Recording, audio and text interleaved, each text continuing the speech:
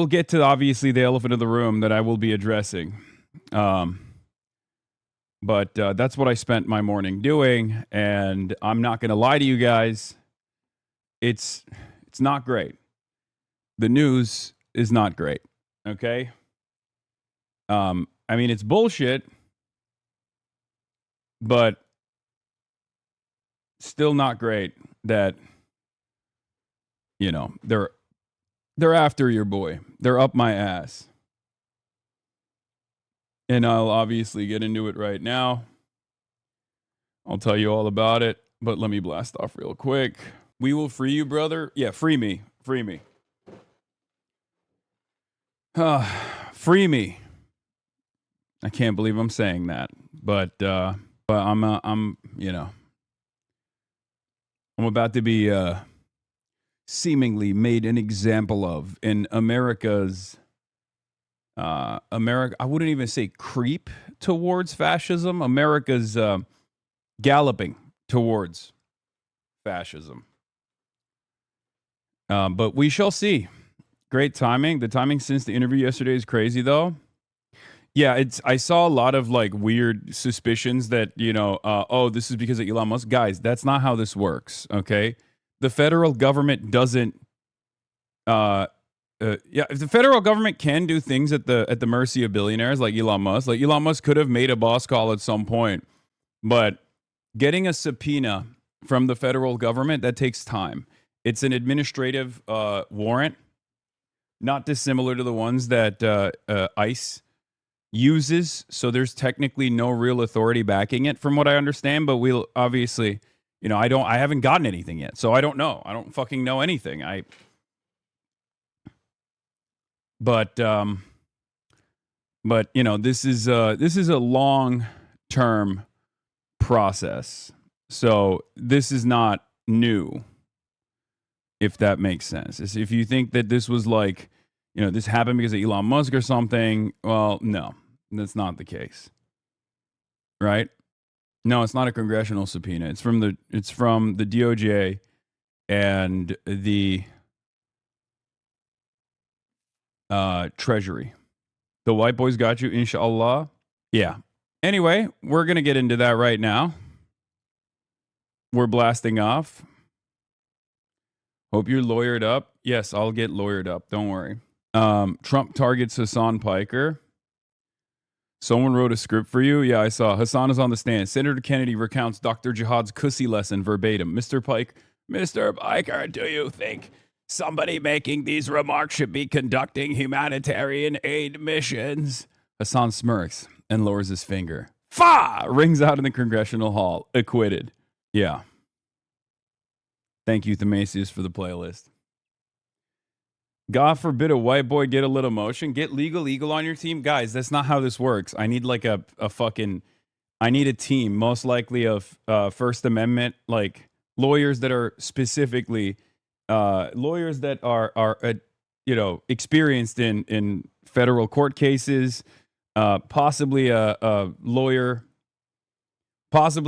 for First Amendment related issues as well, and then also one that is adept and knowledgeable on sanctions and the Treasury and OFAC in particular. So it's not like no disrespect to Legal Eagle, who is a brilliant lawyer, I assume, but very different type of lawyer is necessary in this situation. So do not talk about what's going on before talking to a lawyer. I mean, there's nothing guys, I have not had anything happen to me yet.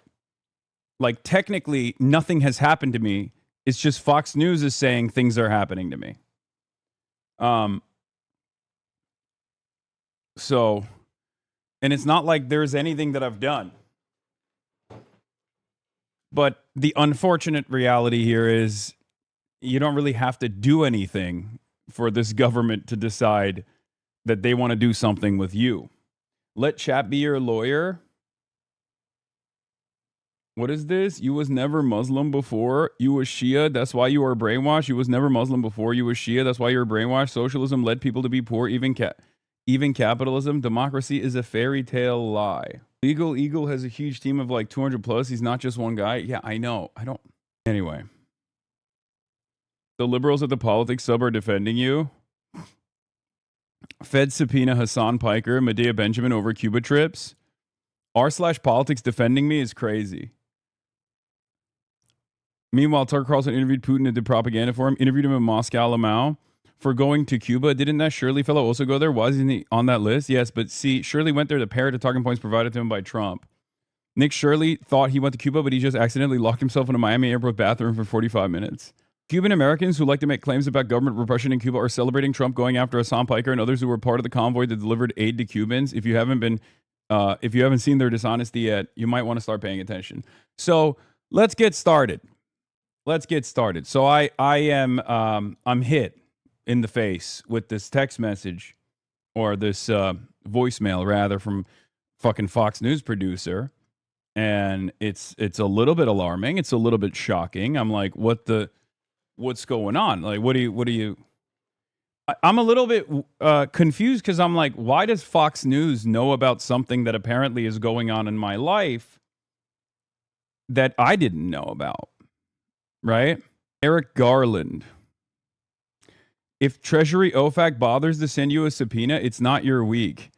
I didn't know what OFAC was until season 2 of Friends and Neighbors on Apple. Just to be clear, it's not like you won the lottery. OFAC, yeah, I know what OFAC is. I'm very familiar with what OFAC is. You want to know why I'm very familiar with what OFAC is? Because we fucking filed OFAC clearances before going to Cuba. I've talked about it extensively, as a matter of fact. Our trip had to be OFAC compliant. This is bullshit. But, yeah, the very same reason why Fox News got this story before anyone else, and the very same reason why the suspicions within the subpoena, according to Fox News, are ridiculous, is because this is very clearly another intimidation tactic from the American government. It is a way to silence dissent. It is a way to silence dissent. It's a way to actively tie up activists, dissidents alike. It's a way to try to have a chilling effect on speech. And some people, it seems, some likely and some unlikely people, have been cheering it on. We'll be talking about that in a second as well. You might need Zoran Magic for this one. Yeah, okay, dude. Yeah, I don't think Zoran Momdani is going to be doing that anytime soon, because I'm not a concerning incident that took place in the New York City region of America. You know what I mean? Highly doubt it. Maybe I'm wrong. Maybe he'll prove me wrong. I don't know. But anyway. So let's get started with the article, I guess. By the way, I said Fox News, federal officials have served subpoenas to Marxist political influencer Hassan Piker and Code Pink co-founder Susan Medea Benjamin as a part of a wider investigation into whether U.S. organizations and leaders violated U.S. laws and sanctions in supporting Cuba's communist regime, Fox News Digital has learned. Now, very clearly, they leaked this story to Fox News ahead of time because it's an intimidation operation. It's not a serious investigation into serious misconduct or anything. It's just a way to prod and intimidate and tie people up with paperwork in a costly legal battle and basically punish them. It's costly for the government too, by the way, but obviously we are, we're living in a unique, interesting time where the government loves wasting taxpayer dollars, as evidenced by the last thing that Trump did, the $1.776 billion slush fund. The government loves wasting taxpayer dime. In any case, Fed subpoena Hassan Piker, Medea Benjamin over Cuba trips. Investigation part of a broader dragnet involving as many 40 American citizens who joined Marxist convoy to Havana. First on Fox, breaking news. Federal officials have served subpoenas to Marxist political influencer Hassan Piker and co-founder Susan Medea Benjamin as a part of a wider investigation into whether U.S. organizations and leaders violated U.S. laws and sanctions in supporting Cuba's communist regime, Fox News Digital has learned. Piker and Benjamin are among those caught in a federal inquiry into whether activists who traveled to Cuba in March violated U.S. sanctions laws through the financing, coordination, or delivery of goods to Cuba, including potential contacts with the Cuban government personnel or entities on the island. The administrative subpoenas were sent to the pair by the Treasury Department's Office of Foreign Assets Control. So not only were we OFAC compliant, but I'm also doubly protected because I didn't just go to Cuba on a humanitarian aid trip. I went to Cuba with a journalism visa. So I actually got a press visa from the Cuban government as well. So this is not only an attack against, activists and people who want to do humanitarian aid work to countries that the United States of America is starving. But beyond that, I was there to interview people. I interviewed regular Cubans and ordinary Cubans in Cuban society. I interviewed doctors, and I also interviewed government officials. And not only is this not illegal, but it's also out there, It's not a secret. If you go to my YouTube page right now, you can see it. It's actually right here. I went to Cuba. This is what I saw. Mini doc. I pretty much filmed everything that I did there. And I put it into this mini doc. Here I am interviewing the foreign minister. This is not illegal. This is actually very legal. So, kind of strange. Also, one of the things that they brought up is really funny. The administrative subpoenas called Requests for Information, or RFI, seek financial, logistical, and communications information revolving around the trips the two widely bragged about making to the island nation in March with the delegations of the Nuestra America Convoy, or Our America Convoy, from a global network of communist sympathizers, activists, and influencers who brought supplies to the country's ruling Communist Party of Cuba, according to the sources familiar with the matter. The investigation is part of a broader effort by officials at the Treasury, State, and Justice Departments to curb malign foreign influence operations inside the United States, particularly activities tied to support for political violence, extremist movements, or acts the U.S. government classifies as terrorism. The scrutiny reflects growing concern among federal authorities and lawmakers over whether foreign actors and aligned organizations are attempting to shape American political discourse, mobilize activists, and sow discord and normalize rhetoric that could encourage violence or undermine U.S. national security interests. Ken Klippenstein believes that this is a tie into the NSPM-7, the whole counterterrorism initiative that they have. According to the American government, it's actually terrorism to be anti-fascist. It's terrorism to be anti-capitalist, and now I guess it's terrorism to send humanitarian aid, to deliver humanitarian aid to an island nation that we have starved and caused tremendous suffering to. Incredible. So yeah, I mean, what can you say? It's just pure evil, I guess. According to a Fox News Digital investigation, Singham has pumped $278 million into nonprofit groups that have pushed pro-China, pro-Cuba, anti-U.S. narratives and street protests for almost a decade since his marriage in February 2017 to Code Pink co-founder Jody Evans, who's also being investigated for her role in the March trip. Code Pink received $1.3 million from Singham after he married Evans. This is Jody Evans, who I took a photo with. They love this photo for some reason. I don't know why. She's one of the co-founders of Code Pink. She's wonderful. And it's like all of this investigation, at least the high notes, make it seem like they just saw stuff on like New York Post and on Twitter and were like, oh, this must be valid. In mid-March, organizations in the Singham Network, from the Venceremos Brigade to People's Forum, a hub for communist cause in New York City, were leaders of the Nuestra American Convoy, which included an estimated 650 delegates from 33 countries and 120 organizations. The organizations included Democratic Socialists of America, a U.S. nonprofit that promotes Piker as a headline member. By the way, that's so funny. The DSA does not promote me as a headline member. But, fuck it. We ball.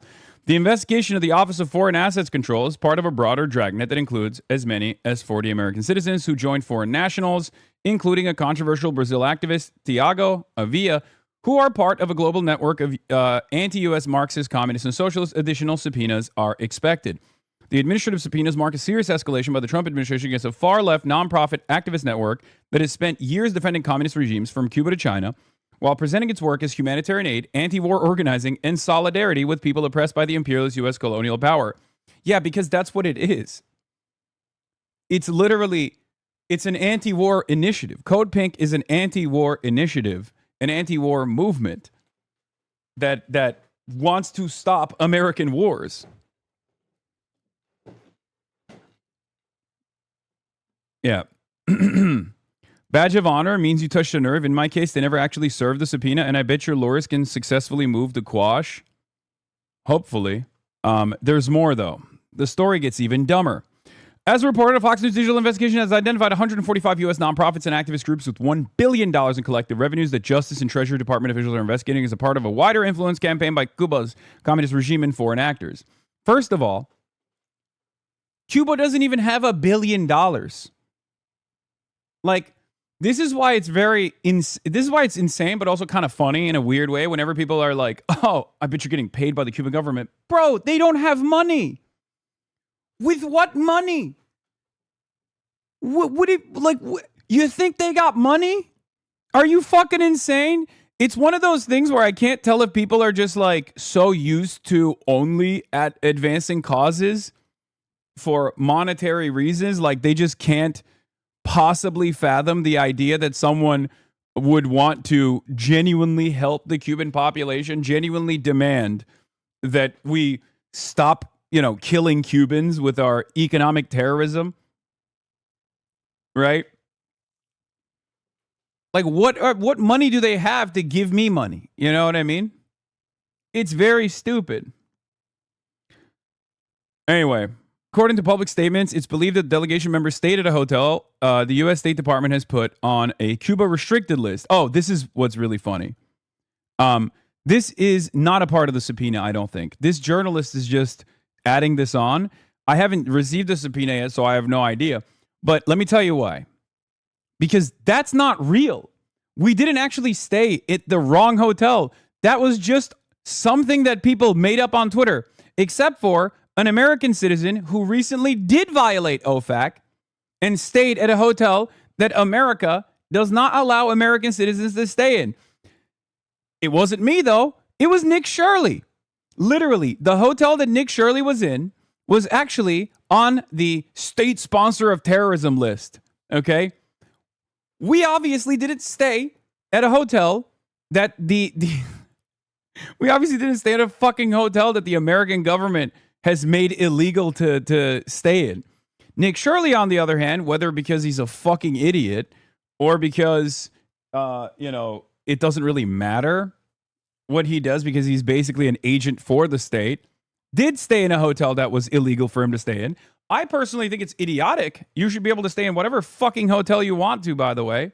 I think it's a totally ridiculous restriction imposed upon Americans, and Americans only, mind you. Right? It's hilarious that the mouth-breathing rightoid accidentally violated U.S. Treasury rules, yet they're targeting the scary Marxists for literally following the law. Yeah.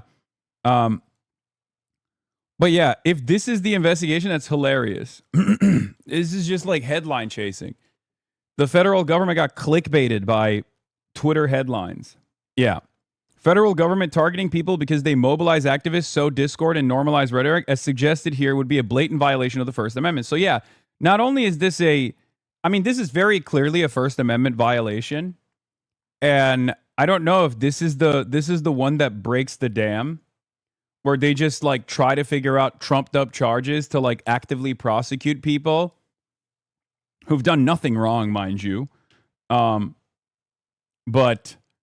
they just do this to finally tackle fucking the First Amendment. I don't know.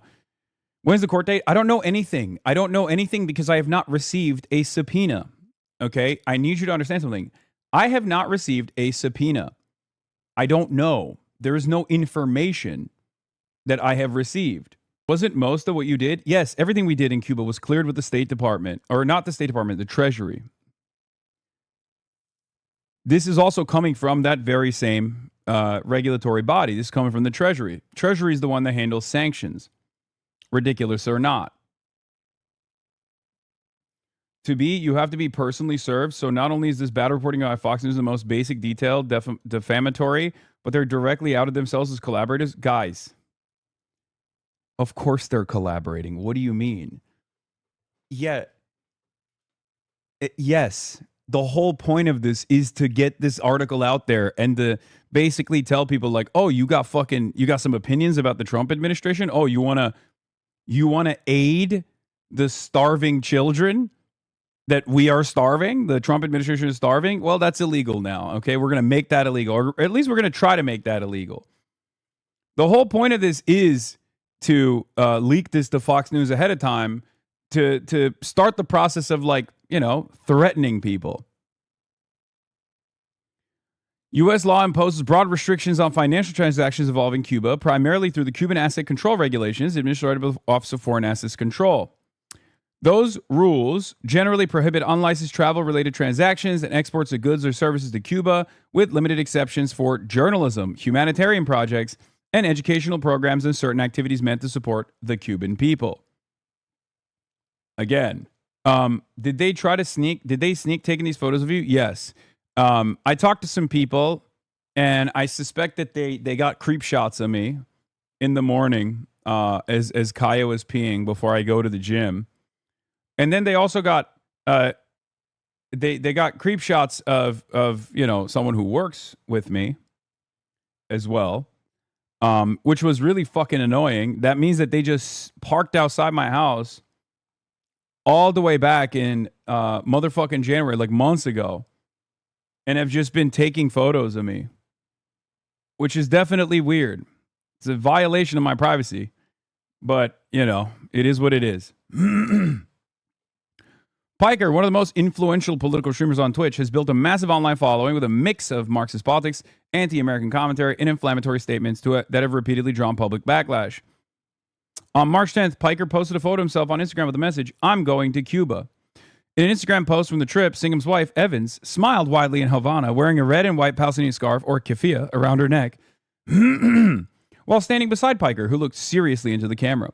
On a live stream this week, Piker said that the Justice Department's indictment of Cuban leader Raul Castro was a sham with no legal standing, designed to create a pretext for escalating U.S. pressure on the island. Piker argued that Trump is acting like a playground bully. By the way, no notes. I cooked on that. Every single thing that I said there is correct. Fox News Digital recently observed Piker outside his Los Angeles home, escorting his dog Kaya outside of the house for a bathroom break early one morning. Kaya, a large breed dog that is a mix of Tibetan Mastiff, Chow Chow, and St. Bernard, has been the beloved subject of an online campaign dubbed Free Kaya over allegations Piker trained Kaya with a shock collar that transmits painful stimuli as a part of behavioral training. At one moment, Piker silently stood over Kaya, gestured with a finger for her to return to the house after relieving herself. Later, Kaya was observed being walked and driven by a woman leaving Piker's home. This is insane, right? By the way, once again, this proves many different things that I have been saying conclusively, which is that, Kaya goes on walks while I'm streaming. And it's really funny that people just wouldn't believe me at all.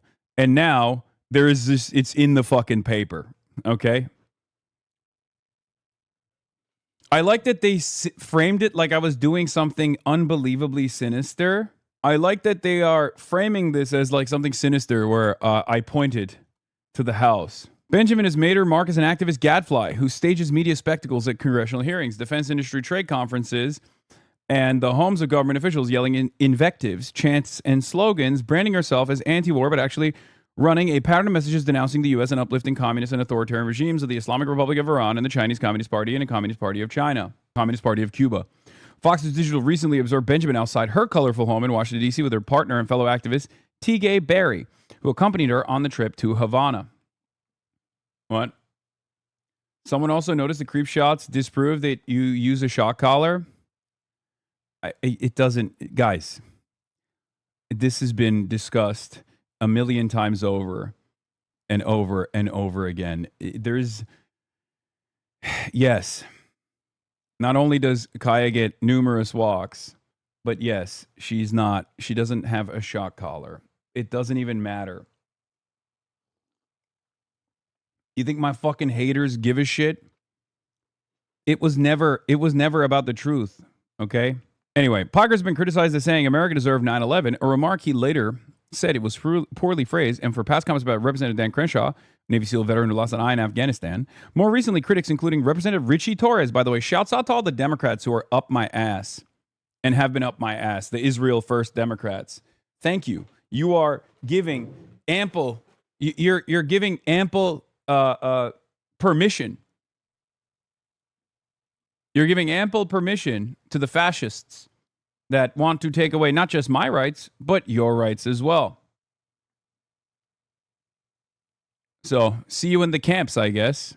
You know?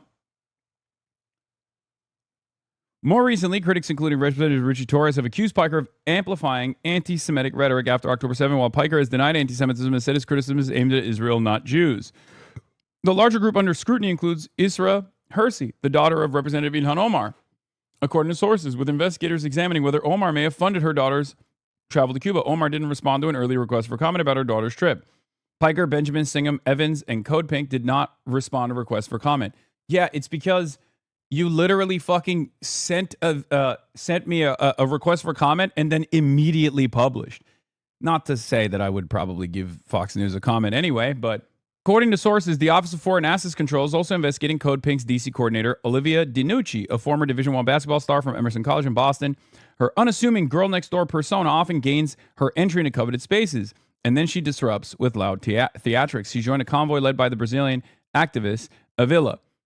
A lot of this, by the way, does still have a lot to do with Israel. It's not just about Cuba, but it's also about Israel as well. Why bother reading someone's comment if you're just going to immediately tell them that it doesn't matter? Wait, what? That's what you're upset about? Like right now? I can't even begin to explain to you how hard you must lock in, my friend. Please. Anyway. Yeah. The Office of Foreign Assets Control can impose civil penalties under a strict liability standard, meaning the government does not have to prove intent. The Justice Department, by contrast, generally must show that a defendant willfully violated the law in a criminal case, often through evidence of concealment, evasion, or knowing participation in prohibited transactions. In a long live stream on Saturday, Piker interviewed another influencer, Ashley St. Clair, about having a baby with billionaire Elon Musk, railed against Trump, defended the communist leaders of Cuba, and Free Associated about other topics in the news, including a shooting outside the White House, decrying the chaos in America. It's fucking terrifying, he said. Good. Our citizens should be fighting for America, not against her. Sometimes I think people forget you're a real person with real things happening to you. Yes. I've read through all the SEC state exceptions for Cuba travel. The main concern is whether you maintain a schedule consistent with full-time work in journalism, humanitarianism, etc., which you obviously did, and we can see that, given you were live and made a documentary in like 4 days. Yeah. So, just finished watching your Breath of the Wild playthrough, had no clue you were a political commentator until news on X that you've been subpoenaed. So you know how you said, once they come for you, that we're cooked? Does this mean we are now in fact cooked? We'll see. But the author is a psycho, it seems. Democratic Socialists use the rose in their graphics, branding, and protest signs, symbol of their ideological belief. Let me break it down. Hasan Piker is one of the most prominent members of the Democratic Socialists of America. First of all, not a member. Not an official member, at least. Maybe an honorary one, but not an official one. But fine, whatever. I've long maintained the position that I am, org agnostic, although I love the Democratic Socialists of America the most, for sure. A DSA political candidate, Oliver Larkin, expressed support for Hasan Piker and Medea Benjamin in the face of subpoenas from Treasury Department from their March trip to Cuba in possible violation of sanctions. Cuba is a one-party state, the Communist Party of Cuba, Partido Comunista de Cuba, PCC, the only political party in Cuba, Democratic Socialists of America is a key member of the transnational network backing the Communist Party of Cuba. So do you guys see what's going on here? They're trying to get everyone tied up. Like they're trying to get every like left activism network in this country. Like all matter of like activism, whether it be socialist, whether it be anti-capitalist, all this stuff. What is she said? Hashtag free Kaya. Hello, Hasan the Hun. Surrender your ego and accept one of these offers for a new home for Kaya. You curse at her all the time. You were clearly frustrated with Kaya. She isn't a potted plant. Let her live. This is a Fox News reporter, dude. This is the Fox News reporter that wrote this article. That's incredible. That's so crazy. She isn't a potted plant. Let her live as a dog, free to roam, a home, move, run, meander. Hashtag free Kaya. Ironic because her literal fucking reporting, if you can call it that, shows that she is meandering and going on walks and going to parks and shit. It's like genuinely insane. She's reposting AUK 2000. Indeed, Hasan Piker is drawn to the attention of federal authorities for possibly aiding and abetting a communist regime. Then he has drawn the ire of dog lovers for allegedly using a shock collar on his cute dog Kaya. It's a public service to draw attention to both issues. It's unbelievable, dude. What a time to be alive, you know? But yeah, to which I said, of course, to this article, I said the American government would rather try to criminalize delivering aid to a country we've starved than punish the Epstein class. Max Blumenthal says, an unintentionally hilarious article by Zionist nutbag Asra Nomani to justify the House GOP's McCarthyite fishing expedition. Among the infractions committed by Hasan Piker and Medea Benjamin are staying in the wrong hotel in Havana and this. To which I replied with, we stayed at the right hotel, by the way. The government got duped by a fucking viral Twitter post. I'm losing my mind. Isn't that crazy? If that's one of the suspicions, that's literally not a thing that happened. It's just not a thing that happened. What is this? Even if this were true, the difference is that Hasan regularly condemns the Armenian genocide while you worms long live for the latifundia days. What? Yeah. All of my sweatiest ups are also having a fucking field day with this, apparently. Okay. Reminder that red shirts and brown shirts going at it is actually super beneficial for libs and democracy, and it would be the stupidest thing in the universe for libs to intervene. To which Cuss says, this is just explicitly, first they came for the communists, by the way. Literally, there is a very famous poem by a German Lutheran pastor that starts with, first they came for the communists, and I did not speak out, for I was not a communist. Then they came for the socialists, and I did not speak out, for I was not a socialist. Then they came for the trade unionists, and I did not speak out because I was not a trade unionist. Then they came for the Jews, and I did not speak out because I was not a Jew. And then they came for me, and there was no one left to speak out for me. That's literally the major takeaway, is that it doesn't stop and end with your perceived ideological enemies, which I shouldn't even be your ideological enemy. If you are a liberal and this is a fascist administration, this is your opportunity. This is your moment to fucking buck up, okay? To nut up or shut up. This is your opportunity to say, you know, it's gone too far. Maybe I'm not the biggest fan of Hasan. We have our disagreements, but this is unbelievable. This is ridiculous. This is madness. And yet, these guys don't comprehend exactly what's happening. They don't understand what's taking shape in front of their eyes. They think this is a great opportunity to attack their own personal online internet enemies, one-sided beefs half the time. I think it is perhaps the greatest demonstration that a lot of these guys on the internet are simply led by these cults of personality, which is ironic because they say that about me all the time, but they're just led by cults of personality that don't really care about politics at all, don't really care about organizing at all, don't really care about the things that they ostensibly care about, or the way that they present themselves as caring about certain things like liberal values even. They just have personal vendettas. And unfortunately, many of their followers also just advance those personal vendettas. And that's what's really interesting, because this is one of those instances. This is a turning point, right? This is a turning point where our rights are all under attack by a fascist administration, by a fascist government. And it's very clear that there are a decent number of self-identifying liberals on the internet that come from these communities, whether it be the Sex Pestany community or whether it be Bad Empanada as well, who are not really invested in any sort of real political movement or even undermining the Trump agenda, and not even doing grievance politics necessarily, but just like doing grievance against individual Twitch streamers that they don't like. And it's very strange that their fan base advances those unbelievably selfish desires without even realizing that they're not doing anything remotely political. They're not doing anything remotely political at all. They think they are. They think this is political activism, but all they're doing is advancing the interests of a content creator that they watch, that they're a part of a cult. It's crazy. I'm uncommitted to standing with the podcaster Hassan Piker. He has done more than be lesser evil of the two evils against Trump if he wants to earn my support. First of all, this is an admission that you would vote for Donald Trump over me. Okay? I know you're trying to make a point, a really bad point, regardless.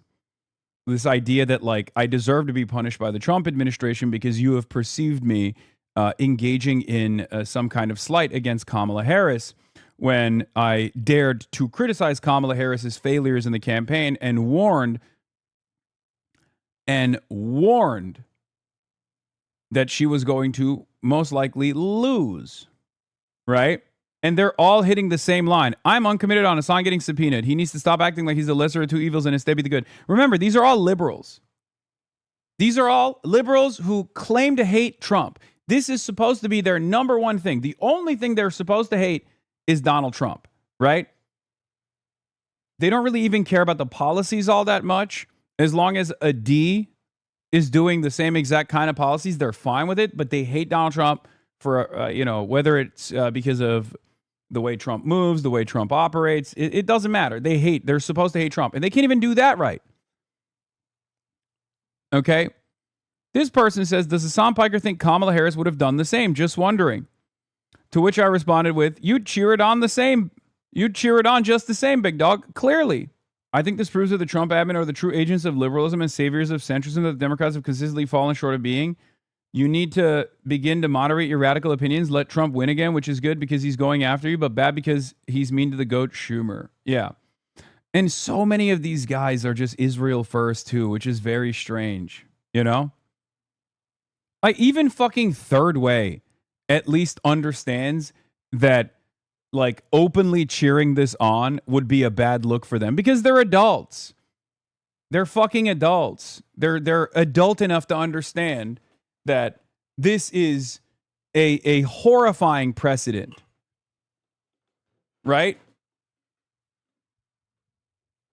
Meanwhile, you got fucking the ultras to my left on the Bad Empanada side celebrating this.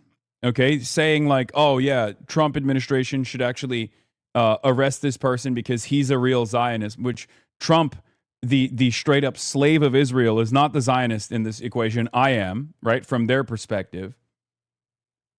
They're trying to justify this that way. So ridiculous.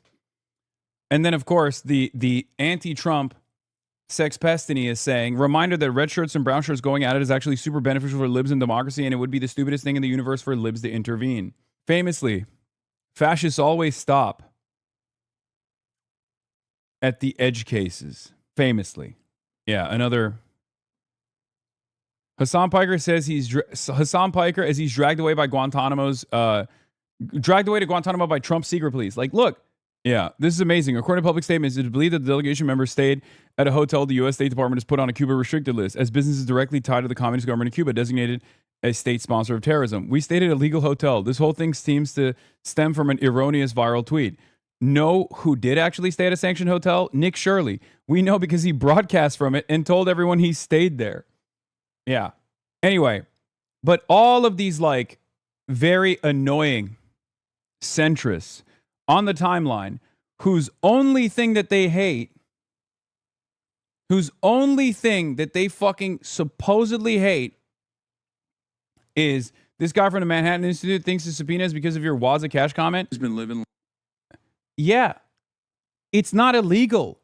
It's literally not illegal to bring cash and give fucking and purchase things in Cuban businesses, or even give it straight up on the fucking street if you want to give it out to people. That's literally a normal tourism function. There's a humanitarian purpose beyond it as well. None of this is illegal, guys. I always found it odd that when Hasan got off the plane in Cuba, one of the first people waiting to take a selfie with him was Jody Evans, Neville Roy Singham's wife and CodePink co-founder. I don't know. Maybe because she was one of the people that was on the fucking... She's a part of the CodePink organization. And CodePink was also there. Like, they were also, putting... I don't even know the exact details, but they were also part of organizing the trip together. What? I know you usually let the work of rallying the orgs you support, but in case they try to bring you to court, you should definitely consider coordinating with orgs you've been pushing and try to publicly mobilize your community and not only your defense, but use yourself as an example that the admin is hunting down real pro-American voices like Medea. Show them that your emotion goes beyond being a Twitter power user that's buddies with Elon's exes. Dude, sometimes I welcome rotting for the rest of my life in a fucking federal penitentiary rather than having to deal with long-term community members who have like unbelievably snide remarks even in this fucking moment. Like, what the fuck? Dude, what? You're giving me advice on something that you don't know if I'm doing or not, okay? And then also you have to slap me with a fucking backhand and be like, all you technically do is just, hang out with Elon Musk's exes, dude. Why don't you do some real fucking organizing? Well, bitch, I did. Okay. And guess what? The government was like, we're throwing your ass in jail. Fuck you. Okay. What do you want me to do? Literally, people are so funny. They'll be like, oh, Hasan, all you do is fucking sit at home. You asshole. You don't do anything. You sit at home and you collect checks. You say, subscribe to the Piker Broadcasting Service. And you get your legion of adoring fans to subscribe to your Twitch stream, right? All you do is sit at home. You don't do shit. I go out and I do shit. Then they say, oh, you're performative. You're performative. You're LARPing. You're LARPing. You wore a shirt. You wore an expensive shirt while you were doing things.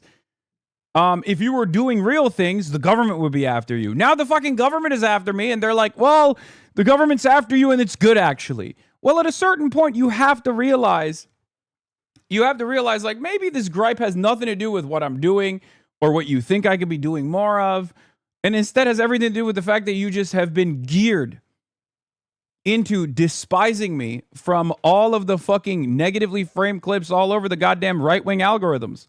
Hasan's new pharmacist, thank you for the 10-tier on gifted subs. Jaeger Larson, thank you for the 5 gifted subs. Anyway. Very AKBD.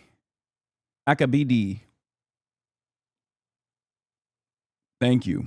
It's very, very strange, dude. Like, these guys are straight up saying, like, it's not criminal, but it should be criminalized, basically. That's what it is. Any chance that unhinged Fox News author made it up? Probably not. But again, I don't know because I haven't received a fucking subpoena, so I have no idea. I don't know. So there is that side of the story as well. Not an ideal way to add to your lore, I know. You can't pay for this kind of publicity, fam. Okay, guys, I'll be honest. I prefer not to have this publicity, okay? If you think that this is just like, it's good. I know some of you are looking for a silver lining in this situation, but this is not good, okay? There is no world where having to deal with like a federal case is actually a good moment. I would much rather not have to deal with this at all, okay? But yeah, Austerity Stuff says, them leaders need to speak out against this gross dictatorial abuse of power and the law to chill dissent, and I'm not talking simply progressives. Yeah. Hopefully. The TMZ moms thinks it's because you had Elon's baby mama on, they see on your side. Yeah. But yeah, that's where we're at. Problem is the Dem leadership hates the left too. Yeah, but this is one of those moments where they actually do have to say something because they understand that. I mean, who knows? Who knows? Because guess what? While this is happening, Face the Nation had Josh Gottheimer on alongside Mike Lawler to talk about how there's a condemnation bill on me. That's what happened a couple hours ago. CBS News Face the Nation looked at a situation where this right-wing fascist government is engaging in unprecedented actions against the First Amendment and decided to bring on one Democrat and one Republican congressperson to also attack that very same person that's targeted by the state. They didn't hit me up. They didn't hit me up to be like, hey, what do you think about this? This ridiculous attack against you and against this humanitarian aid flotilla, against the First Amendment. Like, what do you think the impact is here? What do you think the goals are? They were like, no, actually, let's add more fucking fuel to the fire. And let's have Mike Lawler and Josh Gottheimer on Face the Nation to talk their shit. I do want to get to which is not surprising. I mean, it's CBS, right? It's ZBS, let's be real. But it's just like, it's so clear. It's so clear what the fuck is going on. I mean, this is collaboration. This is collaboration. The reason why they're doing it is because, again, they don't like that I talk shit about Israel. They don't like that I am a loudmouth, a rabble rouser, and they want to fucking lock me up and throw away the key. Issue of anti-Semitism, because we wanted to have you both on together because you are working together on ways to address the rise in anti-Semitism in the U.S. Congressman Gottheimer, I understand the value in lawmakers drawing attention to some of the really vile incidents that we have seen in this country lately. The stabbing of a Jewish man on the streets of New York, the shooting at the Capitol Jewish Museum here in Washington. But what can Congress realistically do about this problem? Well, we know since October 7th and Hamas's terrorist attacks, anti-Semitic incidents in the country are up 70%. Mike and I in both our states have some of the top anti-Semitic numbers of anti-Semitic incidents in the entire country. It's totally unacceptable. And what's happening now is it's far too often in our politics on both sides, right? Whether it's Hasan Piker, who's a streamer on the left, or Candace Owens on the right, who are campaigning with candidates around the country, actually encouraging some of the most vile anti-Semitic language, like Hasan Piker, who calls in your Jews party pig dogs, Candace Owens, who denies in your the party Holocaust. We've got in your party, you're a Democrat. In your party, it's an anti-Trump initiative. Oh, I'm sorry that we're putting up fighters to fight for the Democrats, to advance this cause against Israel, which 90% of the Democratic base agrees on. They're on my side, Josh, not on yours. candidates on both sides who've embraced them, who've made insane comments, like the woman in Texas this past week, a Democratic candidate who said that Jews should be in camps. You've got Dan Bilzerian in Florida, who said we should exterminate Jews. None of this should be acceptable. And Mike and I, whether it's through the Anti-Semitism Awareness Act, which we passed out of the House last Congress on defining anti-Semitism and have introduced again this Congress, or both of us condemning Piker and Owens in legislation, both of us believe deeply that we need to stand up to this. And Mike's been very outspoken, as have others, and our leadership on both sides needs to make it very clear time and again that you don't stand with people like Owens and Piker, and they're not welcome in our districts, and none of this language is acceptable either. I think it's very important. Congressman Lawler, why do you believe that fringe candidates like the one that Congressman Gottheimer just mentioned sense that there is a market for that sort of hate to begin with? Is there some kind of permission structure that has been created in both of your parties? Well, I don't think there's any question that anti-Semitism. Dude. First of all, it's ironic that he's talking about how I'm such a malign force or malignant force in American politics. But then also at the same time, he brings up Maureen Galindo, which is not a candidate that I've endorsed. So that doesn't really make sense, does it? Like, if this is what I like, I would probably endorse her, right? Well, I didn't. It's just it. These guys don't have a fucking leg to stand on. They're just chirping.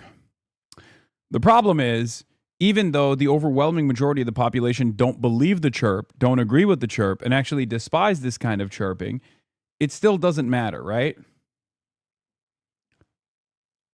Because the machine, yeah, by the way, they mention Candace Owens very little in this conversation. Have you guys noticed that? They literally say Candace Owens is a Holocaust denier and move on. As though that's not a far bigger offense than what they try to hit me with. And then the rest of the conversation is just about me, which goes to show the point here is not to fucking disavow Candace Owens. That's just to save face. They want to attach this bill to someone who is actually anti-Semitic so they can call me an anti-Semite. And they're not even interested in the actual anti-Semitism at all. They're more so interested in me, a person who is not fucking anti-Semitic, but is being called one because I'm anti-Israel. Because these guys do not give a shit about anti-Semitism. They care about anti-Zionism. Has been, condoned by folks across the political aisle. And from my vantage point, it is something that all of us have a responsibility to push back against. Regardless of party, these candidates are coming forward. They feel it is okay to blame Jews for whatever ills there are in the world. Obviously, I experienced just last week Rand Paul's son screaming at me in a bar because he thought I was Jewish, when in fact I'm Irish, Italian, Catholic.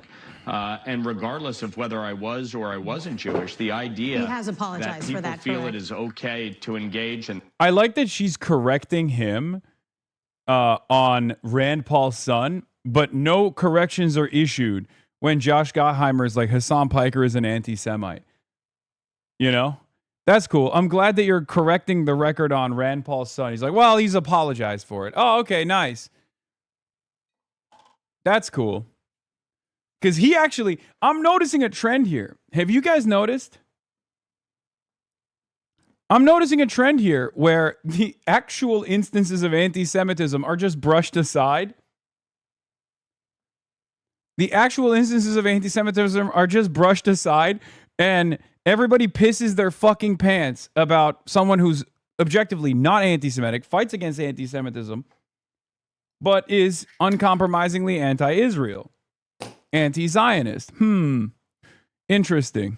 That he did ultimately, but the idea that people feel it's okay to engage in that type of conduct is shameful. And I think what Josh and I are trying to do in putting this resolution forward is to say enough, and to say to both parties, we have to police our own. We cannot allow this. We cannot support candidates who engage in rank, vile anti-Semitism.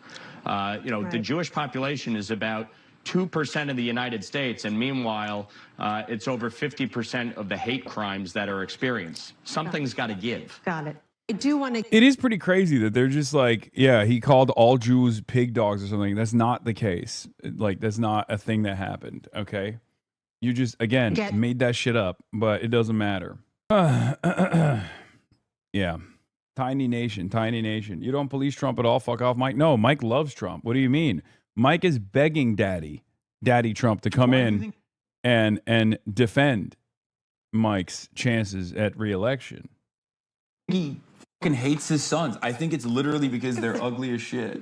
They're losers, but also they're ugly as shit, and I think Trump hates that. The Trump White House is going after left-wing political influencer and Twitch streamer Hasan Piker, and it is absolutely ridiculous. So in this video, I'm going to break down what happened, speculate maybe why it happened now, discuss the right-wing influencer. Oh God, I hope Rational National doesn't think that this happened because I had Ashley St. Clair on the broadcast, because this kind of stuff doesn't happen overnight.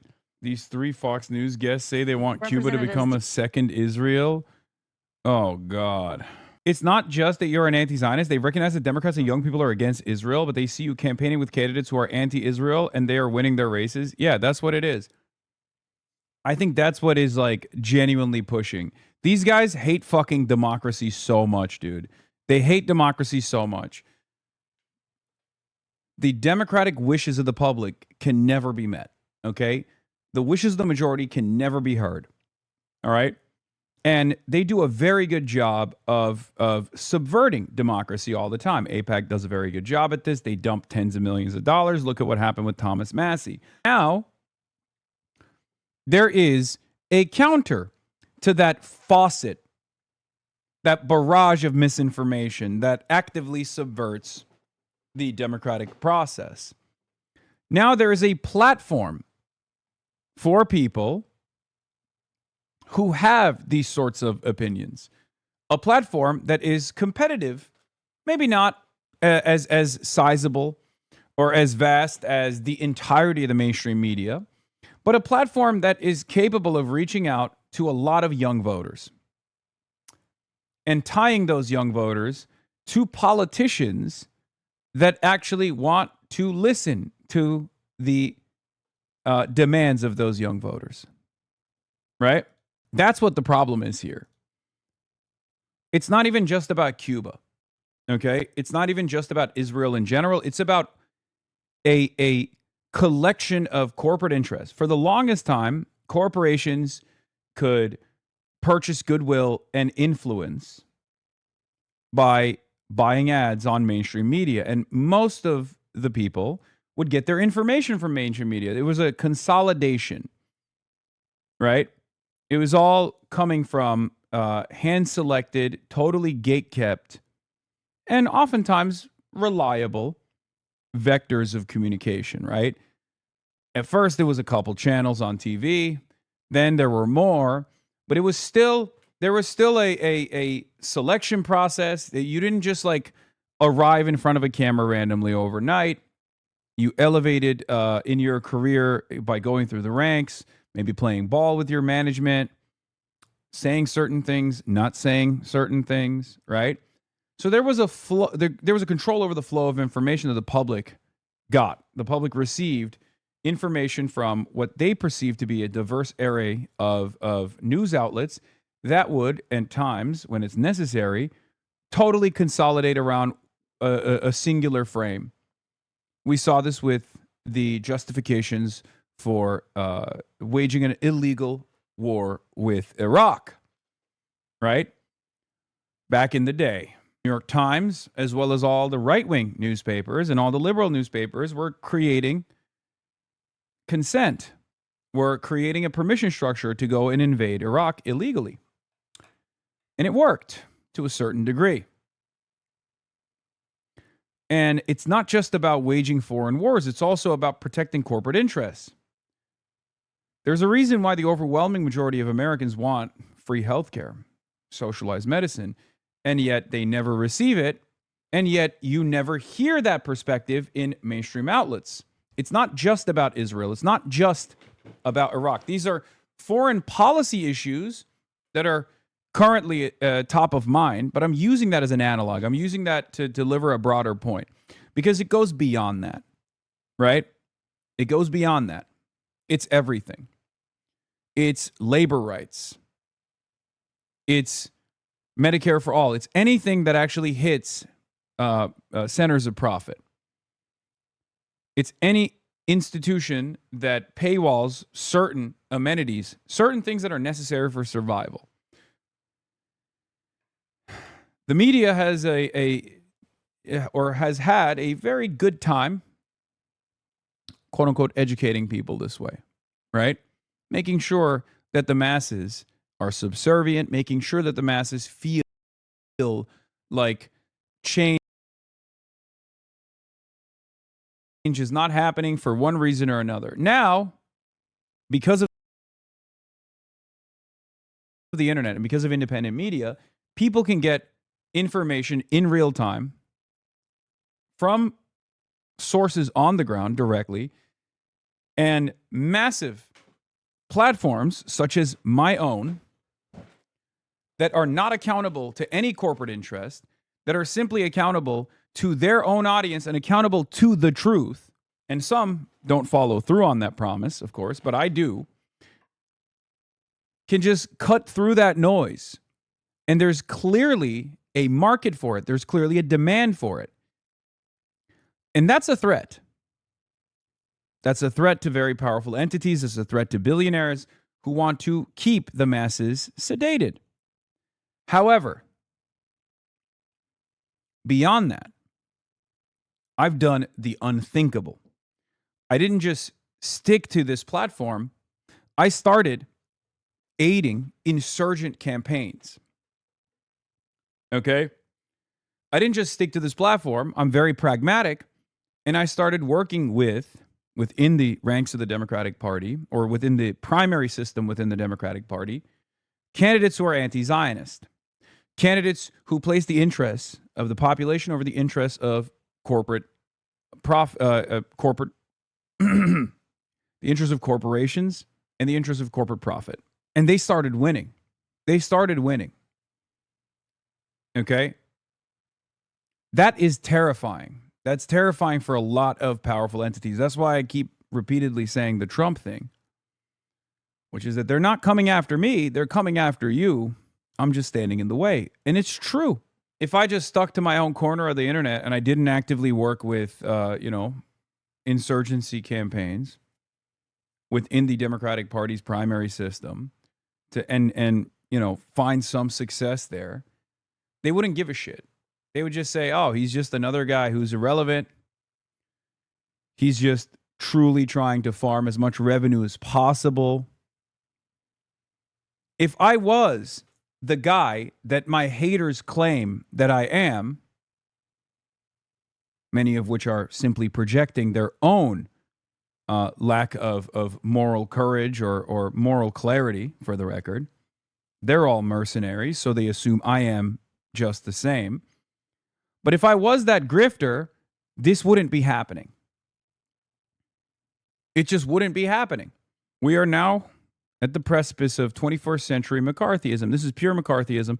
The U.S. government is persecuting prominent left-wing anti-war voices for daring to challenge the empire's murderous illegal blockade of Cuba. This comes at a time when numerous reports say the U.S. military is preparing for a potential war in Cuba.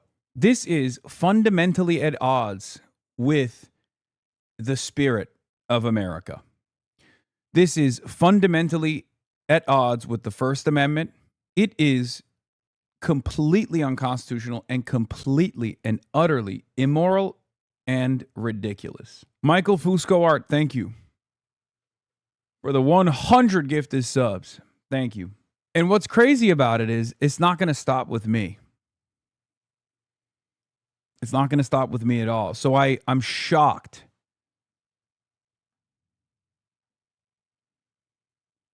I'm genuinely shocked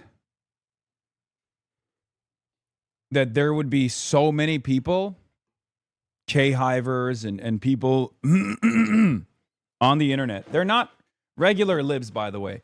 These guys don't have a base. The pro-Israel ranks are definitely overrepresented on Twitter. The pro-Israel Democrats, if you were to just look at the internet, if you were to look at Twitter, for example, you would think that 90% of the Democratic Party's base is Israel first. Okay?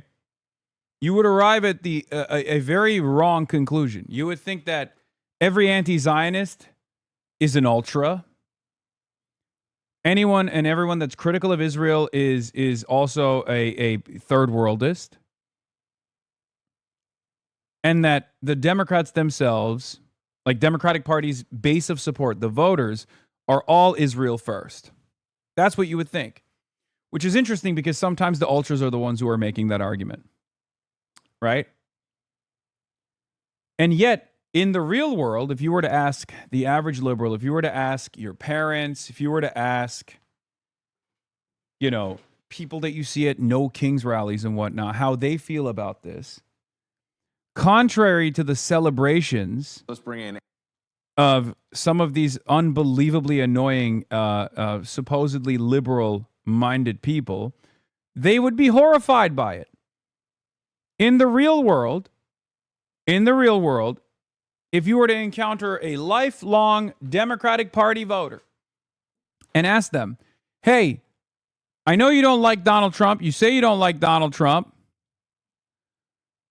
Donald Trump and his administration is trying to actively prosecute a humanitarian aid mission while we're in the process of destroying this country known as Cuba. Most liberals would hear that and be horrified. They'd be like, what the fuck? That's unacceptable. Not the liberals on the internet. This is it. Have fun with that, buddy. And it's me talking about Israel, saying Kamala Harris and Donald Trump would one-to-one do the exact same shit in Israel, which is true. And they love posting this clip. And it's very obvious that I'm like not talking about everything. I have said over and over again that, of course, there's very significant differences between Kamala Harris, or even marginal differences that are significant for real life consequences between Harris and between the Democrats and the Republicans. But this is not one of them, right? This is unfortunately not one of them. And the fact that we are trying to change that, and they're this upset about it, because like I'm trying to change it. Many of you in this community are trying to change that reality. We're trying to make the Democratic Party an anti-Israel party, right? We're trying to get people elected that will actually push for an arms embargo on Israel, that will push for accountability on Israel for doing a genocide, right?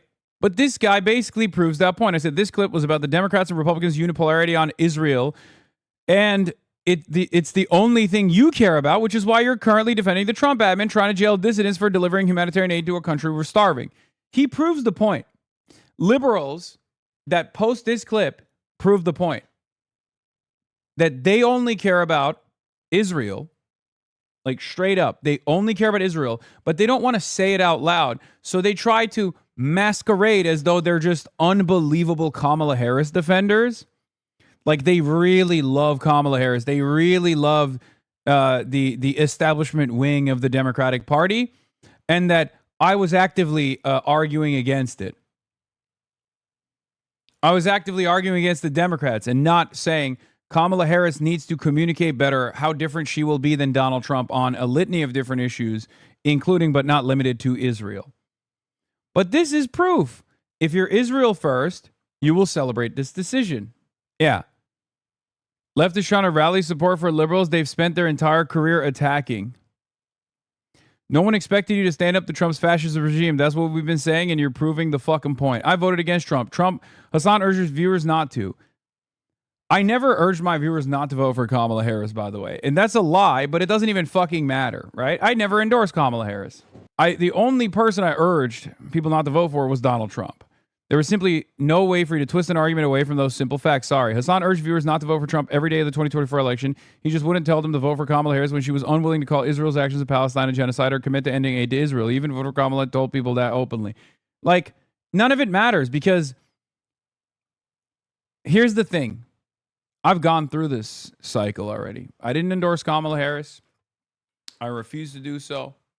Okay? But here's what's important. Here's what's important. In the past, I had endorsed Joe Biden. In the past, I had endorsed Hillary Rodham Clinton. And liberals still yelled at me, saying I was a Bernie bro.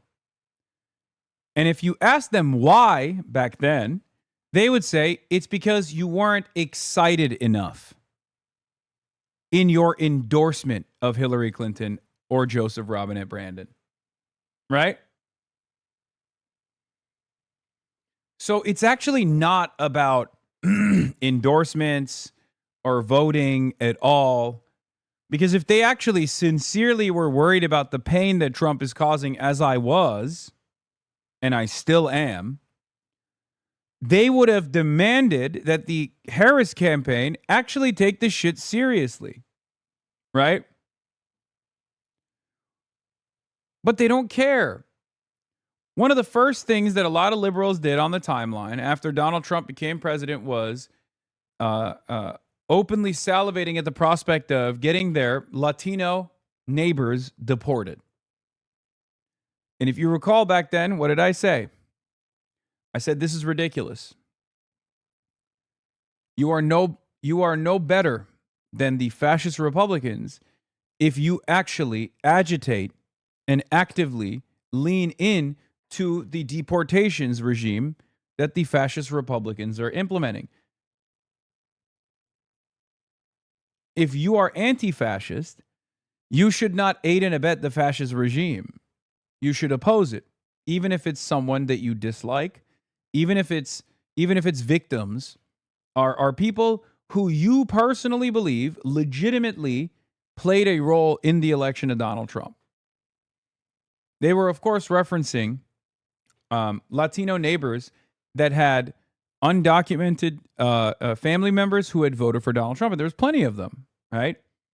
That's what they were talking about. They were like, oh, I know my neighbor, one of my neighbors is undocumented. Their son or their father voted for Donald Trump, and I'm going to call ICE on them. That's what liberals were saying. For me, when the admin came after Jimmy Kimmel, what did I say? When the admin came after Jimmy Kimmel, I said, look, I don't agree with Jimmy Kimmel, but it doesn't fucking matter. It's irrelevant.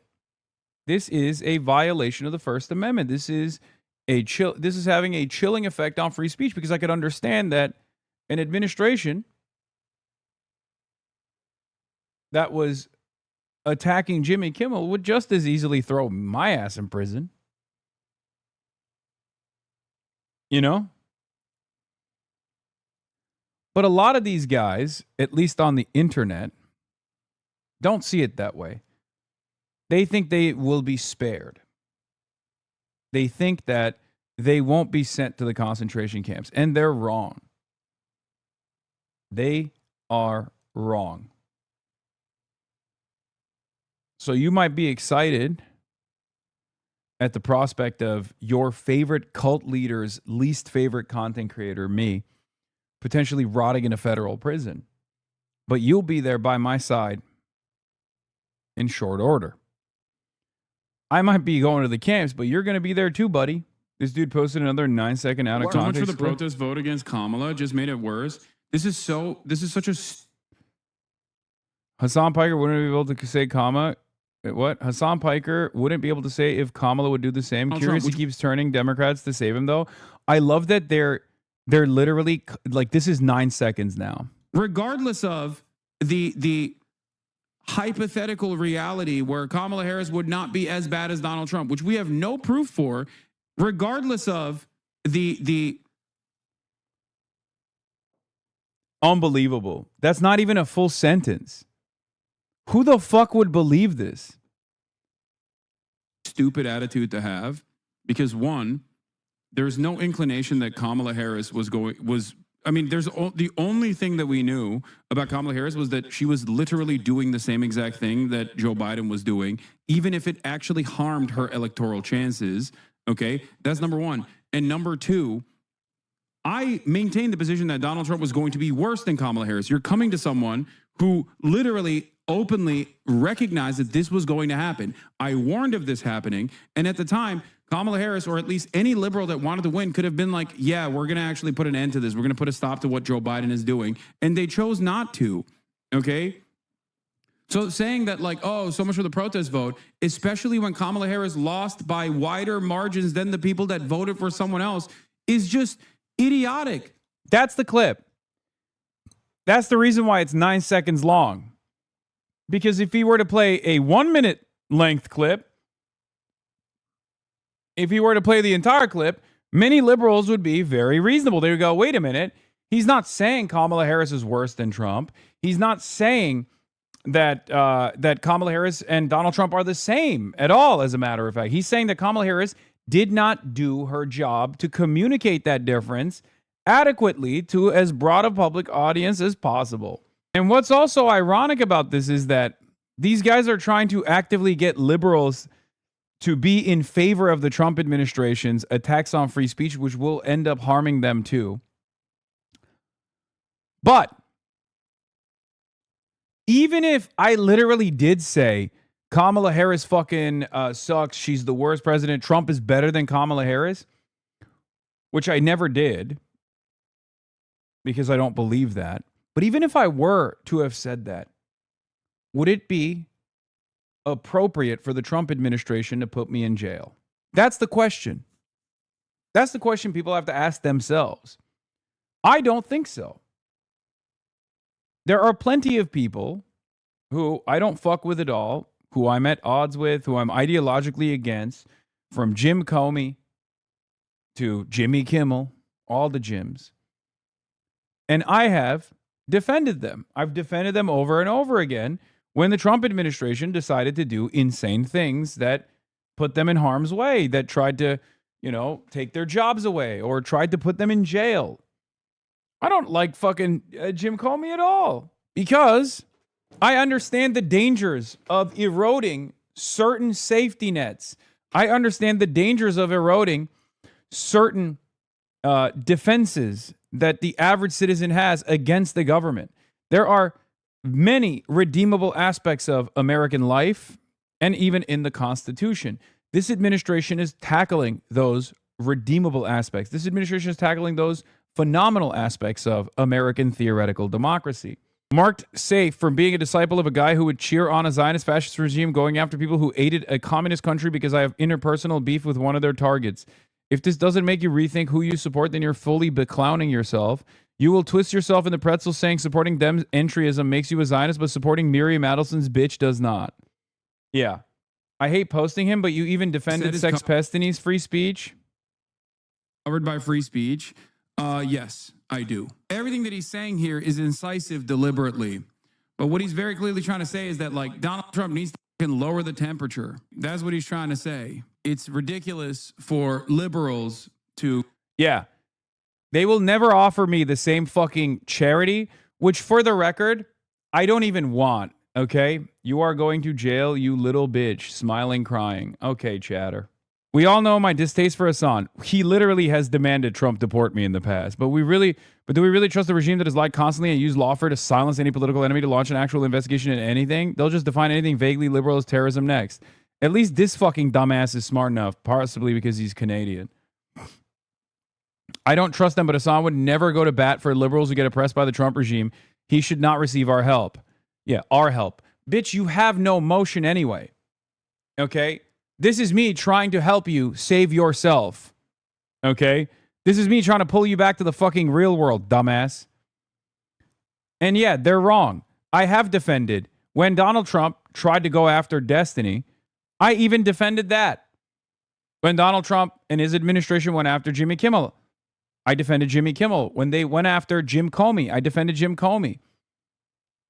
Because I have fucking principles. It's so ironic that these people legitimately don't have any fucking principles and spend a good deal of time claiming that I do not and trying to clip things in a way to suit that propaganda purpose. Don Lemon too, exactly. They can't comprehend someone having a moral foundation that they truly abide by, a code of conduct that they truly abide by. It's virtually impossible for them to comprehend this. That's the difference. But fear not. This is just what you're seeing on the internet. And not even all over the internet, because even r/politics, which is comprised mostly of neoliberals that usually despise me, are still very much aware of how damaging this is for free speech. Okay? The overwhelming majority of liberals, when they see this kind of thing happening, they don't like it. Okay? It's just the people that are chirping, that have the loudest voices online, specifically on Twitter, that have this kind of attitude, and they have actively radicalized themselves with radical centrism, radical liberalism, if you want to call it that, into believing that they have the numbers into believing that like the party's base, the Democratic Party's base of self-identifying liberals agree with them, especially when it comes to Israel and certainly when it comes to things like this. They're wrong. They're hysterical. They're in this very strange, unbelievably right-wing echo chamber on Twitter that, of course, is going to turn me into a major villain. It's Elon Musk's platform. He fucking despises me, right? And these guys have seen it on their algorithms so much that they're defending the Trump administration. They're actively supporting the Trump administration, not just harming a person that they perceive to be an enemy, but harming themselves. Because when I swing from the gallows, I won't be there alone. Okay? You will be there. They'll put you up there too. This is not about radical commentary. This is not about communism. This is not about socialism. This is about dissent. Dissent against a fascist government. It will not stand. Do you understand? Dissent against the fascist government will not stand, which is precisely the reason why they will punish any and all matter of dissent, which includes you as well, unless you decide that you yourself are a fascist too. There's a funny tweet. I'm on Chuck Schumer's comms team. We're workshopping a Hassan Piker belongs in jail, but under a Democratic president's administration press release. We're on our 37th draft, and someone's placing an order for Chinese.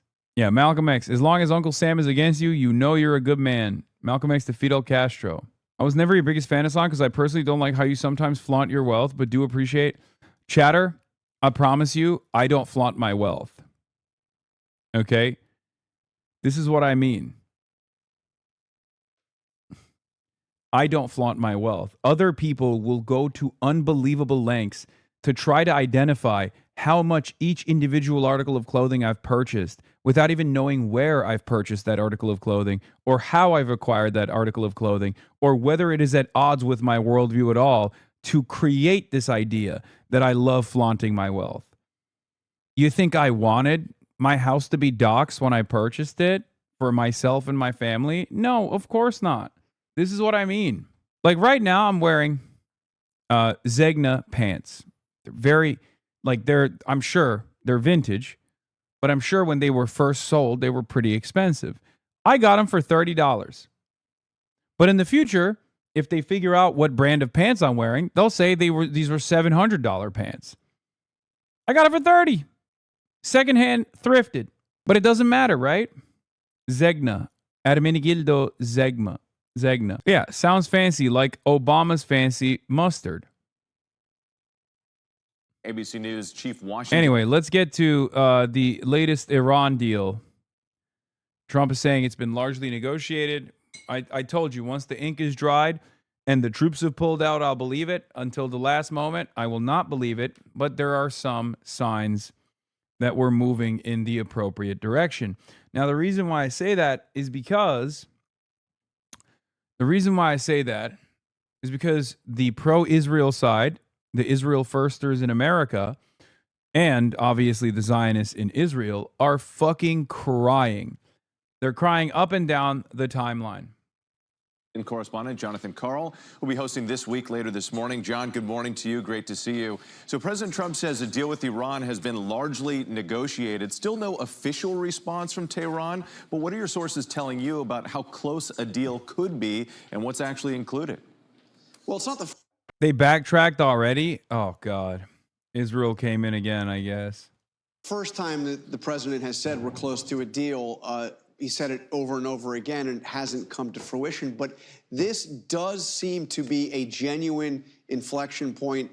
My sources in the region say that a deal is very close. The only question is whether or not the Iranians sign on. The president did a call with our allies in the region yesterday, and they were largely encouraging him to approach this deal, to make this offer to the Iranians. Here's what it is, though, Whit. It is not an end to all the conflict in terms of how to approach the nuclear program. It opens the Strait of Hormuz. The Iranians stop blocking the strait. The U.S. lifts the naval blockade, and then it leaves a period of time, I'm told 30 to 60 days, to negotiate those issues that still have not been worked out about Iran's nuclear program. Yeah, so still some critical discussions and phases ahead.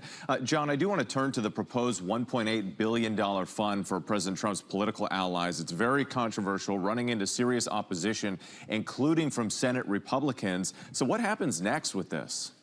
Look, this was open revolt on Capitol Hill, particularly in the Senate.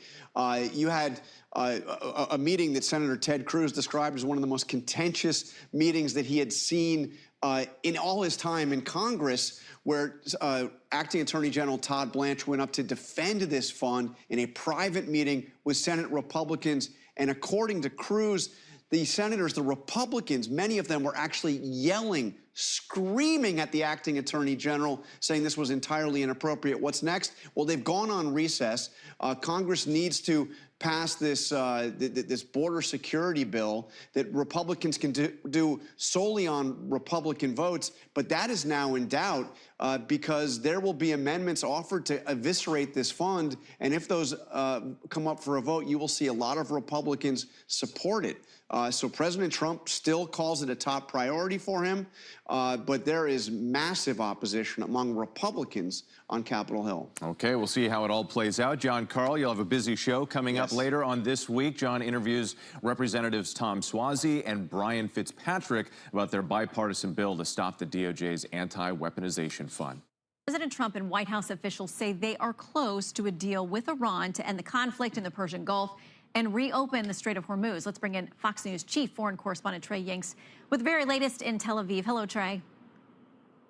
Yeah, hey, Shannon, good morning. We're getting new details on a memorandum of understanding between the United States and Iran that is expected to be announced soon. A regional source who reviewed the agreement telling Fox News, quote, the deal states that U.S. forces will stay in the proximity of Iran for 30 days. The context here is that it signals for Iran the military option remains on the table if nuclear issues aren't resolved or the interim agreement is violated. The source added that as part of the deal, Iran will receive oil sanctions waivers. Iran will also have frozen funds and assets released worth billions of dollars. This is contingent on the broader deal being verified. Now, on Saturday, President Trump held a call that included leaders from Saudi Arabia, Qatar, the UAE, Egypt, Jordan, Turkey, and Pakistan, aimed at reaching a broader understanding. A separate regional diplomat told Fox News the call was very positive. Good progress is being made, adding that regional leaders were supportive of the progress and of the breakthrough President Trump achieved with the talks. Overnight, President Trump announced that an agreement with Iran has been largely negotiated. The president indicated there are still final aspects and details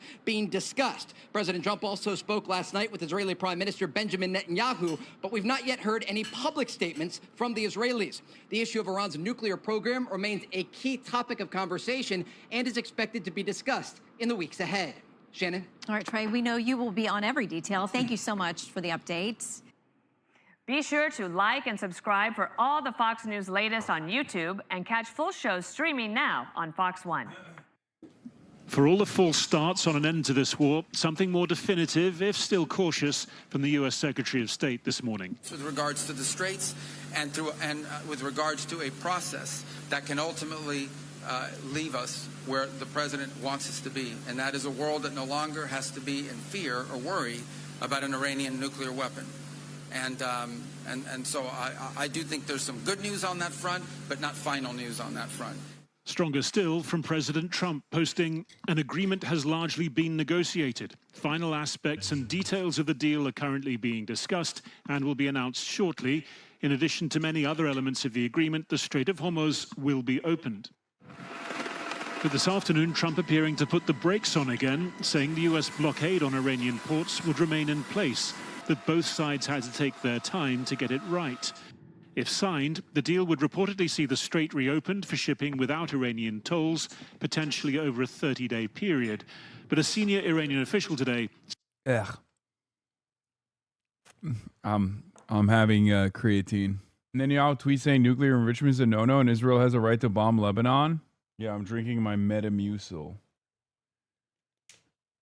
Even my biggest haters are defending me. Okay, good. At least some... This actually shows, like, the varying depths of madness on Twitter. I mean, this guy fucking despises me. He's literally written... extensively about how much I cape for communism and whatnot. But at least he still also maintains the level of intelligence not to come across like a psycho. Yeah, it seems like Israel. This is why I said there was. Look, this is why I said this deal was promising, mostly because the reason why I said Israel is this is promising is because Israel was chirping quite a bit. Okay, Israel was chirping quite a bit, and that Israel only chirps when America's actually nearing a deal, like when they're actually close to closing. And it's so, and that's such a, like, that is such a significant problem that the Iranian envoys openly communicated yesterday by their state, by their state news media, Fars News, that America and Israel actually found a decent arrangement. However, Israel is trying to spoil it. They openly stated that, right? Trump asked Middle East leaders to sign a peace deal with Israel after the Iran war ends. Okay? U.S. demands capitulation. Iran's not agreeing? No.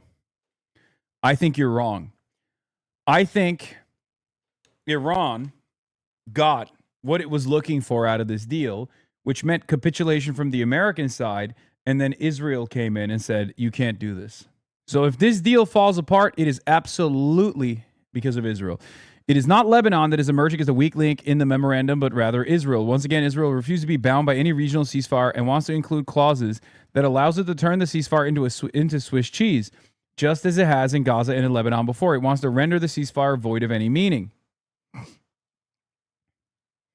So far, the Iranians are standing firm, not just because it needs to defend its standing amongst the Axis and not appear as having betrayed them, but also because the entire agreement won't be worth the paper it's written on if Trump, even before the agreement comes into effect, starts to cave to Israeli pressure. No U.S.-Iran agreement will be useful if the United States cannot reign in Israel. This will be a test for Trump, America first or Israel first. If you recall, for the last 86 days, what have I said? After the second week, when Iran came out with their 10-point plan for a long-standing ceasefire, I told you, I weighed the priorities here, and I weighed the most difficult elements of this deal. And the least difficult concession that Iran would give to the Americans, if you recall, was restricting their enrichment capabilities. This is not, regardless of the American side's maximalist demands on this issue, this wasn't that consequential because they had already conceded on it. And the only reason why the nuclear grade enriched uranium even exists in Iran was simply so they can have leverage to get sanctions relief down the line. And that's what happened with the JCPOA. That's clearly what they wanted to do. They said yes to that, even to the maximalist demands that the American side was making before Operation Epic Fury was launched through perfidy 86 days ago. Okay? And I told you that the highest priority, or the most difficult to achieve concession from the American side, would be Lebanon. And I told you it wasn't about Lebanon at all. And I've had conversations with Trita Parsi on this broadcast as well. It's not that Iran truly loves Hezbollah or sees them as Shia brothers, or because they think that this is a war for survival or anything like that. I mean, I'm sure that's part of the motivation, right? But the reason why Iran wanted Lebanon to be a part of this deal was because that would mean America would have to forcibly restrain Israel because Iran demanded it. And if a deal was reached of this sort, which I still think it will, it would be a major strategic defeat for Israel, as Trudeau also agrees. Here is his analysis. I address Trump's pending deal with Iran and the meltdown of the warmongers in this piece. But while Israel supporters openly attack Trump, Israeli officials may keep a lower profile given Israel's elections and Trump's ability to hurt them politically in Israel. But make no mistake, if a deal is reached, it will be a major strategic defeat for Israel. And Israel knows this. That's why they're chirping. That's why its Hasbara agents are chirping. That's why its biggest defenders in America were losing their minds last night. Because this would mean that Iran was capable of forcing America to restrain Israel. Something that America has not done since October 7. It's that simple. Israel's two wars have, paradoxically, strengthened Iran's deterrence posture, exposed Israel's inability to confront Iran without overwhelming American military backing, and inflicted incalculable damage on America's global standing and aura of military supremacy. At the same time, support for Israel within the United States has eroded dramatically across nearly every demographic group except older Republican voters. Most importantly, sanctions relief would liberate Iran's economy from decades of constriction and gradually shift the regional balance of power away from Israel and its vision of a greater Israel. For precisely that reason, Israel will almost certainly do everything within its power behind the scenes to sabotage the agreement before it becomes irreversible. Okay? FT. Oh, thank you, Foundation for Defending Democracy, says Harrison Berger from American Conservative Magazine. Iran war could add billions of dollars in interest payments to U.S. debt. Government borrowing costs have reached their highest level since 2007 after 3 months of the conflict. Yeah, this iteration, this last conflict is entirely because of Israel. Okay? Straight up. Anyone that doesn't recognize that is either a fool or lying to you. Okay? Hold on. Ali Hasham reporting on the major holdups. Oh, yeah, here. Ali Hasham from Al Jazeera English says, less than 24 hours after optimism emerged around a possible Iran-U.S. memorandum, negative vibes are already surfacing. A well-informed Iranian source tells me there are signs of U.S. retreat on two central issues, the mechanism for unfreezing Iranian assets and the scope of a ceasefire in Lebanon. I think even unfreezing Iranian assets is more doable than restraining Israel. Maybe I'm wrong, but if you recall, I said that unfreezing Iranian assets would be a tough concession for America to eat. But the most difficult one would be to restrain Israel.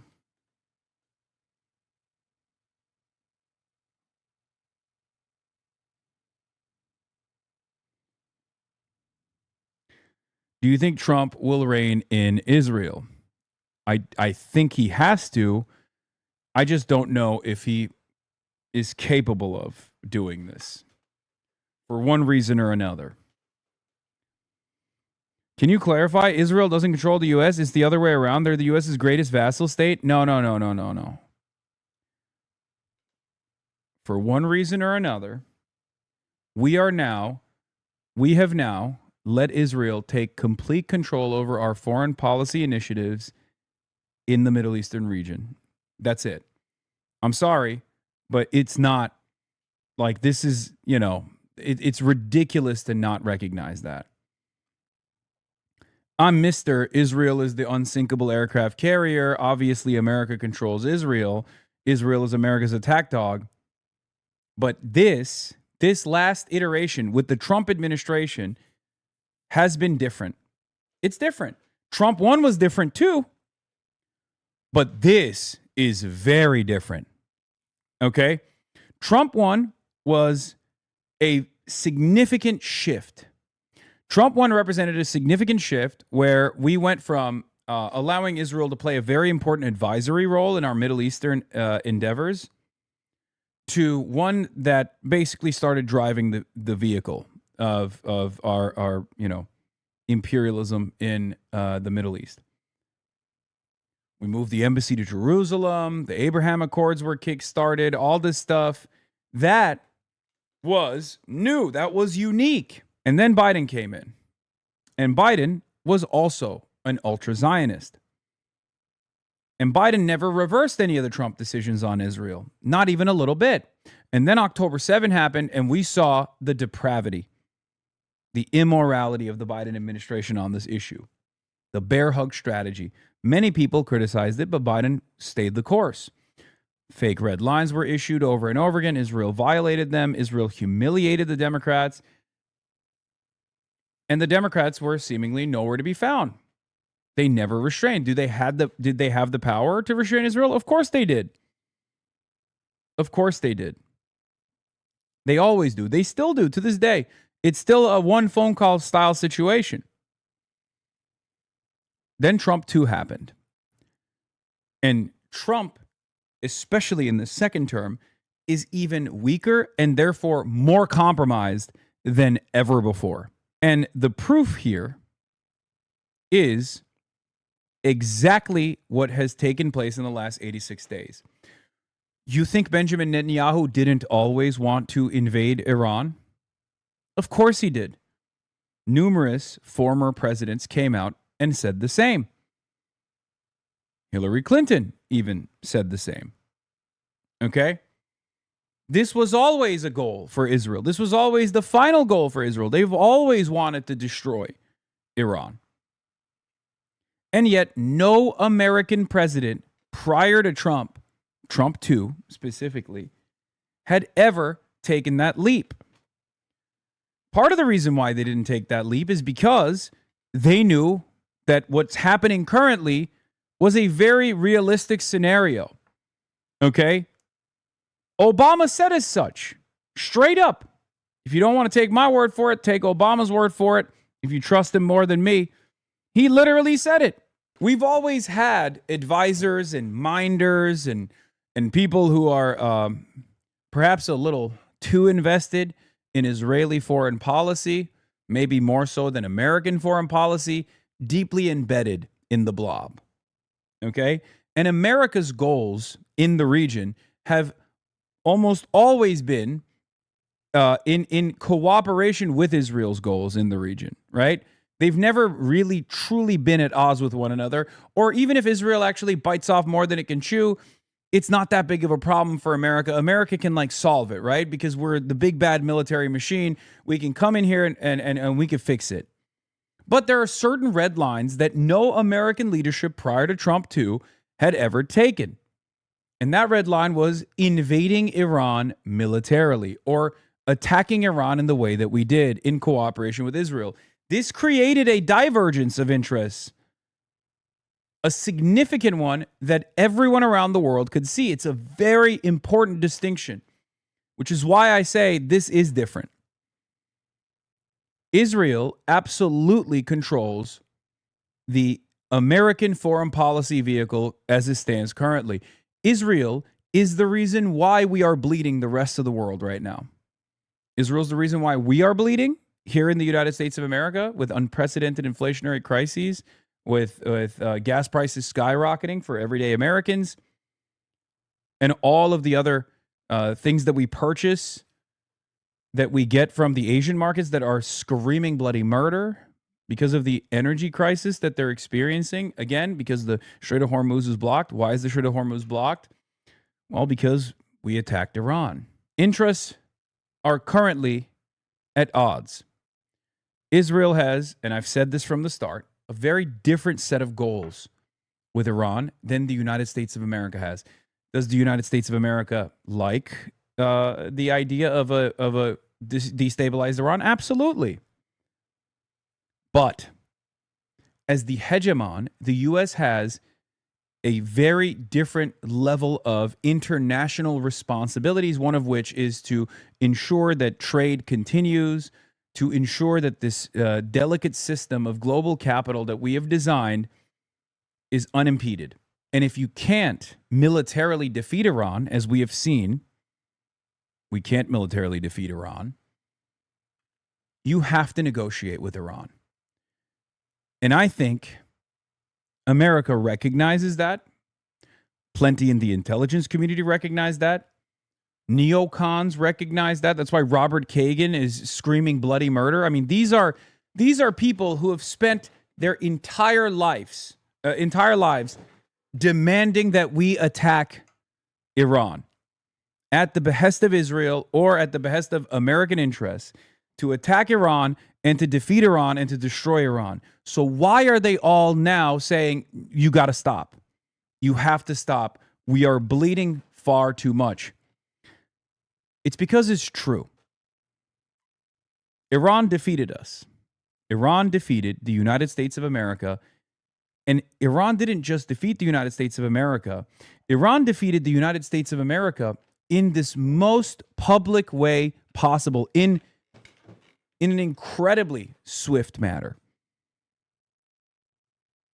It was expeditious, it was fast. And America recognizes that, or at least our intelligence community recognizes that, our military leadership recognizes that. They recognize that this would be dangerous from the start. And yet, Israel was able to push Trump into doing this.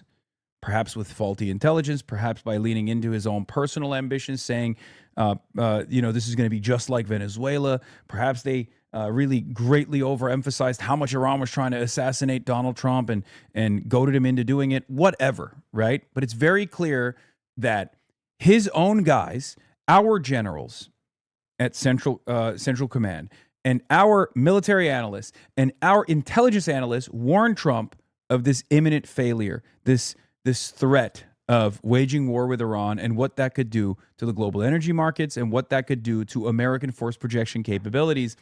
And now we are watching it. We're watching it unfold. So America's lost and Iran has won. What comes next is America recognizing that loss. And I think Trump does recognize it now. He wants to end this. He doesn't like how long this has taken. He went to China. He got, he had to make major concessions to the Chinese government already. $14 billion, if I'm not mistaken, of arms purchases that were supposed to be shipped over to Taiwan are no longer going. I mean, that's a huge concession that he gave to Xi Jinping. It's a huge deal. That is a recognition of American weakness. So there is definitely a recognition there. Trump recognizes it. And he wanted to pack this up. He wanted to end this. And yet, Israel still came in, it seems, in the last moment and is trying to sully the deal. Just open with saying this stuff, says Curtis Mills, the executive director of American Conservative Magazine. The anti-war conservatives, and they are actually anti-war conservatives for the record. They're certainly against this war. A major military achievement for Israel. The United States is not even perfunctorily referenced. Mark Dubowitz, one of the FDD guys, FDD, Foundation for Defending Democracy, for those of you who don't know, is an Israeli cutout. Okay? Openly saying the pending deal looks bad. I hope final terms are far better than the leaks suggest. That said, this remains a major military achievement for Israel. Iran's ballistic missile program, a severe strategic threat to Israel, has been significantly degraded and set back for years. Now, that's a lie, but it doesn't matter, right? That's just cope. But the very fact that an American foreign policy lobby is openly saying Israel's military objectives have been achieved is fucking awesome. You're an American, aren't you? One of your guys is currently sitting in the American negotiations team. And yet here you are saying the quiet part out loud, that this is, a strategic victory for Israel, and that's all you care about. How interesting. Wait 1 second. Since the fall of the USSR and Pan-Arabism, Iran easily is the greatest backer of Palestine and the greatest enemy of Israel. If Iran bent the knee to Israel like the Arab states, sanctions would be relieved tomorrow and they could breathe easier. Do you think Iran genuinely views itself as an anti-imperialist vanguard in the Middle East? Is that its motivation? Maybe not necessarily an anti-imperialist vanguard. I think there is that element to it. Yeah, I mean, that's what the Islamic Republic is. That's what the spirit of the Islamic Revolution was. Like, the Iranian Revolution was that. It was like the inception of the Islamic Republic comes from an anti-imperialist revolution against Western superpowers. So, yeah, I think that is something that motivates them, certainly.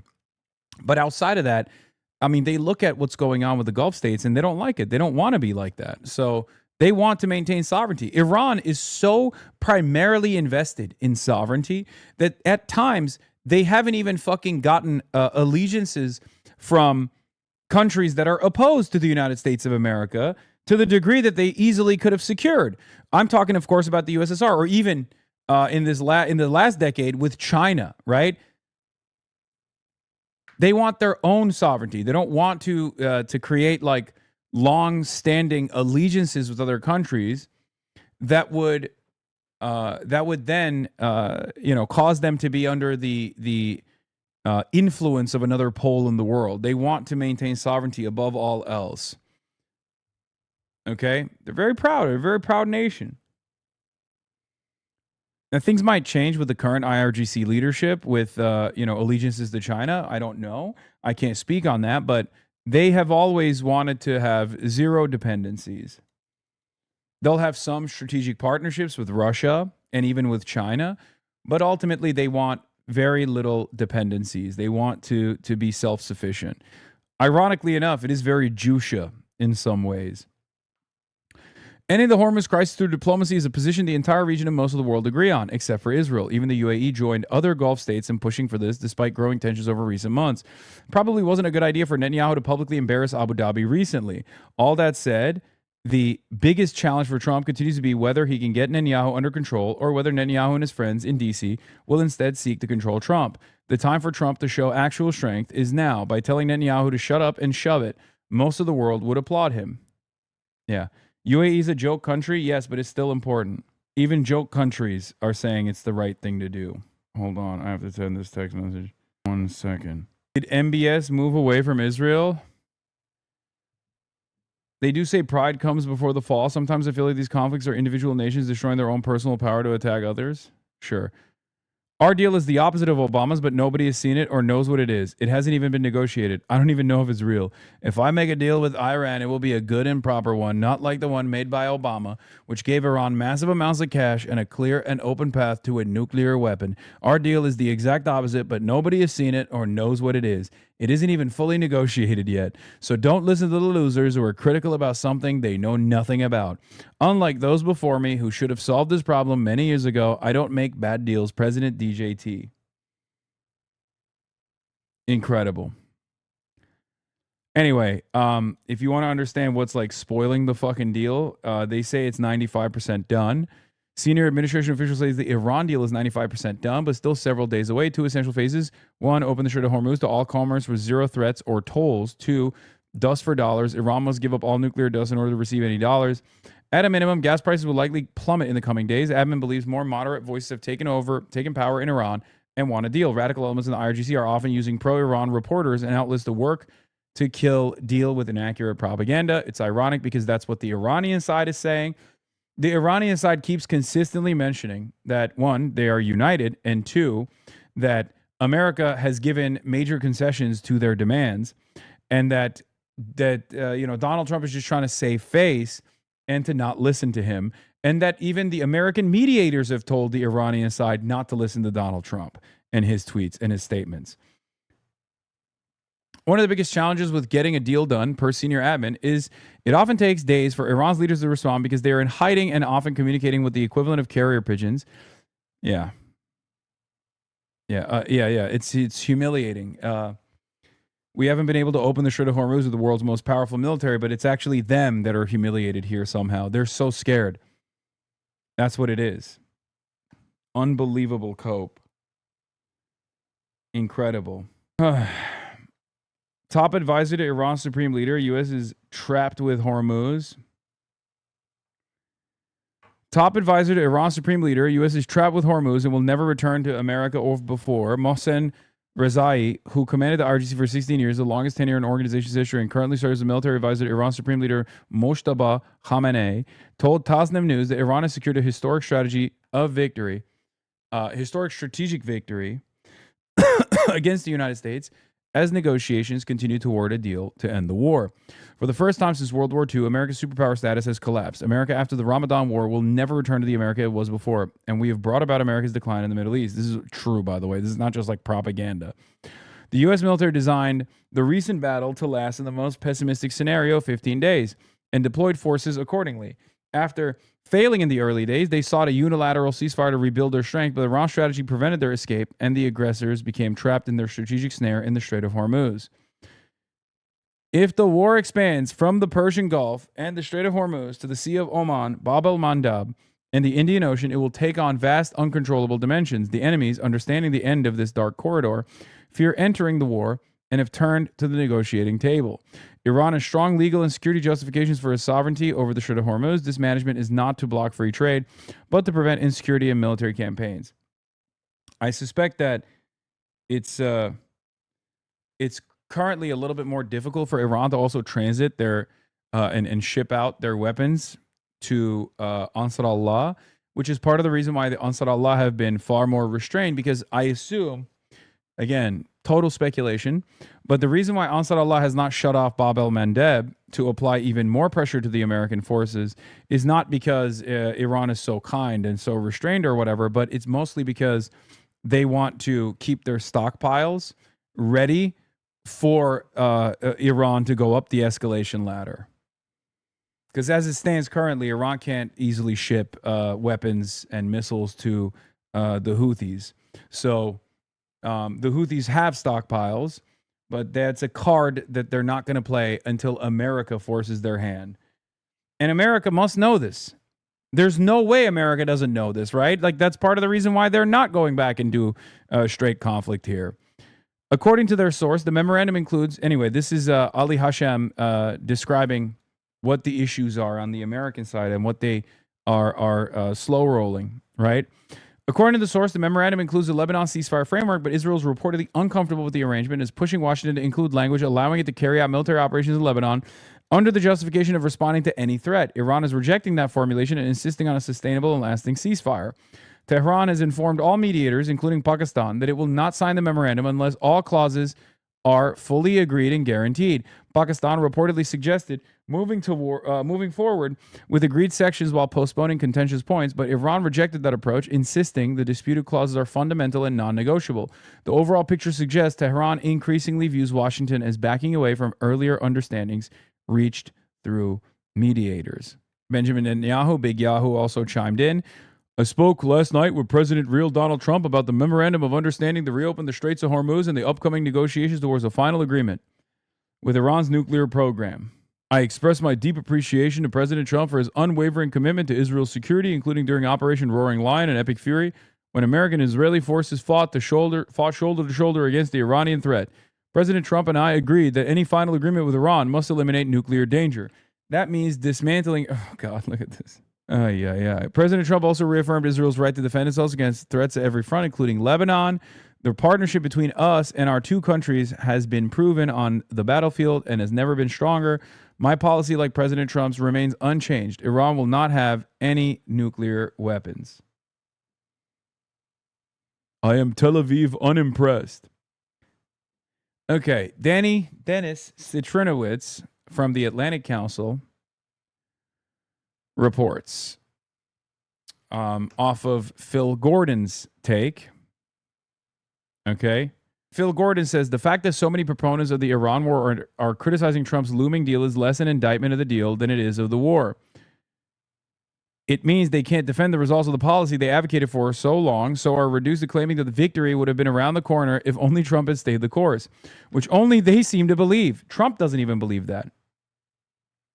They are right that the deal will leave the U.S. worse off than before the war, but fail to recognize, or at least refuse to admit, that the mistake was the war and not the deal. Danny also works off of that, saying, from the Atlantic Council, saying, it is also important to acknowledge that there are people whose entire careers depend on the continuation of the confrontation with Iran. Admitting that this strategy has failed would inevitably force a reckoning, not only with the collapse of a long-held policy concept, but also with the fact that their own professional future may suddenly become uncertain. Important to note. That is why many of them will continue arguing that just a little more pressure would have worked, that there's always one more idea to topple the regime, that Iran is supposedly on the verge of economic collapse, that its oil infrastructure is about to fail, that one more strike, one more round of sanctions, one more covert campaign will finally break the system. But these arguments avoid the central lesson that should already be obvious. There is no purely kinetic solution to the problem called Iran. Everyone understands this reality except for Israel. And Israel is doing everything it can with the unprecedented amount of access and influence it has with the Trump administration, with the Trump regime, to sully this deal that will allow the United States to exit this quagmire once and fucking for all. And then go back to basics to lick their fucking wounds, but they won't do it. Anyway, let's continue. Said Iran would continue to manage the strait, calling that its legal right. We are ready to assure the world that we're not seeking nuclear weapons. We're not seeking instability in the region. The source of the instability in the region is Israel. Certainly, we and those participating in the negotiations will in no way compromise on the country's dignity and honor. Within the flux of changing US war aims, preventing Iran from gaining a nuclear weapon has perhaps been the most constant. But Iran had already committed to just that under the JCPOA, the nuclear deal President Trump withdrew from in 2018. Key to a final deal, the fate of Iran's current stockpile of highly enriched uranium, in Trump's terminology, the nuclear dust that he insists be removed from the country. Iran reported to have given a verbal commitment on the scope of its potential concessions during 60 days of talks to come. In the meantime, US forces would remain in the region, signaling their readiness to restart the war, the president perhaps trying to signal his on his Truth Social platform today. But if that's to be his leverage, Tehran well aware that Trump will be 60 days closer to November's midterm elections, raising the cost of restarting an already unpopular war. His chief economic advisor already selling the upside. I'll let the president decide on whether he thinks the deal is ready to go this week or not. But the bottom line is once the straits are open, then the tankers are going to go back and they're going to refill the refineries almost right away. Another man facing elections this year, Benjamin Netanyahu, for whom the outcome of a war he's so long campaigned for is even more critical. Today, he posted on X that he and President Trump agreed that any final agreement with Iran must eliminate the nuclear danger, including removing its enriched nuclear material from its territory. President Trump also reaffirmed Israel's right. When is Molly Crabapple coming out? I'm trying to get the bund in so they can do promo. Oh my God. Later, okay, like around 7 p.m., 6:30 to 7 p.m. Chat Fox News is talking about the Islamists and Marxists as we speak, killing myself. They're so dumb. To defend itself against threats on every front, including Lebanon. Tehran, though, understood to be insisting that any deal with the US would also immediately end the fighting in Lebanon. Just one point among several on which, for all the talk of imminent agreement, key differences remain. Well, joining me now live from Houston, Texas, is Behnam Ben Tablu, a senior director of the Iran program at the Foundation for Defense of Democracies. Thank you so much for joining us. Just what do you make of what has happened over the last 20 years? It's awesome. They were like, hey, we just wanted to have an agent of Israel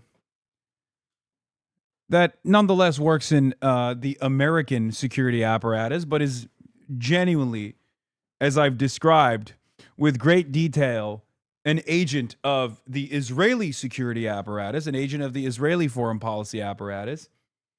This is not an American citizen speaking for American foreign policy. This is a direct Israeli cutout, okay? Just remember that whenever we talk about Foundation for Defending Democracy. 4 hours. We've had Donald Trump saying that a deal was largely negotiated. Then a few hours ago, he's telling his diplomats not to rush. What's going on? Well, it's a pleasure to be with you. Both of these things can be true at the same time, but the boundaries or the distance of the difference is actually considerably less than before. If you remember, the 50-50 between what Donald Trump used to say versus what would happen would be either a deal or war, and now it's either a deal soon or a deal later. So certainly things are moving in the direction that the president wants, which is some sort of a diplomatic resolution to this crisis. The question really is, what is the substance of that diplomatic resolution? Here in the States, they're calling it a memorandum of understanding. It's not officially agreed to, and because of that, nail-biter-led process till we actually get this thing across the finish line. It reminds me of a line from the 2015 Iran nuclear negotiations in a deal which the president then opposed. And the line or the mantra about those talks was, nothing is agreed until everything is agreed. And I think we're quite literally living that out today in the headlines. And as you say, it's being reported that there's not much detail at all, but what do you think are the sticking points that will still remain in these negotiations? The Strait, for example? Well, there's the Strait, but there's also phasing over the Strait, whether the Iranians pull back and allow for a demining mission immediately, or a counter-mining and minesweeping mission immediately, and who is composed of that minesweeping mission? Is it just the U.S.? Is it the U.S.? I'm sorry. I never thought I would see the day where Jon Favreau has fallen on such hardship and such hard times that he decided to join the Israeli think tank Foundation for Defending Democracy. I mean, this guy is a fantastic director, right? Like, he's great. He was in Marvel. I mean, he directed Marvel movies and was also an actor. How did you fall off so hard that you are now working for a Foundation for Defending Democracy? What the fuck? And its international partners. These are some of the more minor or finer sticking points, because it doesn't look like him at all. This doesn't look like Jon Favreau. Are you serious? He made Chef, chatter. He looks like skinny Jon Favreau. Dude, literally. Okay, here. I rest my case. Barely Babes. Put glasses on him, it's the same guy. It looks like a mixture of him and John Kiriakou. That both sides have agreed in principle, reportedly, to trade leverage for leverage in the Strait of Hormuz. The Iranians pulling back, the Americans pulling back the blockade, and then trying to buy time or create political space for 30 to 60 days of nuclear negotiations. The Americans are saying the Iranians have... You're insane, I'm unsubscribing? Okay, please don't unsubscribe, especially right now. This is the... If there's one moment where you should subscribe to the Hasanabi broadcast, it's literally right now, okay? I'm definitely going to need it. So please do not unsubscribe. This is the one instance where I need more subscriptions, not less, okay? Anyway. The left is eating itself online, and it's so incredibly depressing. Is the solution just ignoring it and going outside? Yes, it always is. Luigi's Fade. Thank you. Bye Moon. Thank you for the 5 gifted. The People's Broadcasting Service is under attack by the federal government. Okay? Please subscribe to the Piker Broadcasting Service, PBS, the People's Broadcasting Service. Promised to give up the highly enriched uranium. Some more recent reports talk about a total inventory of enriched uranium. So that includes the low enriched as well, not just the 60% and even the 20%. The Iranians have pushed back on this selectively in their press. Conversely, the Iranians, in 2 semi-official hardline media outlets today, have been pouring cold water over the administration's understandings over sanctions relief and how quickly, if at all, they can get the frozen assets. So this thing is still not at all near done, despite the hype in the news cycle yesterday. Sure. And what about Lebanon in all of this? Netanyahu wants freedom to be able to attack Hezbollah targets in Lebanon. Iran wants military action against their allies to be stopped. Can that gap be closed in these negotiations, do you think? Well, I do think this is on the docket, shall we say. You know, it was Iranian pressure last time. I know I have some friends and colleagues in Washington who disagree with me, but it was Iranian pressure last time that got the Lebanese issue with Hezbollah on the docket that led to the U.S. and the Israelis flipping the script on Hezbollah and on Iran and trying to push for some kind of meeting, even a ambassadorial meeting between the Israelis and the Lebanese in Washington, hosted by Marco Rubio. So sure, the Iranians will push for that again. I do think the Trump administration will want to connect the fronts, connect the dots between the various fronts of fighting. What that will achieve, I'm not quite sure, especially if a ceasefire between Israel and Hezbollah still allows just Israel finally, to can go I just back in. ask, what's your sense of how long this will take? Well, I think it could come as early as this week if there is an agreement. But if not, again, the U.S. should be comfortable holding the line on the blockade. This is the single greatest non-kinetic source of leverage against the Islamic Republic. The CENTCOM coalition has intercepted over 100 vessels going to and from Iran's ports. If the U.S. wants to get into tough negotiations with this regime over things that have been very difficult to tackle before, I don't know how it'll do so without this blockade. Ben and Ben Tablu, thank you very much for joining us and for your time today. Thank you. Appreciated. Thank you.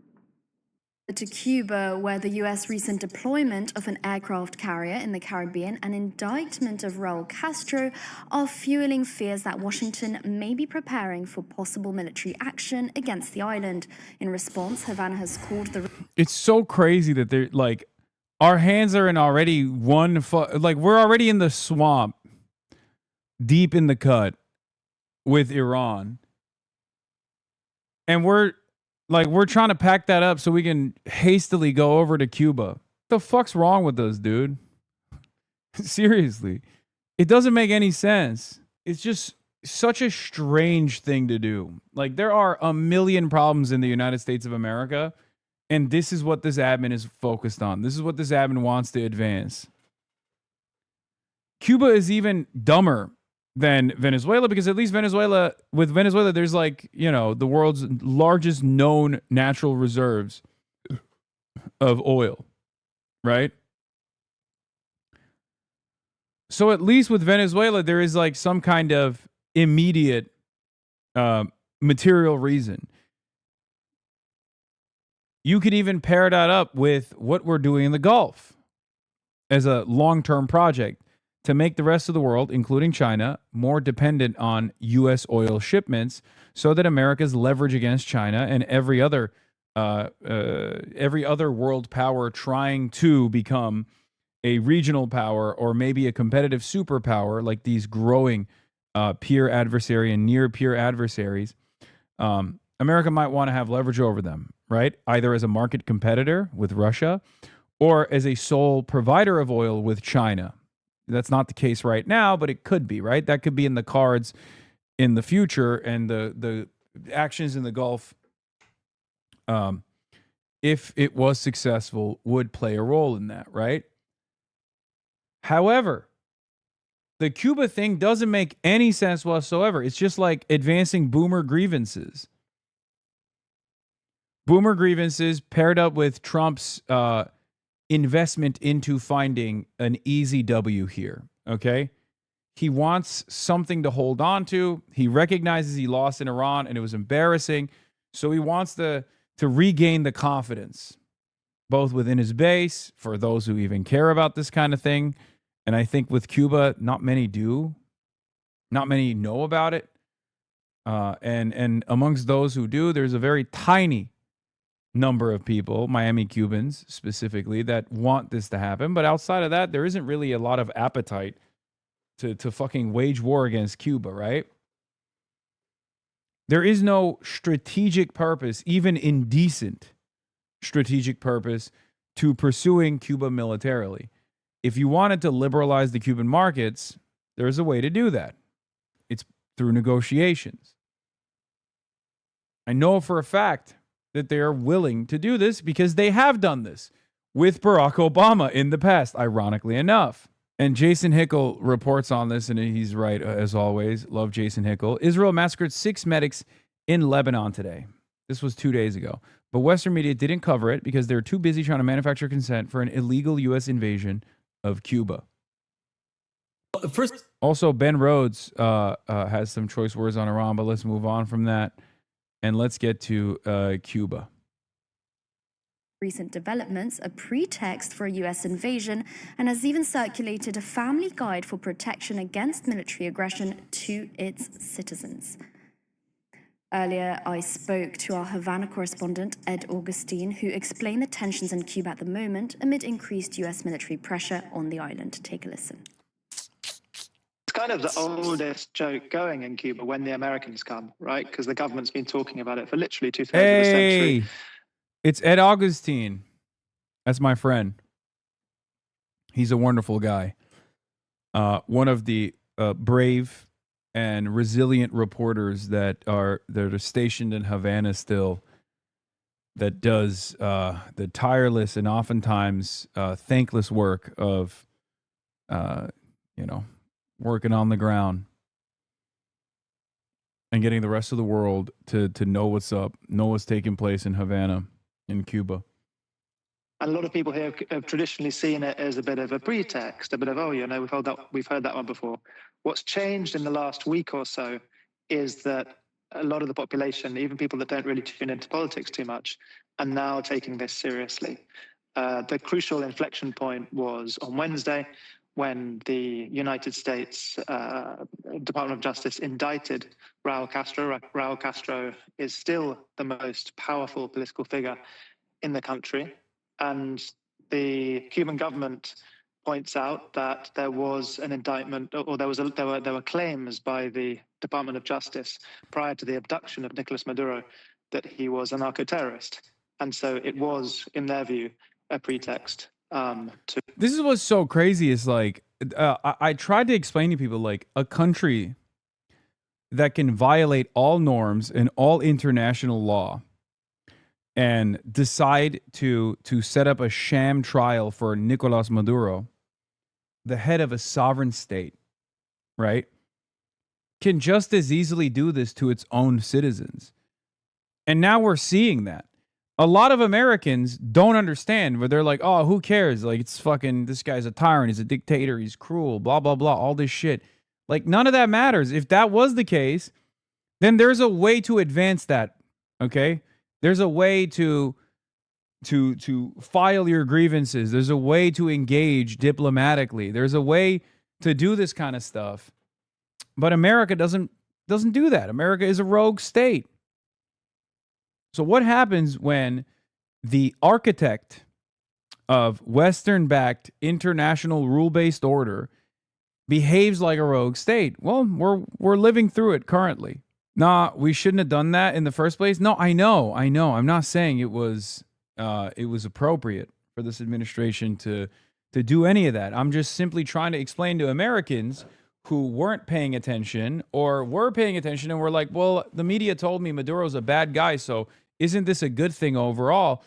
My warning to them was, if we're doing that to the head of a sovereign state, what makes you think that the administration won't do that to you? You're a regular person. I'm a regular person. You know, we're just regular American citizens. They can do that to a whole ass fucking sovereign leader, the head of a state with a fucking standing military. They can easily do that to you, Chatter. To be able to decapitate the Venezuelan government, and we all see now that oil is effectively under US control since then. And now they're doing it to Cuba. An interesting note to viewers, a few days after the president of Venezuela was snatched, the Department of Justice recognized that the drug organization that he was supposedly the kingpin of, El Cartel de los Soles, didn't even exist. They said it was more a culture.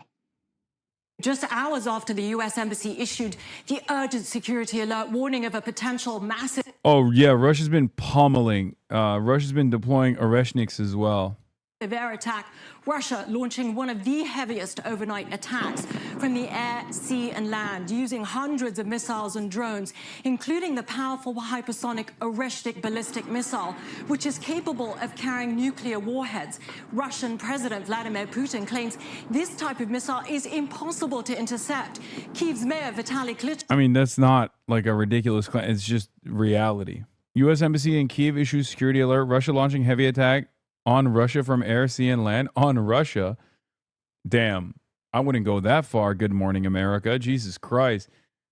ABC News already decided Ukraine is Russia. That's a bit crazy. Closer POV. Yeah, here. You want to see this? The fact that he's still up. The fact that he's still standing and is still filming is insane, by the way. Yeah, boy. He just ate that shit. Yeah. The Lukyanivka district of Kyiv saw heavy damage with a shopping center office complex taking a direct missile hit. saying the Capitol came under heavy attack and at least 4 people were killed and more than 100 others injured across the country. That number is expected to rise. And this comes after Putin was threatening to retaliate after accusing Ukraine of carrying out a deadly attack on a student dormitory in an occupied part of eastern Ukraine, killing 21 people. Ukraine denies hitting civilian infrastructure. Remember, it was just over a week ago Russia launched the largest sustained drone and missile attack since the war began, hitting energy, water, and transport infrastructure, as well as residential buildings. Putin had suggested the conflict was coming to an end. After last night's attack, Russia's war is far from over. Rhiannon? Far from over. Lama Hassan, thank you for that. The gunfire overnight outside the White House while President Trump was inside the executive mansion. Oh, another ballroom, for the record. Another ballroom incident. I mean, this happens so frequently at this point that, like, people don't even give a shit anymore. People just look at this and go, oh, okay, got to build the ballroom, I guess. Even supporters of Trump don't even try to defend this anymore. They just kind of look at you and go, ballroom? Question mark? Isn't this wild? Golden Kappa train at level 2. Let's go. If you'd like a golden Kappa that you can use, it's time to give subs and subscribe to the Piker Broadcasting Service. I like how he's completely safe inside the White House during this whole thing and still thinks he needs a stupid-ass ballroom. Yeah. Let's get the very latest now from ABC's senior White House correspondent, Selena Wang, who heard those shots. They need the ballroom to stop communist Twitch streamers. I'll stop. He's right. If they build the ballroom, it's over for me. You know, I'll stop. I can't dare. An American president, I can criticize. An American president with a ballroom, it's a bridge too far. A ballroom too far. What is this? That's insane, dude. Fired. Selena, we all saw your video. Very, very scary. Glad you're safe. Good morning to you. Thanks, Gio. Good morning to you, too. Yeah, it was a really scary night. I mean, I was getting ready to go live for World News Tonight right here from this exact camera position. When I heard the shots ring out, we immediately ducked for cover, the team and I, that we heard. When you're telling your conservative congressman that someone just took shots at the great, big, beautiful president and they just hit you with the ballroom question mark stare. Yeah. Yelling from Secret Service for us to immediately evacuate to the press briefing room. We sprinted over there where we were locked down for more than 30 minutes. The president was at the White House while the shooting incident was unfolding. I'm told that the president has been briefed on the incident and he's doing fine. Overnight, gunshots fired near the White House, multiple rounds ringing out. Doesn't this prove that the ballroom is unnecessary, just like the White House Correspondents' Dinner attempt? Both of these attempts were failures. Okay? Both of these fucking attempts were failures. So obviously, it's proof that there is no need for a fucking ballroom. That, like, they have the capacity to handle this shit without the ballroom. Law enforcement swarming to the scene, barricading off the surrounding area. Let's go. 91, respond for shooting at 17th Street and Pennsylvania Avenue Northwest. The Secret Service telling ABC News a man approached a security checkpoint just outside the White House, took a gun out of a bag, and fired shots at officers. I was there preparing to go live when I heard a flurry of shots fired. Close, only for the two sides to remain far apart. The shots ringing out shortly after 6 p.m. My crew and I quickly ducking for cover. We have to evacuate shooting. We have to evacuate shooting. We have to evacuate shooting. We sprinted over to the press briefing room along with the rest of the report. Trump literally did what you said, though. Trump uses shooting outside the White House to demand his big ballroom. Netanyahu's ballroom. Oh, the boomer jokes. There's, God, boomer memes. Why do you hate the big, beautiful ballroom? This is why they're going to arrest you, because you're anti-ballroom. Honestly, if it means the federal government won't come after me, I'll say fucking build the ballroom. You know, I love it. Please, Mr. President. Orders at the White House North Lawn. Officers firing back, killing the individual. Secret Service personnel were not injured, but a bystander was struck by gunfire. Officials say the suspect has a history of incidents involving the White House. He encountered law enforcement in June 2025 for blocking a point of entry at the White House. He was detained and involuntarily committed for a mental evaluation. 1 month later, he was arrested after he attempted to enter a White House checkpoint, telling officers he was Jesus Christ and that he wanted to get arrested. Court records showing a judge ordered he stay away from White House grounds. Trump was at the White House working in the Oval Office with his aides at the time of the shooting. And early this morning, President Trump praised law enforcement and the Secret Service for their quick action at the scene. It was just weeks ago when we ducked and covered at the White House Correspondents' Dinner as we heard gunshots ringing out. Gio? Yeah, you were there for both of those, and those videos truly show how terrifying this was. Selena Wang, thank you for your reporting. Now let's go to Madeline Rivera in Washington on the shooting outside the White House yesterday. Maddie, what can you tell us? Hi, good morning, guys. So this happened around 6 p.m. local time. So for those that don't know, that's usually around the time that correspondents at the White House are preparing for their evening live shots. So many of them actually heard the shots, and some of them scrambled to the ground for cover. The White House was placed on lockdown for nearly an hour. The ballroom-less White House, by the way. Okay? Not just any White House, but a White House devoid of a ballroom. A fact that I know is displeasing to hear, which is part of the reason why I think Fox News is not saying it, but they should be brave enough to say it. Okay? Fox News, be brave, be bold, be beautiful. By the way, Golden Capitrain is at level 8. Thank you for all the gifteds. Service spokesperson says a person came to the checkpoint near 17th Street and Pennsylvania Avenue, and per their preliminary investigation, they say as the man walked up, he took a gun from his bag and began firing at officers. The Secret Service, they shot back and hit the suspect, who later died at a local hospital. Multiple sources now tell Fox News Digital the suspect was identified as 21-year-old Nazir Best from Maryland. Best allegedly had multiple run-ins with the Secret Service and had a history of mental health issues. He was reportedly detained by Secret Service on June 26 last year for flagging down agents and making threats, and again the next month for entering a restricted area.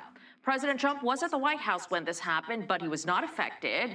The president later reacting on Truth Social saying this: "Thank you to our great Secret Service and law enforcement for the swift and professional action taken this evening against a gunman near the White House who had a violent history and possible obsession with our country's most cherished structure. The gunman is dead after an exchange of gunfire with Secret Service agents near the White House gates." This event is 1 month removed from the White House Correspondents' Dinner shooting and goes to show how important it is for all future presidents to get what will be the most safe and secure space of its kind ever built in Washington, D.C. The president there appearing to refer to the White House ballroom.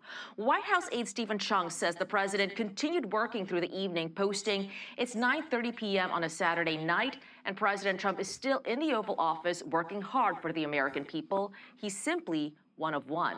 The Secret Service says a bystander was shot during the incident, but it's unclear whether they were initially hit by the suspect or during the crossfire. Charlie, Rachel, and Griff. Thank you, Maddie. With that, let's bring in retired Secret Service agent Jeff James, joins us now. Thank you for joining us this morning, Jeff. Based on what the information that we have right now, and there have been a number of run-ins with this suspect over the past year and a half, do we think that the obsession of this shooter, this gunman, had to do with President Trump specifically, or just the presidency and the White House? Is there anything that gives us any indication about that? You know, nothing initially, but that'll be figured out. And in my career, I did 2 years as an intelligence specialist in our intelligence division. And we would see that. We would see people who were obsessed with the presidency, period, not just one person. That goes all the way back to John Hinckley. John Hinckley actually had plans to shoot President Ford before he eventually shot President Reagan. So it wouldn't be unusual to see an obsession with the White House and the presidency as a whole rather than one president. So, Jeff, let me ask you. Thank you, Flying what you Server, for the make gifted subs. When we look at the actual location, which I believe is 17th in Pennsylvania, where the gunman was able to at least get to and fire off shots, what do you make of where this occurred? And does it call for even more hardened It's very funny to do this from Talladega. security around the White House by Secret Service? Well, the first thing I want to point out is that, the security measures work. This person didn't get inside the perimeter. He shot through the fence. The fence line from the north portico, you have about 70 yards to Pennsylvania Avenue, and then this was down on the corner. So you're a good couple hundred yards away from the White House itself by the time you get to 17th Street. We can't continue. If we tried to move the cordon out any farther, at that point, we're starting to encompass businesses, which really lends itself to less security when you encompass a place where more people have to come and go. So the perimeter, the 18 acres that the White House covers, the perimeters are literally pushed out as far as they can go, right in the center of D.C. there. All right. All right, Jeff James, thank you for joining us and for all those details. Appreciate it. Be sure to like and subscribe for all the Fox News latest on YouTube and catch full shows. A race against time in Southern California as a large pressurized tank filled with a... Dude, everything is so dog shit, man. Just chaos everywhere. Wars, death, destruction, no ballroom. Obviously, that's probably the worst thing that any president or any country could ever withstand, not having a fucking ballroom. And this also on top of that, right? Like Orange County, massive fucking toxic chemical blast, or a potential for a toxic chemical blast. There's chemical leaks that have taken place already. There's real worry that it could pollute the water supply. And there's no ballroom. Worst of all, there is no fucking ballroom yet. Stop being a doomer. It's kind of tough for where I'm standing, chatter. I'm gonna keep it a bead. I'm gonna keep it $1.50. If only this chemical plant had a ballroom that could protect it and others. It could keep the toxic pollutants contained, I hear news stories about things that are happening. Level 9, almost at level 10, 30 seconds remaining. Oh, God. We have now reached level 10 on the hype train, on the Golden Kappa hype train. Thank you, everybody, for subscribing to the Piker Broadcasting Service, the People's Broadcasting Service, sponsored by you, the people, for you, the people, as always. Thank you. Your subscriptions allow me to maintain my editorial independence, which at times puts me in the crosshairs of some very wealthy and very powerful people, whether it be the wealthiest person on the planet, Elon Musk, or even the wealthiest government on the planet, the United States of America. I was already an op of another foreign government, Israel, but now officially I can say the American government are my ops as well, at least for the time being. The country that I am a citizen of, the country that I was born in, the United States of America.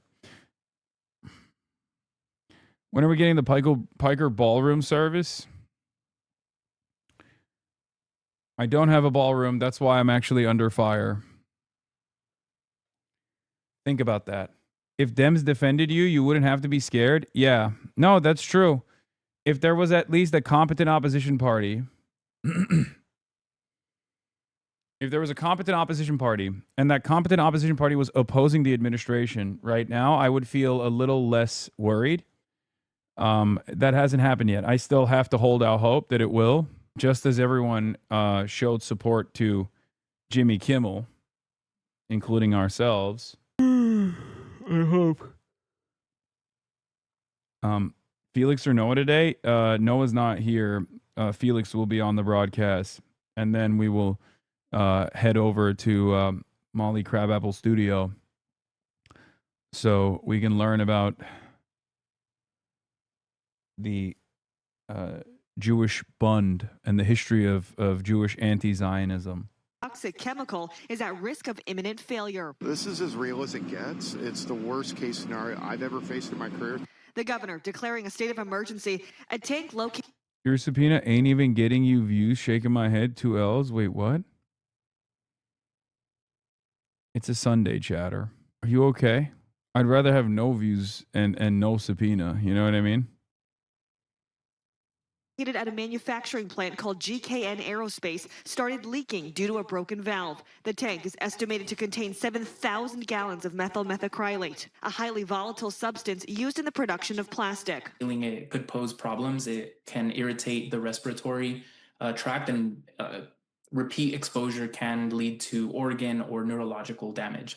The plant is located 35 miles from Los Angeles. At least 50,000 residents were forced to evacuate. Police officers came into our area telling everyone to leave, and so, yeah, we all went, and it was kind of stressful because, like, where are we gonna go? This is the command center, and the key players here decided the evacuation zone needs to be roughly 10 square miles due to concerns of toxic fumes or a dangerous fireball. Fire and hazmat teams working around the clock to cool the tank on Saturday, putting their lives on the line to neutralize the chemical inside, all in an attempt to prevent an explosion. Authorities warning of another likely scenario. The tank could spill. If we burn down a bunch of buildings and a bunch of homes, that's a disaster. But if we allow this to make it to the ocean and make it an ecological disaster, we don't want that as well. So it's essentially one or the other? It could be both. Officials say they are preparing for the tank's imminent failure and urging residents to take this seriously. Our goal is not to just save our communities, it's also to save our environment. And as for a timeline as to when this tank could fail, authorities say they have no idea. There is simply no precedent for this, but they are working to try to find a solution. Rhiannon? What a scary situation. Jacqueline Lee, thank you for that. Katie, Yeah, there was one good news from the court system. Federal judge dismisses Kilmar Abrego Garcia's human smuggling case in Nashville for an unprecedented and very, very rare reason. But before I get to that, Rick Scott, my favorite senator, Rick Scott of Florida, is back on the timeline complaining. He quote retweeted the Fox News piece saying, "Good. Hassan Piker and Co. Pink went to Cuba, stayed in 5-star hotels, cozied up with thugs in the communist regime, and completely ignored the innocent political prisoners being starved and tortured. They should be thoroughly investigated and held accountable for any laws broken in doing so." To which I replied with, "You were investigated by the feds for doing Medicare fraud. If I got investigated, it would be for delivering medical supplies, you demon." Also, it's so funny to be like, Cuba arrests dissidents and tortures them, which is why we should arrest and torture our dissidents. When Cuba does it, it's wrong. When we do it, it's right. Buddy, we literally arrest and torture our dissidents in Cuba. What do you think Guantanamo Bay is? Not only are you advocating for this to happen in America right now with that statement, but you also forget that we do that in Cuba, in Guantanamo Bay. Every part of this is hypocritical and idiotic. Was your hype train top score? I don't know, but we're at 11, and it doesn't seem to. It seems that it's going to end because there's only 10 seconds remaining on the Golden Kappa train. So I guess for today it'll be 11, unless people do a last second. Oh my God! With 3 seconds remaining, 10 gifted subs, but it will not. It will not be enough, and the hype train ends here. Hype chest open. Reward Golden Kappa for 24 hours. Shared. Missed the buzzer beater, dude. Laura Loomer's absolutely spiraling after Ashley St. Clair appeared on a Hassan Piker stream. Is she? She's been going nutty mode. But she's loving that I'm in trouble. Always ahead of the curve. If Code Pink is being subpoenaed and their co-founder is photographed with the leader of Hamas, why do they still have a 501c3 tax-deductible status? I've been calling this out forever, and only now people are catching up. Even better, Scott Besson should just take away Code Pink's 501c3. Oh my God. They're so aggressively trying to do everything they can. Again, we are a nation of rules and laws for the time being. Okay? This is something that's, what is this? As I said before, follow the Turkish money. Remember what I told you? My CIA source told me about podcasts taking money from Turkey. The names of all involved will be out soon. Seems like I'm months ahead of even members of Congress on these Islamic foreign influence operations online. For all the bravado, Hasan clearly understands this is serious. I'm not going to lie to you guys. It's not great. The news is not great, okay? I mean, it's bullshit, but it's still not great that they're after your boy. They're up my ass. He then joked about viewers chanting, free me, responding, free me, free me. I can't believe I'm saying that. For all the bravado, Hasan clearly understands this is serious. Hasan calls the scrutiny pure evil and casually acknowledges photo with Copink founder Jody Evans, who is also reportedly under investigation. This is Jody Evans, who I took a photo with. They love this photo for some reason. I don't know why. She's one of the co-founders of Copink. She's wonderful. He also mocks the DSA connection. The DSA does not promote me as a headline member, but you know, fuck it, we ball. So I understand why Fox frames him as DSA adjacent, and I also understand why Hasan wants to push back on being described as a headline member. But the connection is not imaginary. DSA's own NPC has credited Hasan with helping drive the merchandise sales, which tells you they see his platform as valuable, whether or not he wants the formal label. I'd also remind people that I was covering Hasan's Cuba trip before he even arrived. Wait, this is what the guy looks like? This is what Stu Smith looks like? The red flags were visible before the delegation even landed. What? I have a thread on National Lawyers Guild clips on this exact issue, including their own advice for Americans traveling to Cuba. I disagree fundamentally with almost everything he believes, but in perspective, not one person of the co-conspirators of Epstein are in handcuffs. Until then, it's free Hasan. Can't believe I'm typing this consciously and hitting reply. I'm confused as to what exactly is illegal about his behavior, whether recently or in the past. I can't understand that people don't like it. I can understand that people don't like it, but is there anything illegal to subpoena him for? Yeah. Charging people for what seemed to be mostly being an annoying asshole leftist media figure isn't the best look for the government. Yes, he likely broke some laws related to Cuba, but this will still look like a political case. Yeah. Hopefully Cenk gets caught up in the investigation too. I like that these guys just straight up are like, yeah, I want the federal government to literally arrest, depose, prosecute, and jail and create like a fake criminal charge against people that I'm annoyed by on the internet. That's cool, man. You know, you're never getting health care. Life sucks dick.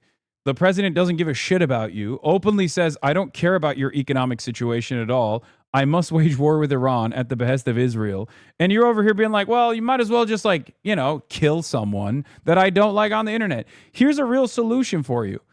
Tune me the fuck out. You don't have to hear what I have to say, man. Why the fuck are you purposefully tuning in to get annoyed over and over again? Why are you going to outlets that constantly clip shit from my broadcast to piss you off? I don't understand this at all. That's what I do. There are plenty of fucking people who annoy me. Guess what I do? I tune it out. I like that every fucking ultra has to preface this with like, whatever you think of very valid criticisms of Hasan Piker, he's the canary in the coal mine. If they hurt him, they will hurt us all. Yeah, dude. I know. All of your very valid criticisms of me is that I'm not sincerely trying to change this system, right? Well, it turns out the federal government has a very different opinion on that issue than you do. Okay? Just take the W no matter how small, dude. Yeah, it's just it's very funny that these people are like, Hasan is a fake, he's a phony, he's performative, he's not a real activist at all, he doesn't do any activism. Well, it turns out the fucking federal government has a very different opinion. I wish they also thought that way, for the record. It would be nice. Anyway, let's get back to Kilmar Abrego Garcia. Thank you. Right now, breaking news as a federal judge in Nashville drops human smuggling charges against Kilmar Abrego Garcia. His case made national headlines after the Trump administration mistakenly deported him back to his home country of El Salvador in March of 2025, and then was forced to bring him back to the U.S. The human trafficking charges were brought upon his return. Fox 17 News' Karen Aguilar has been on this case from the jump, is in studio now with reaction as well as an explanation of why the judge dropped these charges. Scott, Kilmar Abrego Garcia became the poster child for the broader national debate over immigration, sparking interest from both sides of this issue.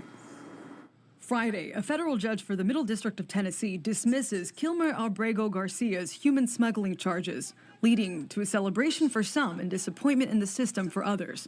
Sarah, who doesn't want to use her last name, is an activist for the group Children of Immigrants. With this victory, there's so much more peace. There's hope. There's joy. So where do y'all live at? Abrego Garcia's charges stem from this 2022 traffic stop in Cookeville. Judge Waverly Crenshaw wrote in his opinion, the evidence before this court sadly reflects an abuse of prosecuting power. Crenshaw ruled the U.S. Attorney's Office for the Middle District of Tennessee led a vindictive prosecution against Abrego Garcia. This comes after the Trump administration mistakenly deported Abreu Garcia to El Salvador. The prosecution then indicted Abreu Garcia on the human smuggling charges in May 2025, bringing him back into the country. Crenshaw writes, "The objective evidence here shows that absent Albrego's successful lawsuit challenging his removal to El Salvador, the government would not have brought this prosecution." Sarah believes Crenshaw dismissing Abreu Garcia's case has bigger implications for undocumented immigrants. And hopefully there's more cases out there that will be taken out and overthrown and more people that are able to be set free. The U.S. District Attorney's Office sent us a statement which reads in part, "The undisputed evidence shows that the decision to charge Abrego was made by a career prosecutor based solely on the facts and the substantial evidence that a serious crime had been committed and deserved prosecution. While we respectfully disagree with the decision to dismiss this case." Abreu Garcia's attorney also sent us a statement which reads in part, "Kilmer Abreu Garcia is a victim of a politicized, vindictive White House. We are so pleased that he is a free man." The U.S. Attorney's Office of the Middle District of Tennessee tells me they are looking to appeal. We'll keep you updated on that. Karen Aguilar, Fox 17 News, your Code Red station. The South Carolina state legislature is poised to eliminate Congressman James Clyburn's district. And this redistricting for a lot of people, Dude, it's full frontal. It's actually insane. This is a war that they're waging on every institution across the board. Like, on the redistricting front, it's about denying black people any sort of political voice. On the court side, they're aggressively pursuing people.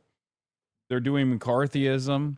With Iran, they're replaying the failures of Vietnam, but in a much faster way. This administration is hitting every piece of regression in American history in real time in only a matter of 2 years. They're just straight up waging war on what remains of American democracy, the democratic process, the courts, the people, sometimes directly militarily waging war like they did in Minneapolis. It's actually incredible to watch. And I still think so many people are sleepwalking through it. House leaders, what is this? House leaders have planned to vote on the bill to create NIL standard amid chaos of college sports, but CBC said it would oppose the bill unless SEC schools spoke up on the gerrymandering in their states, and some calling for black athletes to boycott SEC schools. Republicans are furious, and some Ds are in a jam. This is great. The Congressional Black Caucus is using their influence here to raise the salience of this issue because it's a ginormous issue. This is about rolling back the clock on the civil rights struggle. It's crazy. And because there is like some degree of outrage fatigue here where people can't pay attention to everything that's going on, this is something that's just getting left behind. fight, it feels different because it isn't just a partisan power grab. It's the direct targeting of one of the most, if not the most, influential voices for Black Democrats, and Democrats as a whole, really, in modern American politics. Clyburn has spent decades as a kingmaker in the Democratic Party. His endorsement in 2020 helped rescue Joe Biden's campaign and cleared a path for him to the White House. But if Clyburn's district is eliminated, the story it's bigger than Clyburn. It's about whether Black Democrats will be able to elect a representative of their choice in South Carolina for years, for decades to come. My family lives in South Carolina. I know this well. Clyburn was only the 9th Black member of Congress ever elected from South Kakalaki. And as he writes in his book, the first 8 served during Reconstruction right after the Civil War. Then came Jim Crow, voter suppression, racial gerrymandering. And for generations, no Black South Carolinian returned to Congress. That history is why Clyburn himself has called this redistricting push Jim Crow 2.0. Because it could be decades until another Black Democrat can be elected from South Carolina, all because of how the state, how Republicans drew their lines. If that happens. The state could be on the verge of repeating a chapter of its history, a dark chapter, that took more than a century to undo. For more analysis like this, conversations like these, you can check out my podcast, Clock It, with Miss Simone Sanders Townsend. Have the link in the bio to follow. And then this big week for us here, new exclusive polling from Pix 11, The Hill, and Emerson College on the 3 most hotly contested primaries in the city here in New York's 7th, 10th, and 12th congressional districts, showing 2 toss-ups and 1 potential blowout. Our Henry Rossoff has those numbers.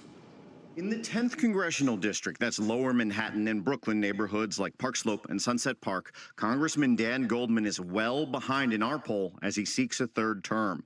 Former comptroller Brad Lander is ahead by 34 points, leading Goldman 57% to 23%, with 20% of voters undecided.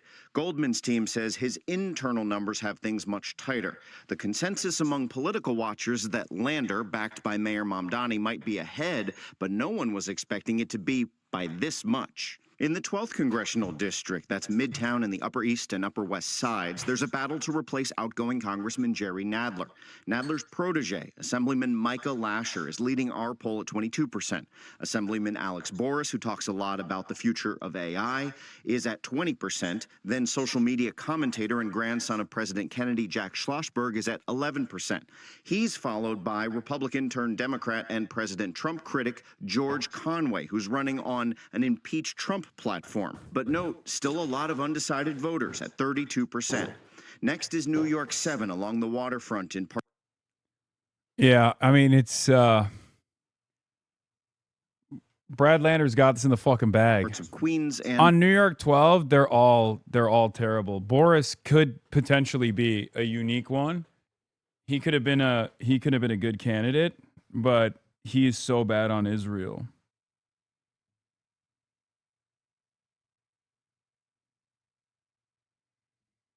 He's just so unbelievably bad.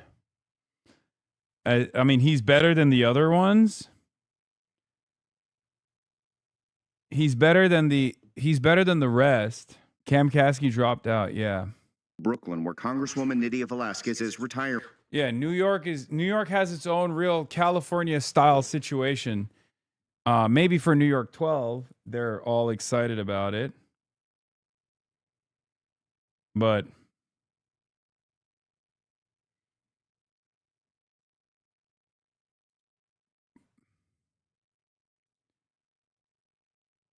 Mamdani approval strong among Democratic primary voters across districts. The majority of voters feel safe in their neighborhood. And in the 12th district, Mamdani support is at 66, which is lower than other districts. Tomorrow I'll be linking up with Dara Liza, who is not in any of these Emerson polls, unfortunately. I don't think they polled her, but right. Mamdani is once again flexing his political muscles. He's backing fellow Democratic Socialist Assemblywoman Claire Valdez, who's at 23%. Velázquez's chosen successor, who has a lot of experience in local politics, is Brooklyn Borough President Antonio Reynoso at 21%. Councilmember Julie Wan is at 13%. Once again, a high number of undecided voters at 43%. The mayor is broadly popular among Democratic voters in all 3 of these districts, and he's putting a lot of time and effort, in particular, to support Valdez in the 7th. And now to dig deeper into those polls and more, we're joined by our Pix panel, our own senior political reporter, Henry Rossoff, professor at University of Mount St. Vincent, J.C. Polanco, and the politics reporter for New York Focus, Nick Garber. So great to have all 3 of you with us. Let's get into these poll numbers. All really interesting numbers here, a lot of undecided, so there's a lot of still of game to play here. The biggest surprise, though, I think came from the comptroller Brad Lander and the Congressman Dan Goldman race, and just the kind of overwhelming number going for Brad Lander. So how much of it, Henry, let me start with you, has to do with the candidates themselves here? I think quite a bit, actually, in this particular case. I mean, Lander's represented at least parts of this district for a long time in the city council. He was a citywide official as comptroller. He's backed by Mayor Mamdani. He's got a really big well of goodwill in this district, where I think Mamdani is, has 80% job approval among Democrats. The poll also showed. And then Congressman Goldman is a step out of touch with where the Democratic Party is going on his position on funding Israel, supporting Israel, and those politics in general. So on immigration, they kind of go back and forth, but both have done different things that are both in the minds of Democratic voters I would consider probably laudable. But the real flashpoint is Israel and the well of goodwill that Lander built up last year. Yeah, I guess, JC, when you look at this, is there anything have to do with what Henry was just talking about, right? There's the Mamdani effect for Brad Lander, who endorsed him right away. And Kathy Hochul came out for Dan Goldman. So it's kind of like you have the governor and the mayor at odds here. Does any of that matter? It is everything. Yeah. Look, Mayor Mamdani is incredibly popular amongst the Democrats in that district. That endorsement is gold. What you're seeing in that poll, it's not because Goldman is a bad Democrat. Goldman is one of the leading Democrats in Congress against the Trump administration. He's made a career out of making sure that they hold Trump accountable. He's with the district on abortion, on immigration, on taxes, ICE, everything. The only difference is that he did not support Mayor Mamdani when he was just an assemblyman a year ago today. Had he endorsed Assemblyman Mamdani, this would not be happening today. Yeah. That's just a fact. So I think it goes a lot to say with the cult of personality around Mayor Mamdani and the power of his endorsement. I think that the only person that rivals that kind of wielding that kind of power in the party is President Trump.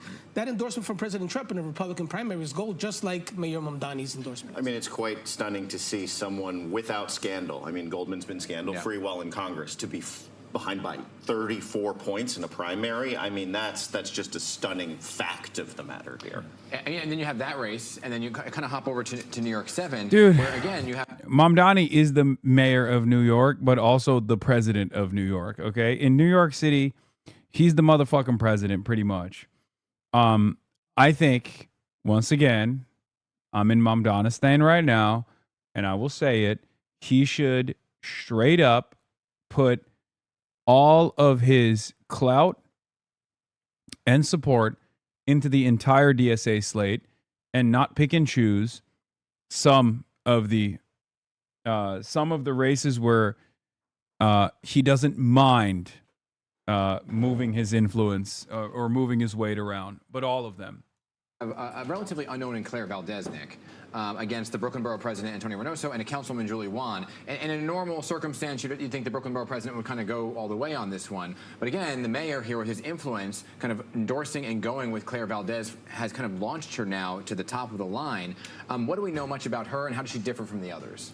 Yeah, I mean, Mayor Mamdani, there was, as has been documented, there was kind of a messy process that led up to his endorsement of Claire Valdez. She's not, incredibly well known, even in the district where she, partially represents in the assembly. She's only been in office a couple of years. There was a question that, maybe he could have come to more of a consensus with outgoing Congresswoman Velasquez and, reached a candidate who they could have both supported. Well, Velasquez herself went after Reynoso. I mean, that was her. Totally, but I think before that, there was a question that maybe they could have settled on someone like Tiffany Caban, who's in the city council, is DSA, is also Latina, and has been, has sort of deep.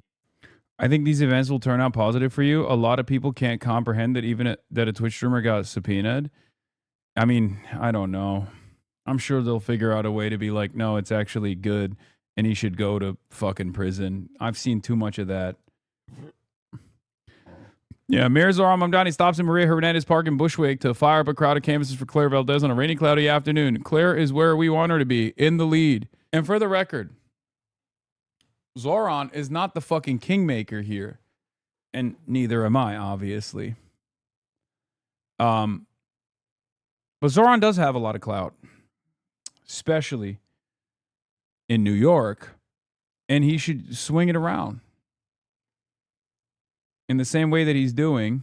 What is this? Here, Claire Valdez Zoran, he does not want to go against those that support him.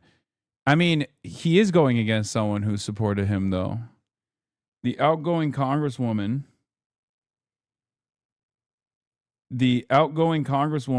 Nydia Velasquez, had a different hand-selected pick here, Antonio Reynoso. So if he doesn't mind sticking his neck out here,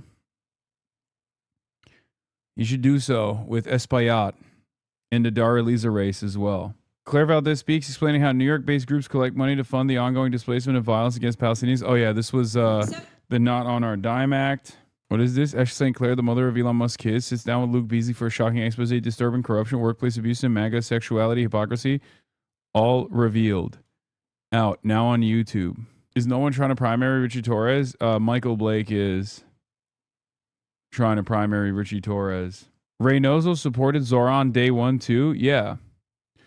You got subpoenaed when? I haven't yet officially. I haven't officially been subpoenaed. Fox News claims I've been subpoenaed, but I expect it to happen. Anyway, roots in the district. Yeah, I mean, based on the poll, it seems like maybe not an ideal result for Antonio Reynoso. That you would think that starting out this early in the campaign, he as the borough president would have the initial lead, but not even. Yeah. I can't believe what I'm seeing in that poll. Claire Valdez is a newcomer. She came out of nowhere. Yeah. The borough president has been there forever. He's been now a two-term borough president, before that two-term member of the city council, before that chief of staff in the city council. It goes to show you that cult of personality support of having Mayor Mamdani's endorsement.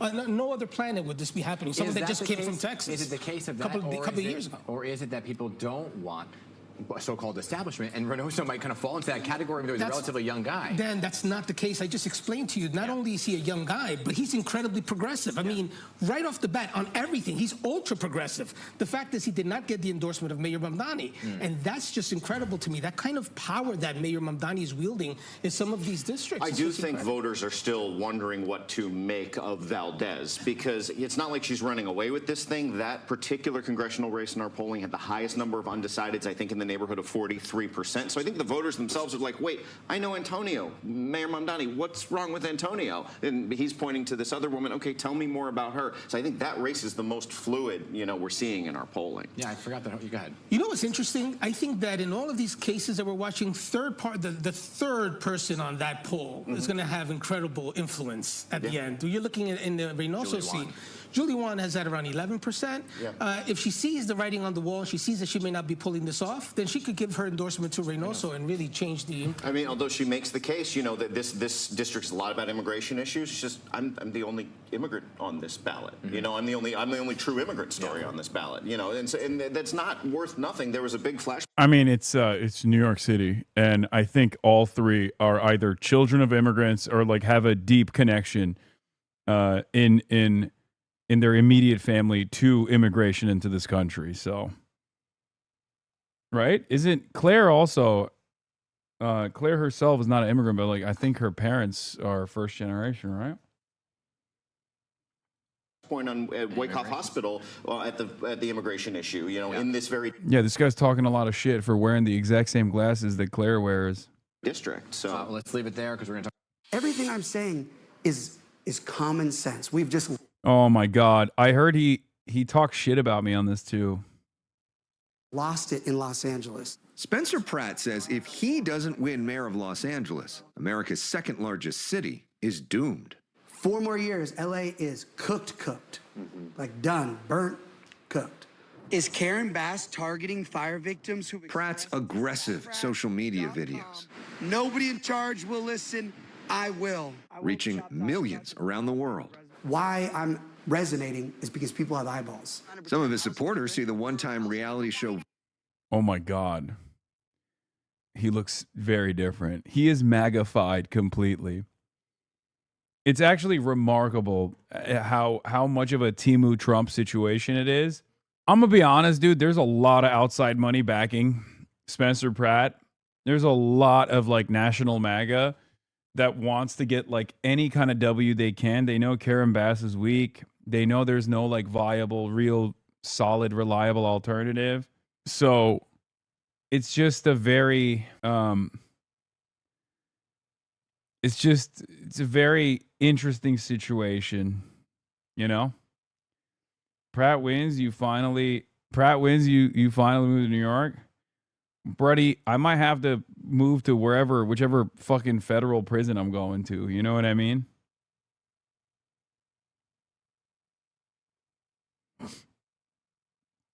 Villain as a sort of superhero, including one fan who created this AI video reposted by Pratt. They know I'm not a politician. They know if they didn't burn my house down, I wouldn't be running for mayor. Pratt's home was among the almost 7,000 structures that burned during the Palisades fire last January. LA Mayor Karen Bass was in Ghana. I can't believe how bad American politics is because, and Tim Dillon is right for what he's about to say here. Spencer Pratt already inked a fucking reality TV deal with Boardwalk Pictures to roll cameras as he runs for mayor. Like, he doesn't give a fuck about anything. And it's crazy that there are enough dumbasses in Los Angeles, it seems, that look at this situation and go, I don't really care. Fuck it. Why not? Like, he is clearly a fucking con man in every way, shape, and form. Trust fund baby, loses all of his money, bankrupts his businesses, sells crystals, is MAGA, loves Alex Jones, pro fucking ICE, pro Trump. What are we doing? Los Angeles has like, what, 10% support for Trump at this point? And they have a higher percentage for Spencer Pratt, who is a worse version of Donald Trump, a watered down version of Donald Trump, who will have direct impact on your lives. At the time, despite warnings about fire weather conditions for days before the blaze. In my interview with Mayor Bass, she claimed she didn't know about the extent of the warnings and wished she never made the trip. When I talked to the chief when I got home, basically the response was, well, we always have Santa Ana winds. We didn't anticipate them being this bad. At least 12 people died during the Palisades fire, according to city officials. You cannot just move on and act like, oh, I was in Ghana, oopsie daisies. Like, no, you should have resigned. You should have admitted to your failures. This is where Mayor Bass lives. You notice something? In a recent ad, Pratt visited Bass's official residence and then his burnt out lot. This is where I live. They let my home burn down. But TMZ reports that Pratt hasn't ever lived in that Airstream behind him and often stays at the pricey Hotel Bel Air or at a family home in Santa Barbara County. I don't live at the Hotel Bel Air, and I don't live in Santa Barbara. I live in that dirt, and that's my fight. And I had to take a minute to run for mayor. I'll tell you how I became the prince of a town called Bel Air. Spencer mocked the TMZ story in a parody of Will Smith's Fresh Prince of Bel Air opening theme. It's so ridiculous that anyone is focusing on whether my Airstream is parked in my dirt lot or I drive it to the Hotel Bel Air. TMZ also reported that he signed a deal to film a reality show with his family about his political run. Like if I had a Netflix show, it wouldn't be getting broken by Harvey Levin. I would have made my own videos. Pratt says as LA mayor, he'd try to fight future fires faster. Yeah, he's denying it. I definitely don't believe it. I definitely believe that he has inked a deal. Remember when Spencer Pratt leaked photos of an intoxicated Mary-Kate Olsen for a few bucks? Once a scumbag, always a scumbag. Okay, that's not a few bucks. That's $50,000. That's a lot of few bucks. A lot of the tepid neoliberalism and the centrism has obviously opened up for the first time ever a unique opportunity for the left to have these insurgent campaigns and win, right? But also, we're not the only ones who are recognizing how weak the Democrats are. Unfortunately, right-wing populists are also trying to take advantage of that weakness. And it's created this like very unstable environment where if there isn't a strong contender on the left that everyone can unite behind, you have people like Spencer Pratt taking advantage of that opportunity. Installing more water drop sites for firefighting aircraft. We put 20 dip sites around these communities because right now, if we have these dip sites, they hit the water, boom, they hit the water, and then we also connect pools. In terms of LA's homelessness crisis, he vows to enforce the laws already on the books. This isn't happening in Beverly Hills. You could go have dinner there. Why do you think that is? Because they enforce their laws. Yeah. Pratt says many on the street are addicted to drugs.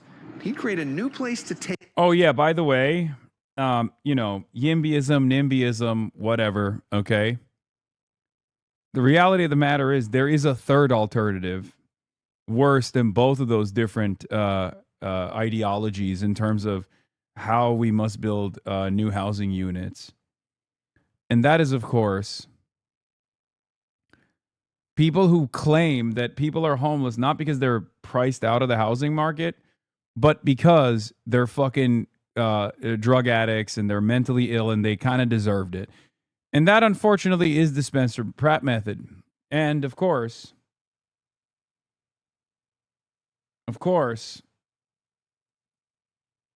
that's the one that's getting a lot of attention. Take them, calling it treatment and recovery first. It's time to radically go in a new direction with mandatory treatment. And it's going to be incredible. This isn't like a jail. This is a place where people are going to go and have a chance to come back in society. Pratt says his center would include treatment, workforce training, and be located on federal land outside of Los Angeles. It's going to be somewhere where people will go and they go, thank God for Spencer. This is the greatest thing in the United States of America. Everyone needs to copy this model. Who pays for that? I have literal billionaires. I've met with 30 of them lined up. Not to mention my They're plan. going to pay for it themselves. They are ready to go. Privately funded. It doesn't need to be all privately funded. But you know there's going to be all sorts of pushback. There's going to be people in the city council that pushes back. There's going to be folks that are homeless advocates that are pushing back. You know the bigger system that's going to push back even harder?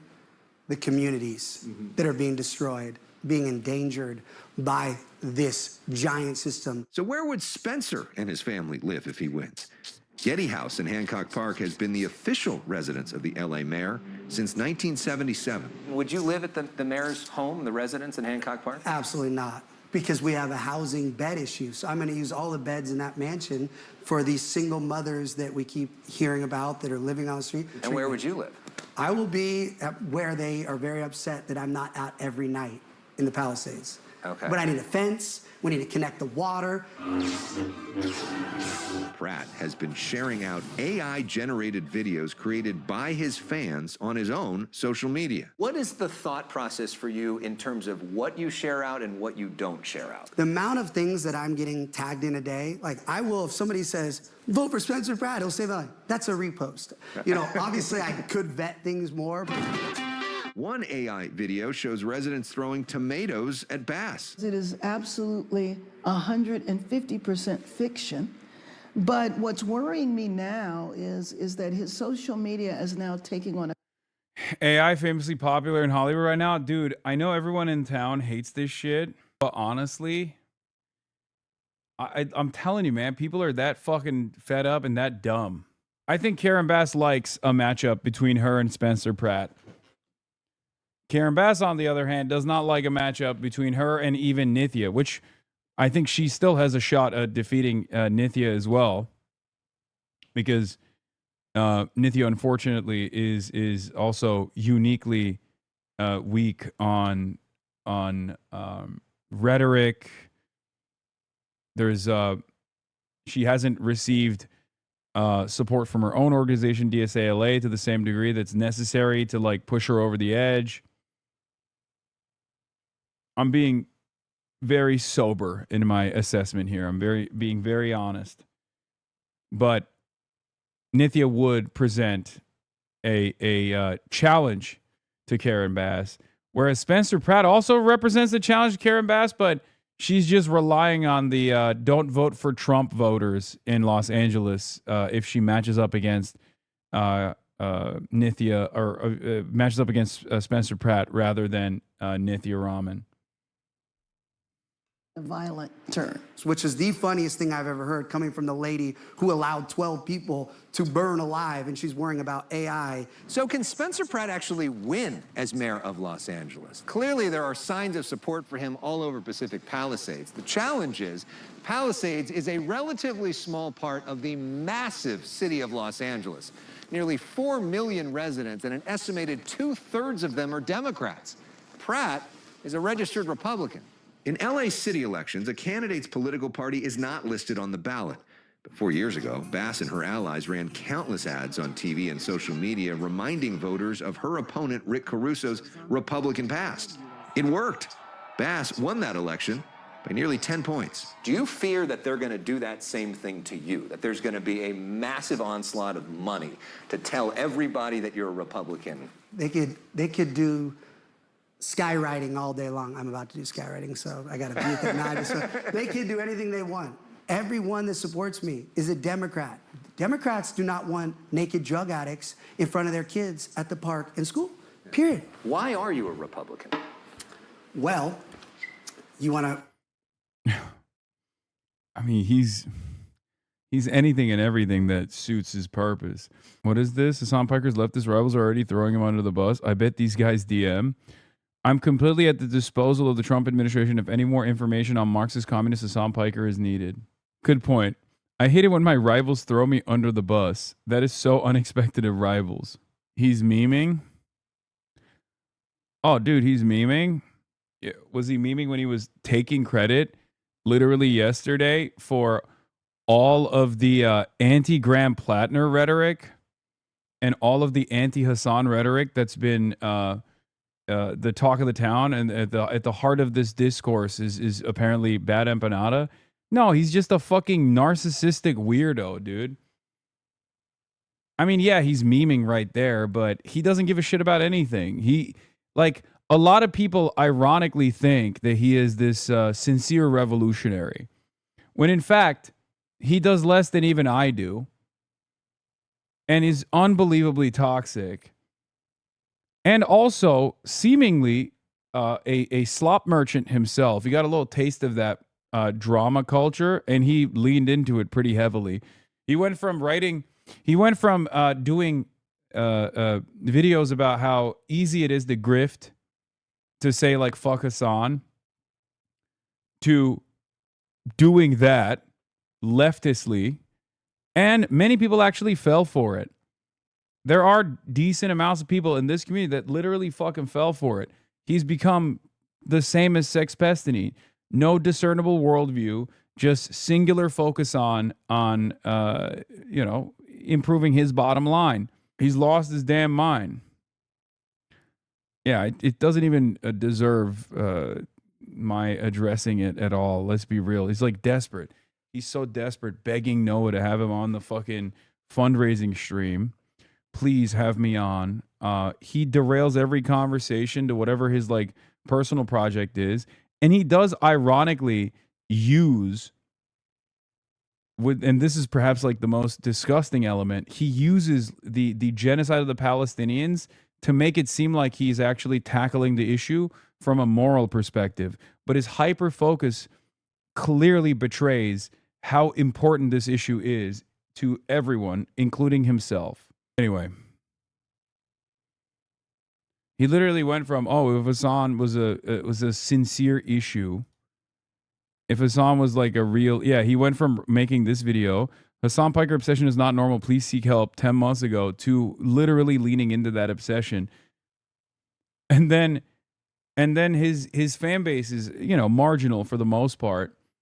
But instead of like trying to advance the cause of Palestinians, instead of advancing anti-Zionism, many in his community think that like the best possible way to do it is like direct hatred at those he has put in his crosshairs.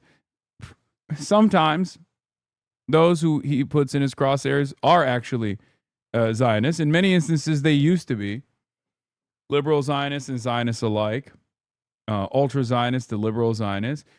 Now he's decided there's maybe a better market to carve out a niche for himself, which is to go after other critics of Israel, more prominent critics of Israel than he, and try to eat away at that market share in his mind, I guess.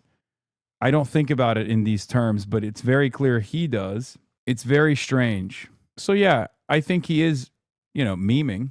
But if he hadn't fallen off the fucking deep end, I think this would probably be a turning point for him, where he would say, yeah, honestly, this is a bridge too far. It's very clear that, Trump is prosecuting political dissidents and doing it on the basis of like internationalism, like any sort of real physical commitment to helping those who are in the crosshairs of American imperialism is met with this level of federal government scrutiny. This is very clearly the American empire reinforcing its cruelty not only upon people unfortunate enough to be born in the periphery, but also even people who are trying to support them in some way, shape, or form. But instead of doing that, because he's not like in any way, shape, or form committed to anything, just as he spent months and months leading up to the Cuba aid convoy, disparaging it over and over again, he has redoubled his efforts in memeing about how Donald Trump is doing the right thing. Break some news here? Sure. Anyway. It's in my, I've told this before, and this is the only time I've ever said this, so this is breaking news. Everyone's gonna freak out. When I was a hated reality star, I got so many death threats. I had so much security and police, and what did they tell me to do? Get a gun. This is real. I know people don't like guns, but LA was dangerous if you're hated, so I got a gun. My wife got a gun. And then we needed CCWs. A CCW is a legal permit to carry a concealed weapon in California. The only people that supported a CCW was the Republican. That was what I aligned with, my safety, my personal safety, my family's safety. I know people don't like guns, but when people are threatening your life and your own security is telling you you need to have home protection, train to, it's not like just I went to the, go through the proper steps. That was my, that's it. And that was it. And you felt like that party was more pro Second Amendment. And I know that's a very hot button, but here's the thing. I'm also going to be the mayor that puts LAPD in front of every school to make schools safe from guns. Who is your political role model? Jesus Christ. Okay, I mean, that's what. He was a politician. He had to, he had to go in and. Are there any modern? Dude, he is farming so fucking hard. It's crazy. Oh my Lord. My political role model is Jesus Christ is wild, okay? He does not give a fuck about any of this stuff. It's so transparent. It is crazy. God, he's not even that good at being a crook, and yet people eat it up. Politicians that you're especially studying or drawn to? No, I'm not a politician. I don't want to be a politician. Yeah. I want to be a fighter for the people. But you've mentioned, though, that... Obama, I'm most similar to Obama. What is one word that separates you from your competitors? Truth. And he says the Obama comparison because they're both community advocates. So we sat with Pratt for nearly an hour. I encourage you, check out the full unedited conversation. And all right, Felix is here.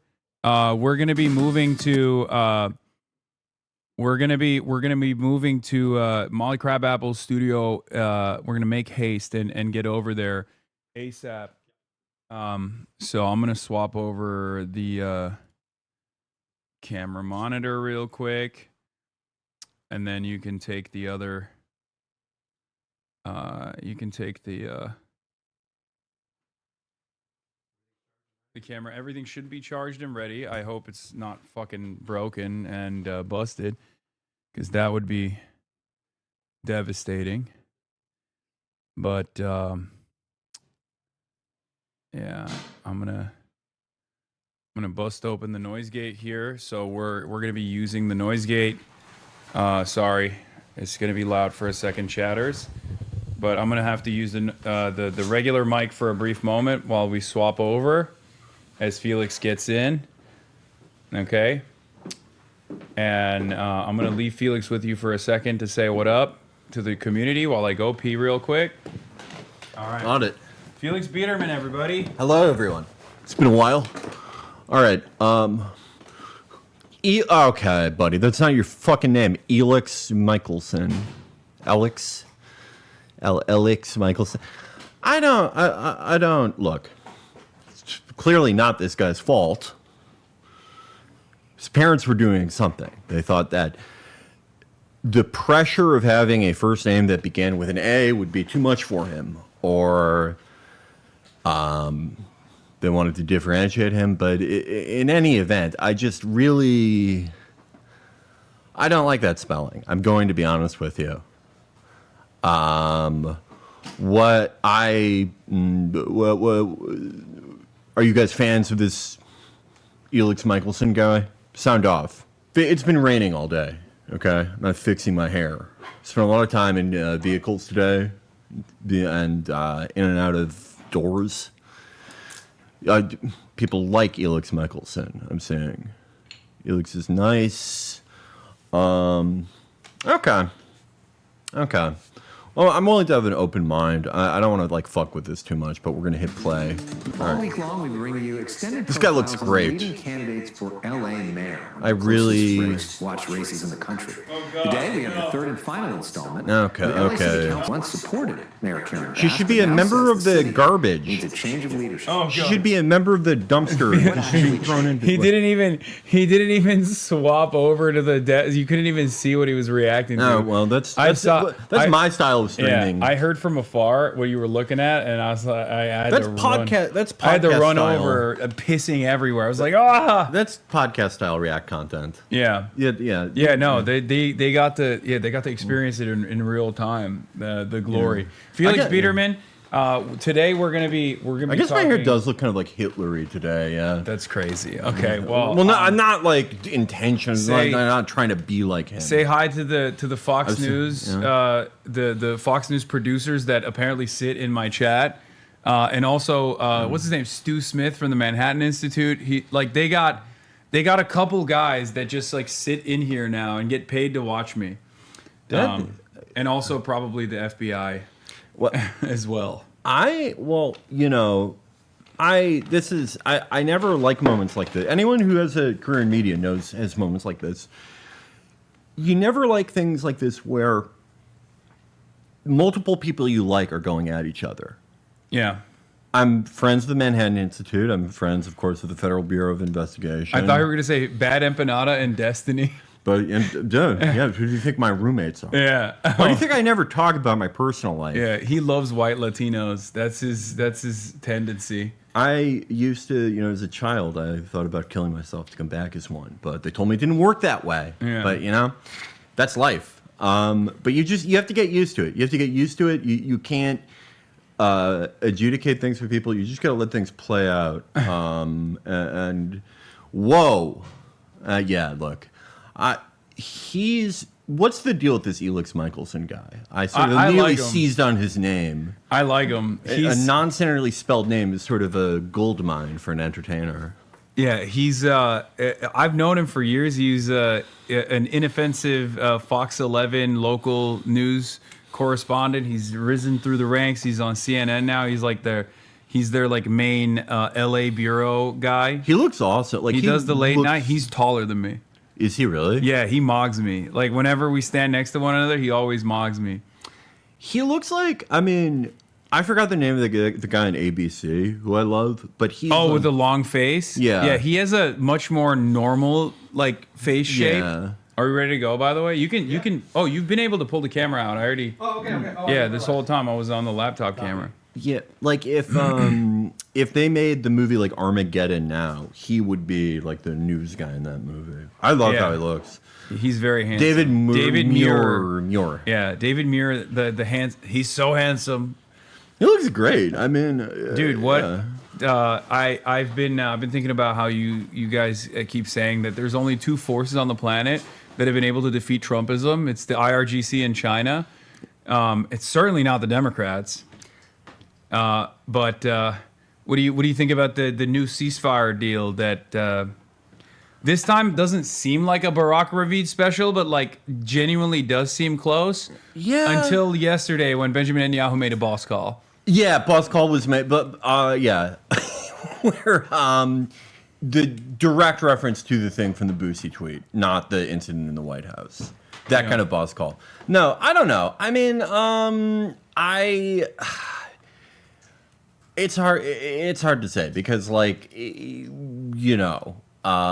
you're Miriam, you spent all this fucking money for something, right? Yeah. But also, they haven't suspended elections yet, and they need to do fucking something, right? And nothing short of like, okay, we can go back to doing the Trump one special. Let's go back to doing the thing that we were doing before that I ran against and under a different name. Like when he renamed NAFTA the USMC. Yeah. Yeah. I mean, that was dope. He's renaming the JCPOA right now. Depending on how things go with, are we ready to go? Wait, did you put the shotgun mic on? Where is that? It's in the bag. That one on the ground right there. This one? Yeah. He renamed the JCPOA to whatever is going to take place with Iran. It's a much nicer deal for Iran. At the end of it, like, once he basically imprisons the Foundation for Defending Democracy guys, because I feel like that's where this is going to head. Like, the more Israel pushes, like, there has to come a point where Donald Trump basically goes, okay, Miriam gave me a lot of money. Okay, I'm the most compromised president of all time. But also, this is ridiculous. Like, I'm getting destroyed here. I'm getting Jamie Dimon boss calls on a daily basis now. The economy is tits up. Everything is dog shit. And the number of my fans that are trying to assassinate me have like. My fans keep getting bored. Yeah, my fans keep getting bored, and yeah, let's bring both and the splitter too, though. Splitter? Oh, Yeah, splitter. yeah, but actually, you know what? No, let's just go with the fucking shotgun mic. 3. Yeah. Okay. Yeah, let's do that. Is there a less violent name for that technology? Yeah.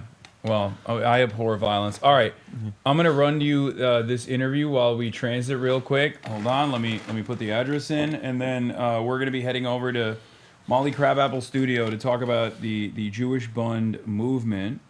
And I thought to myself, you know, Felix would learn a thing or two. I have a bunch today. of like, I've been, you know, after the court-ordered sessions, I'm pretty ready for this. Yeah, this is Felix's.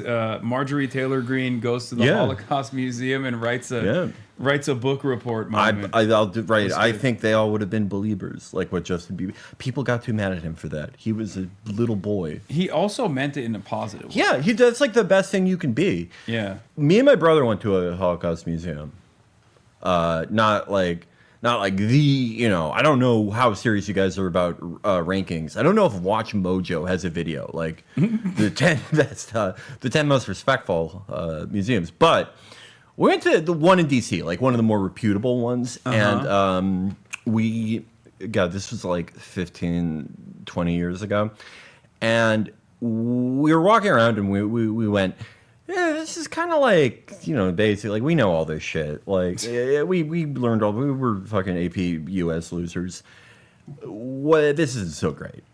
And then we heard this woman 10 feet from us look at one of these giant pictures on the wall, like one of these just stultifying images, and go, oh my God, they didn't let them even wear makeup back then.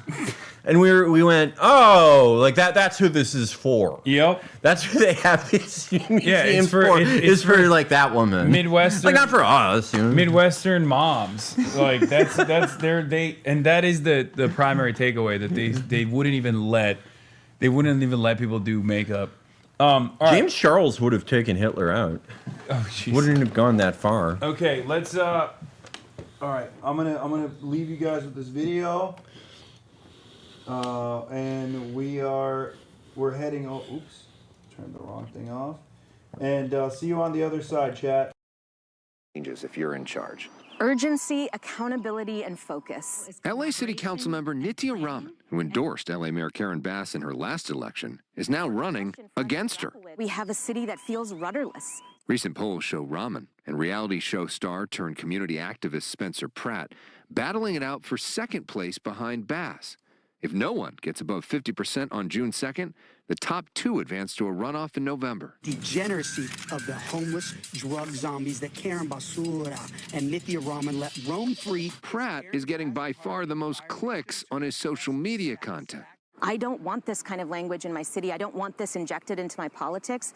And I hope Angelenos stand up on June 2nd and reject it. Free childcare, cleaner streets, and safer neighborhoods. Like New York Mayor Zoran Mandani, Raman is a member of the Democratic Socialists of America. How do you see the comparisons between the two of you? You know, I appreciate his urgency on making sure that the city is working for working people. And I share that urgency, and I appreciate that comparison, because I think that is a shared idea about what the city should be doing. Raman is a mother of two who got her bachelor's from Harvard, a master's in urban planning from MIT. Her husband wrote and produced for ABC's Modern Family. She's been on the city council since 2020. Does the city get more progressive if you're mayor? I think that the city, you know, I am a proud progressive, but to me, I think the most progressive thing you can want is a city that really functions to help people. And on every single metric that the city is supposed to be providing essential services, our city has gone in the wrong direction instead of in the right direction under her leadership. Our streets are worse. We have more potholes. We have tens of thousands of streetlights out across the city. Bass is also under fire for her trip to Ghana to represent President Biden in January 2025, despite high winds at the time. While she was away, the Palisades fire exploded, killing 12 people, burning nearly 7,000 structures. Bass says she did not get adequate warnings about the fire in advance, but left Ghana early when she learned about the extent of the fire. The city knew, the mayor knew that historic winds were coming. There had been a fire there the week prior. Why weren't trucks pre-deployed to the Palisades? Why was an entire shift of firefighters allowed to go home? Rahman filed to run for mayor in the final hours of the last day to submit paperwork. First of all, it was a surprise. Shocking many in LA's political world, including the incumbent mayor herself. What do you make of her campaign? And what do you see as the biggest? One of these days I'll understand it, because I don't understand it now. This is somebody who endorsed me publicly. She didn't really know why you were running. Why are you running? You know, I share the frustration that I see across the city that so many Angelenos are feeling right now. And did you feel like nobody else is stepping up, so I've got to? I mean, there wasn't. This was going to be a campaign that was going to be between our very broken status quo that everyone acknowledges is broken and moving in the wrong direction, and a MAGA Republican who is out of touch with the needs of Angelenos. This is unacceptable. Pratt jumped into the race 1 year after his home burned in the Palisades fire. What do you make of Spencer Pratt? You know, I'm deeply empathetic. He lost his home in the Palisades. He and his family have faced incredible trauma, and I think he's running because he's frustrated with the state of leadership here in this city. I empathize with that. I feel that too. But I don't think he is presenting realistic solutions to the problems that we're facing here. What do you think is the biggest thing he's saying that's not realistic? You know, I think he thinks that our response to our homelessness crisis is easy, that there is one thing that you can do that will eliminate homelessness across Los Angeles. There isn't. But we need to do all the things. On the council, Rahman ran the committee overseeing homelessness. Bass says that means she's had the opportunity to fix the problem. Rahman says Bass should have appointed a homelessness czar. We are spending hundreds of millions of dollars every year on homelessness, and right now in City Hall, there's no one overseeing those dollars. The cost of housing is immensely high here. Rahman says she'd also appoint a deputy mayor of housing. I would tell the departments that are right now taking years to approve new developments, adding millions of dollars in costs, that we simply cannot do that anymore. There is a deadline for permit applications for new housing that every department must follow. If you had to pick one word that separates you from your opponents in this race, what is that? Courage, because I've had the courage to stand up and tell it when it's wrong. And that is what I think the city needs right now, is a courageous leader who is willing to stand up and fight for the people. You can watch our full, unedited conversations with all three of the leading candidates for LA Mayor right now on my YouTube channel. That includes my one-on-one with current LA Mayor Karen Bass and our one-on-one with former reality TV star Spencer Pratt. Hear him explain why he's running for mayor. Watch all three of those conversations in full, youtube.com/Alex Michelson. We are less than 2 weeks away from the June 2nd primary, and the candidates for LA mayor are working hard to rally supporters and win over those undecided voters. Several of those candidates fanning out across the city today. Eyewitness News reporter Josh Haskell joining us now with how they're trying to garner support. Josh. Well, Mark, once again, homelessness is one of the biggest issues in the race for Los Angeles mayor, and we've had the unique opportunity the last 2 weeks to talk with the candidates in depth about how they would address the homeless crisis. The candidates in the Los Angeles mayor's race spending the day campaigning all over the city. Mayor Karen Bass in Westlake, where Churla, the Coalition for Humane Immigrant Rights, endorsed her. Spencer Pratt was in San Pedro, where he met with community members at a restaurant. And Nithya Raman attended an event in Baldwin Hills with former LAPD Chief Bernard Parks. Over the last 2 weeks, the candidates answered our questions about how they would solve the homeless crisis. The number one thing that has been lacking is the services. So once we get people off the street, making sure that we address why they fell on. We got another we got 20 more minutes on this ride. All right, swapped it. Okay, we're back. Can you guys hear us? Can you guys see us? I don't know. I'm going to take a look real quick. Life is just it's a different series of rooms, vehicles, transits. It's a little bit dark too. Yep. If you want to boost it. Trying to remember how. Yeah, you just scroll. Yep. Yep, there you go. Should be better now. I can't see. Scatter. We can hear you. We can see you. Okay, good. What's up, everybody? We're back. Fox is watching the stream. Oh, they are. They wrote an article about it. Oh boy. After your boy, Hassan Piker lashes out over Fed probe into Cuba trip. That's like...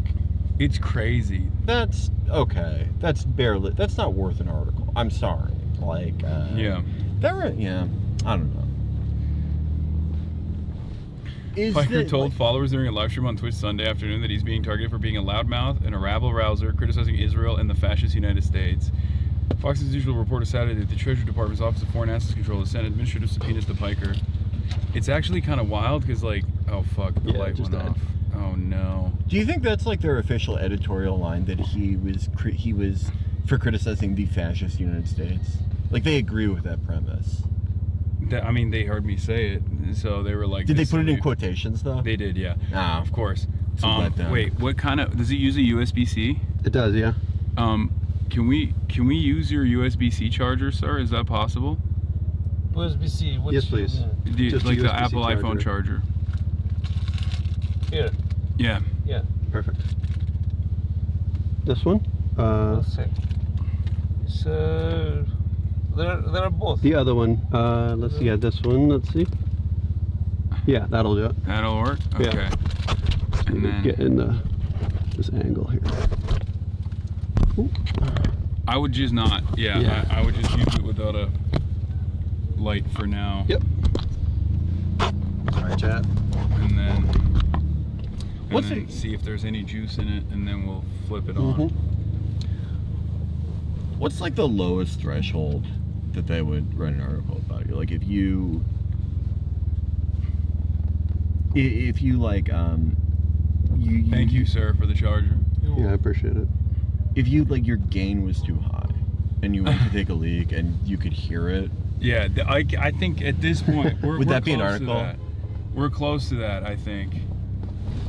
I've really been, I mean, I've been pilloried for doing that before, I'll tell you. People said disgusting things about me. It sounded like lentil soup being poured on aluminum foil. I've done that with at the DNC. When I was at the DNC, I had a mic on, and I had a real pissgate moment where I just went into the bathroom and started pissing, and there was like 75,000 people listening to my healthy streams. Such an anxiety dream for me. Yeah. I had a really traumatic moment in high school when like our friend's basement that we would all drink in, my friend heard me pissing in the sink. I wasn't like being antisocial pissing in the sink. We all pissed. It was the sink you were supposed to piss in. Oh, it was the piss sink. Perfect classic, voice classic, level. classic. Perfect. But he said, "Oh, it's a really like weak sounding stream. You probably have a small dick." And ever since then, it's like I hope no one ever hears it in case, you know, what if he's right? I don't know. The science didn't really make a lot of sense to me because like, would a bigger dick create more pressure? I don't really know. I think physicists who can tell, like, if you have a bigger dick, We get some doctors in the chat. They can inform us. But it did. I was definitely self-conscious about it, and you know, ever since then, I've really been afraid of everyone except for the people who are closest to me hearing what it sounds like when I do that. But I think, yeah, that would probably be an article. Would they write an article if you like I don't know, would you like you'd have to be in a real crisis to be playing Valorant, right? I think, right? Yeah. If you were playing Valorant and you were like, fuck, this sucks, and you like rage quit, that would probably be an article, I think. This is like, I mean, you know this term, A-logging. Yeah. You're familiar, you know, like... I'm doing it to a bunch of people who aren't even, like, media. I'm doing it to normal people. Yeah. Well, that's what... Make them freak out. It's... Fox News has turned into A-loggers at this point. Yeah. Where they just, like, sit around on the stream and behave in the same exact way that some of the least healthy individuals in society behave. I think it's a fun way to behave. They A-logged us once. They were watching listen, you know, we don't do a lot of streaming, but when we do, it's some of the best streams. Matt Christman's positively infamous. Love everyone. Oh yes. When he got love hammered. everyone you know. That was was all funny. over conservative media. That was awesome. I was such a pussy back then. I was like, oh no, we're gonna lose everything. Now I would think it's hilarious, but like, yeah, at the time I was like, oh no. But no, we've never. I think Fox News like got bored of us. We've only had like one article about us, and then Tucker like mentioned us once when he was still on Fox for like not talking about Zell Disney enough. I think that was it, really. Wait, Tucker Carlson got mad at you guys for not being supportive enough of Ukraine? No, it was the opposite. He was like, oh, Zell Disney like got all this money to fucking I don't know. It was one of the early Ukraine channels that was just like too boring for me to follow. Yeah. And he was like, is Chapo Trap House talking about this? What's going on? Yeah. Why is Chapo Trap House not talking? It's like, buddy, why don't you mind your own beeswax? That was it, yeah. I think it's like, they don't want to talk about a show where there's more than 4 episodes of the show are about the show Tulsa King. Like, even for them, they're like, it's, this is beneath us to talk about these guys. Even if we did something really crazy. Oh my God, dude, I'm sorry, I read through the entire report, and it is just a summarization beat by beat of the stream. But with content. like a smarmy tone, where it's like here, I'm gonna read you a choice quote from this. Right. Hold on. Wait, fuck, I lost it. Someone link it to me again, chat, because I lost it. But it was like, later Piker scoffed at, did you know Mike Lawler and Josh Gottheimer went on like one of those Sunday news programs and did the whole like anti-Semitism is on the rise because of Hasan shit again? Oh my God, do they have like today of all days too, right after the subpoena? So they're like, this is our opportunity to really dig in. And it's crazy because like Candace Owens, they bring up one time in the entire thing, and they just totally give the game away, where it's like they just tied that to the bill, so there was like a little bit of legitimacy to the accusations. And they bring up that they're like, and Candace Owens is a Holocaust denier, and then they move on and never bring her up again, and then the rest of the conversation is about me.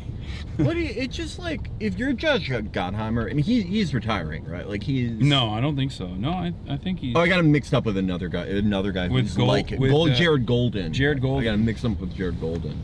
But, I don't know. It's just, whenever we do like 2 Meghan McArdle article segments within 6 months of each other, I think like, you know, I should, you know, I'm a hack for this. But they're just like same shit. We're gonna keep doing the same Hasan content, and they're in Congress. Yeah. They should be held to a higher standard of content. I feel like their content is always mid though. Nah, there's some good and good, the ones good that do guys in and the Congress. ones that do churn out good content, they get axed out like Marjorie Taylor Greene. No, Clay Higgins is still there. Clay Higgins is still there. True, he's beast mode. He's the last good content congressperson. I mean, talk about a guy who had a great video about anti-Semitism. Oh my God, tying it back to DHS funding. Yeah, and where he's the way it starts, it's so artistic. It's like you're watching A Scanner Darkly or one of those movies. Yeah, it's like railroads, and you're thinking these could be railroads anywhere, and his narration comes on. They could be railroads anywhere, but it's in Auschwitz. That could be like the best content ever made by an elected official. I agree. He's beast mode. In my like ideal world where I'm, you know, I achieve all central authority, he's the only guy in my parliament. Piker later moved on to a segment supporting the Islamic Republic of Iran in its talks with the U.S. and Israel to end the war in Iran, mocking the Israel delegation's chirping, critiquing U.S. foreign policy for allegedly letting Israel take control of her entire Middle East policy, and moving the focus of his monologue to a critique of the Zionist state of Israel and the rogue United States. So, it's an opinion that Israel is a Zionist state. Yeah. I love this thing. I mean, like they put the Zionist in air quotes when referencing Israel. Yeah, quote unquote Zionist state of Israel. Yeah, some people are saying it's crazy. That's always been the lowest form of content. Yeah. Back when there was money in East Coast media, there was like an equivalent to that when they would just, someone's entire job was to watch shows like Fox and Friends. And, Media Matters? Oh, yeah. Not even that. Like, they're just actual, when blogs were like a thing, and actual media companies had blogs. Media Matters was like, I always felt like a lot of sympathy for people who did that as a job. Maybe I shouldn't have, but it just seemed like they knew that it's like, you're not even in 2016, you're not like blowing anyone's mind by going, oh my god, they fucking lied on Fox and Friends. Yeah, it's good to have a resource, in my opinion. I relied on it at the time, but I feel like I don't know what happened. I got cracked by David Brock. Yeah. Did Soros' money run out? What happened to Media Matters? Are they still in operation? Still around. They've got to be, right? I think so. I don't remember, but I know that a couple people lost their jobs, like Brendan. Oh no, tons of people did. Yeah. Yeah, everybody makes media plays and everybody fails. Daily Wire, Washington Post. Oh my God, have you seen the Washington Post videos? Like the podcast videos that they do? They get like 12 views. That's pretty good shit. Imagine 12 people in a room. Suddenly it's not such a small amount of people. Any amount of interest is good. I wish them luck building up their audience. Yeah. Who's on the Washington Post podcast? I have no idea, but it's very funny because like they also do the same thing Fox News is doing, because like Jeff Bezos' editorial direction is very clear, where they're like, just do right-wing slop. Yeah. But also because they're Washington Post, they still have to have like a level of I guess intellectualism associated with it, because they do have reporters, right? Mm-hmm. Still, like, John Hudson's still breaking stories and stuff, the ones that remain. And it's really interesting because it's like, what, you good?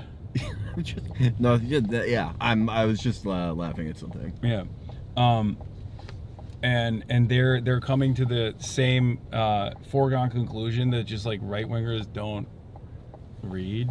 Yeah. At all. Like that's the last. Like readership in general is tanking. It's plummeting. Everyone is illiterate. It's in fashion, and it's going to get worse with AI. But if there's one group of people that do not care at all to consume media in that format, it's right-wingers.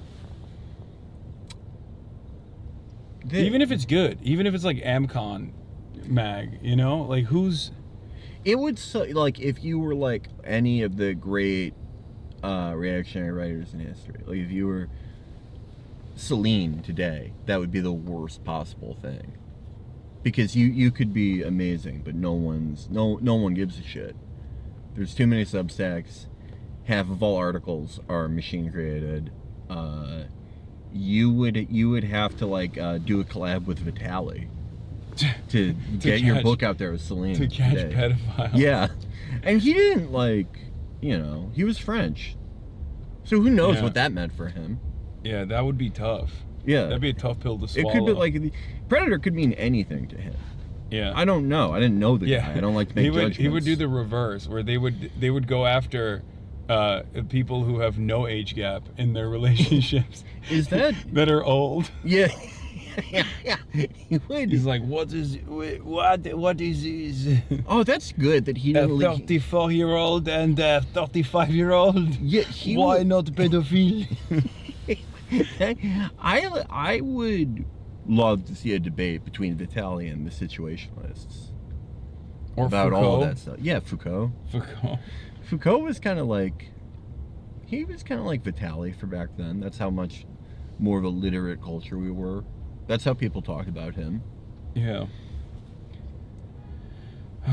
Now I mean, look, we got Chud the Builder. Yeah. This is actually something I want to hear your take on. I feel like, so Ben Shapiro, a lot of people think like, oh, Ben Shapiro lost all of his audience because he's like super pro-Israel. And I think there's obviously, that was like the final blow for the Daily Wire for sure. But it started before then, in my opinion. It started when the right wing, like in 2016, the right actually still was holding on to like a nerdy guy, like a pseudo-intellectual that would make like a convincing case with logic and reasoning as to why you should support, reactionary opinions. Yeah. That's why, you got Jordan Peterson, like people who were people who wouldn't even say that they're like right wing at that time, or would try to like tackle the issue from objective perspectives, like they would claim to be objective. Right? Conceptual James said he voted for Hillary. I did not. I always think that's crazy. Yeah, there's so many of those guys. So, but there was, you're right. The never Trump Republican, like Ted Cruz. Yeah, or they weren't even never Trump Republicans a lot of time. They were like, oh, I'm a Democrat, but I think like the best way to stop Trump is to like not be woke, but also to privatize Social Security. Yeah, but then I think the different eras of like market demand on the Republican side moved away from that like nerdy pseudo-intellectual commentary and debate culture to, I guess debate culture never fully went away, but it moved into the direction of Andrew Tate. So I think that was the first blow when people were like, wait, we could just have like a jock. Yeah. Like we can have like a jock style guy be like a real representative of all of our values of what we associate with like masculinity, fast cars, OnlyFans models, and all that good stuff. And I think that was the first blow to Ben Shapiro's audience, because he could never be that guy. He could never portray himself as that at all. It was also during a moment when this was a bunch of things, just sort of pre-Tate, but it was a moment when everything, all online media just became like a constant game of escalation where you had to keep upping the ante. I mean, Trump was kind of that, because Trump crossed all these lines that were supposed to be uncrossable in American politics. Yeah. And the conventional knowledge would be that you get him out of there for that. You'll never see him again. And when that didn't happen, that fundamentally altered all political media and all media in general.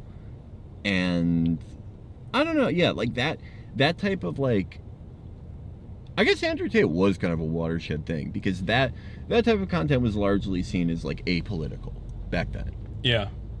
And then it became, and then it consumed the entirety of like right-wing culture, and that's why like they redoubled their efforts on fomenting gender wars, and like anti-feminist rhetoric was always a part of Ben Shapiro's commentary as well, but I think it was never the primary focus, and it was never so crude. Right. He would never like have a podcast where he has like 20 18-year-old girls, and they're all like, they all have OnlyFans. Yeah, they're all like, they're there to be humiliated by like, a deeply insecure guy. Yeah, like some like homeschool girl going like, I don't know what geometry is, and Ben Shapiro screams in her face, "You're a fucking idiot!" Yeah, like he wouldn't lower himself to doing that type of content. Yeah.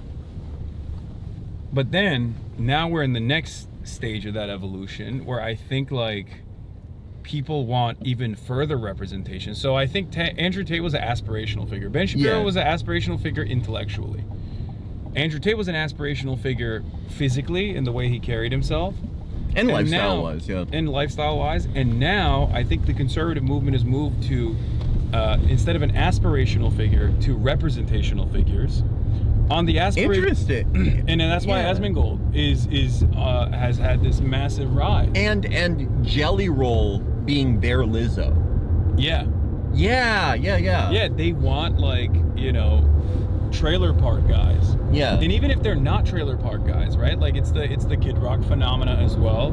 Like, people who portray themselves as, you know, guys that are, you know, the everyman, the everyday like working. Tom McDonald. They know Tom McDonald is from fucking Canada.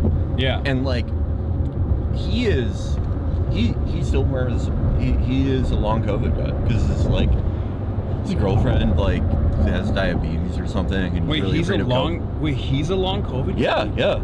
I read this really long profile of him, and he's like really afraid of COVID. I thought, that's very Canadian of him, though. But he's not like openly like it, but he is. Oh yeah, he would never. They would cancel him. Yeah, they would cancel him. Yeah, but I like that whole thing, the Judd Builder thing.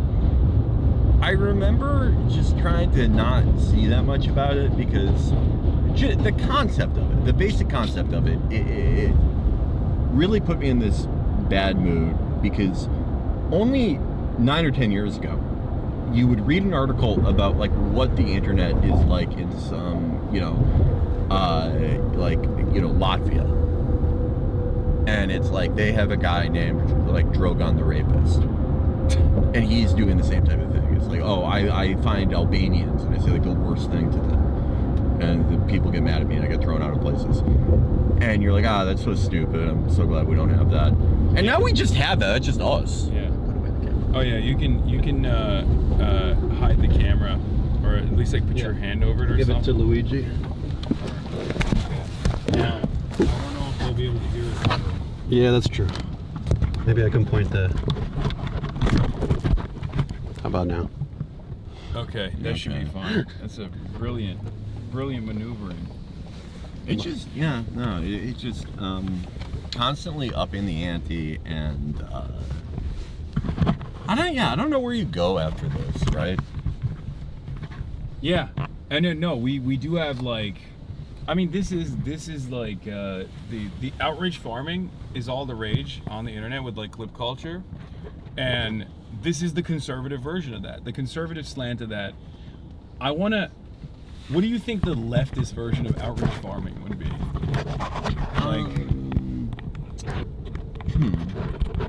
Like going up. Leftist version of the show, whatever. Yeah, like what's the leftist version of the show, whatever? That's a good. Oh man. 20 health insurance executives. No, you'd have. Okay, no, I have a great idea. It's like a bunch of like dumb 19-year-old like boys, and then like you can't actually have Andrea Dworkin because she died many years ago, but like someone who's like trained under her or whatever. Uh-huh. And she's just like, you're a fucking idiot. You're a loser. Like, this patriarchy can't even help you. Oh, so yeah. she's not even making an argument. Yeah, she's just doing the same thing. She's just yelling. Yeah, I'm not saying Andrea Dworkin would do that. If Andrea Dworkin did a gender-inverted version of the Whatever podcast, it would be a great show. Another marker that like there is a real crisis of like no need for intellectualism in the right is Nick Shirley. Like, if I'm James O'Keefe, I'm killing myself, right? Because you actually had a relatively sophisticated hatchet operation. He had costumes. And he had costumes. He had so hidden much shit, cameras. There was at least a little bit of like there was pre-planning associated with this. There was a clear-cut ideology, a goal, and then all of a sudden Nick Shirley comes in, no prep whatsoever, just straight up going up to kindergartens and being like, I want to see the children. If you don't show me the kids inside, and me and all of my adult friends here, then you must be weird and scary. You must be doing something weird in there. Yo, can I have a spelling contest with your class? I haven't seen any, but yeah, no. He's, I always feel bad for Tyler Oliveira, because he's like ripping off Tyler Oliveira. Yeah. And Tyler Oliveira puts way more effort in. I saw this great Tyler Oliveira video that it was about, like, the smiley face killer urban legend. Yeah. Cool. Yeah. And he tries to, he's like, oh, I'm gonna prove that no one could drown in this river in Austin, Texas. So he just gets really drunk and jumps in the river and goes, I feel fine. Okay.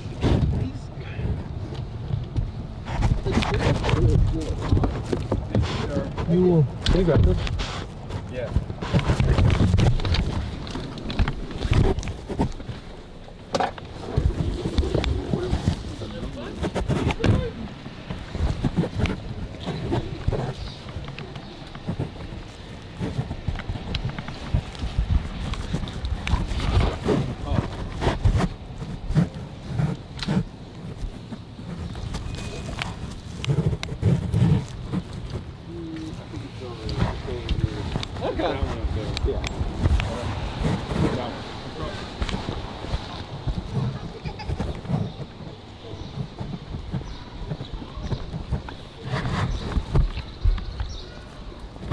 Almost there, chat. Almost there. Hopefully we didn't lose you.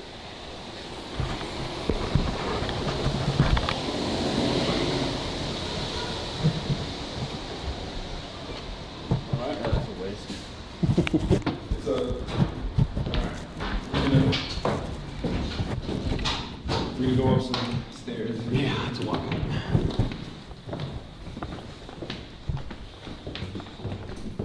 Like there. Yeah.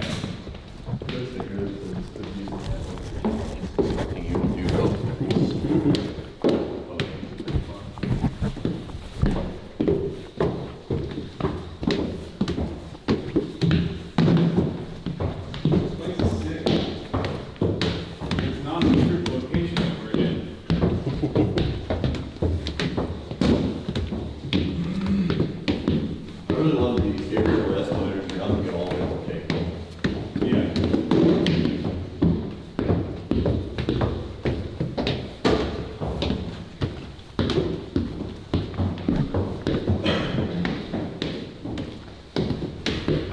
Who owns this building? Chaucer?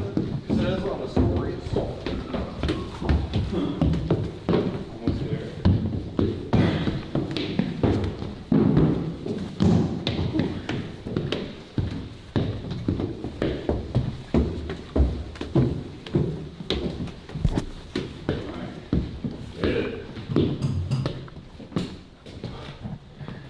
Dude, hey. Hi. Welcome. See you. Likewise, likewise.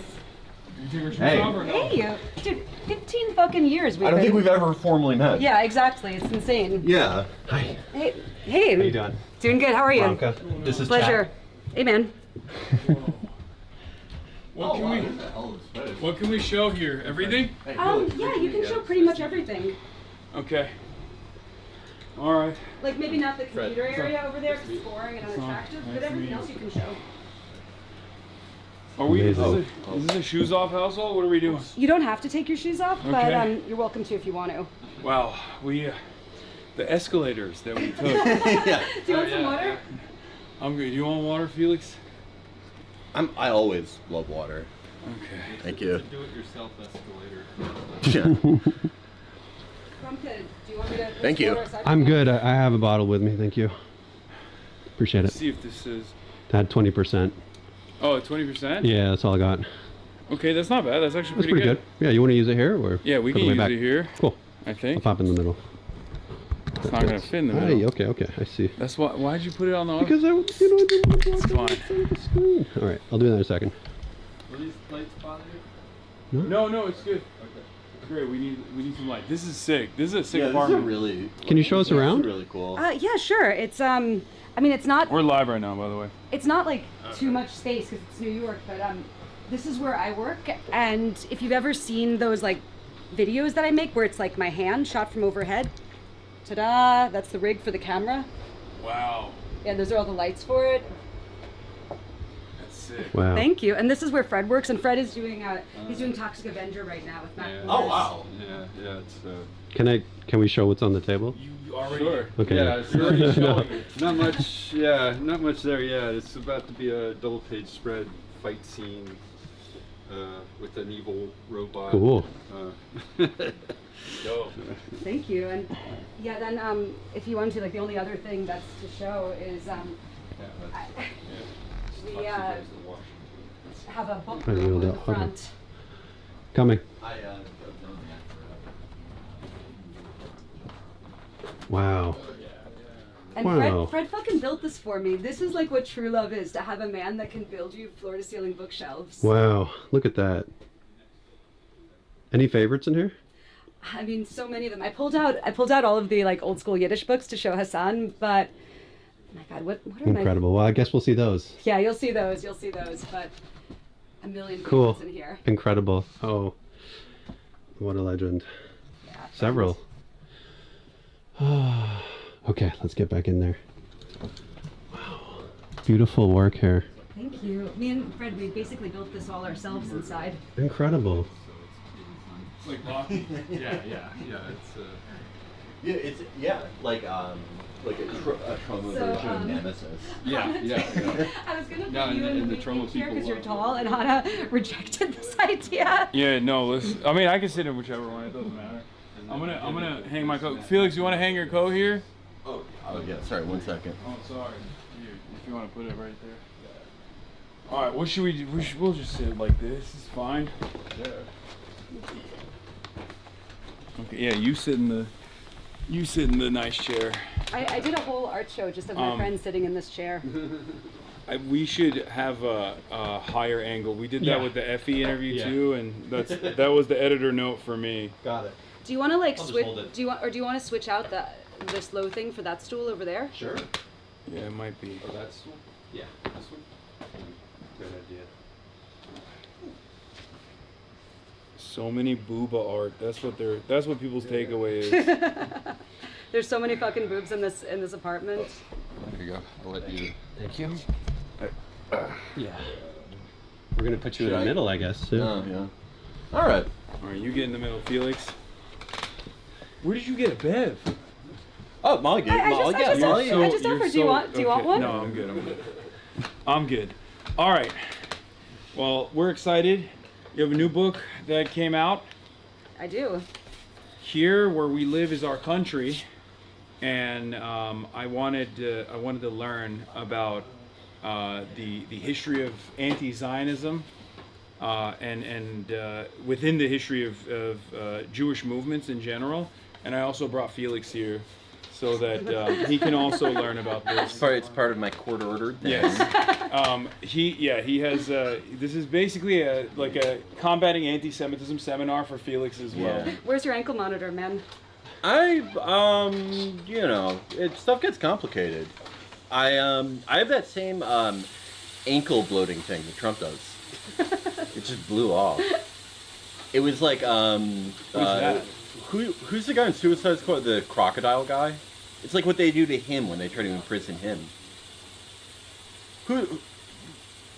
Does anyone in chat know who the crocodile guy in Suicide Squad was? Doc Ock. That can't be his name. Oh no, Doc Ock was the spider. That's an octopus. It's like or no, completely what different am I animal. talking about? King Croc. King Croc, yeah. Killer Croc? Killer Croc. Yeah, okay, well, I fucked that up, didn't I? Yeah, well, we got there. It's the decor of my apartment. Yeah. I'm gonna move the mic to the other shoe. Oh. Give me 1 sec. Okay. Where do we begin?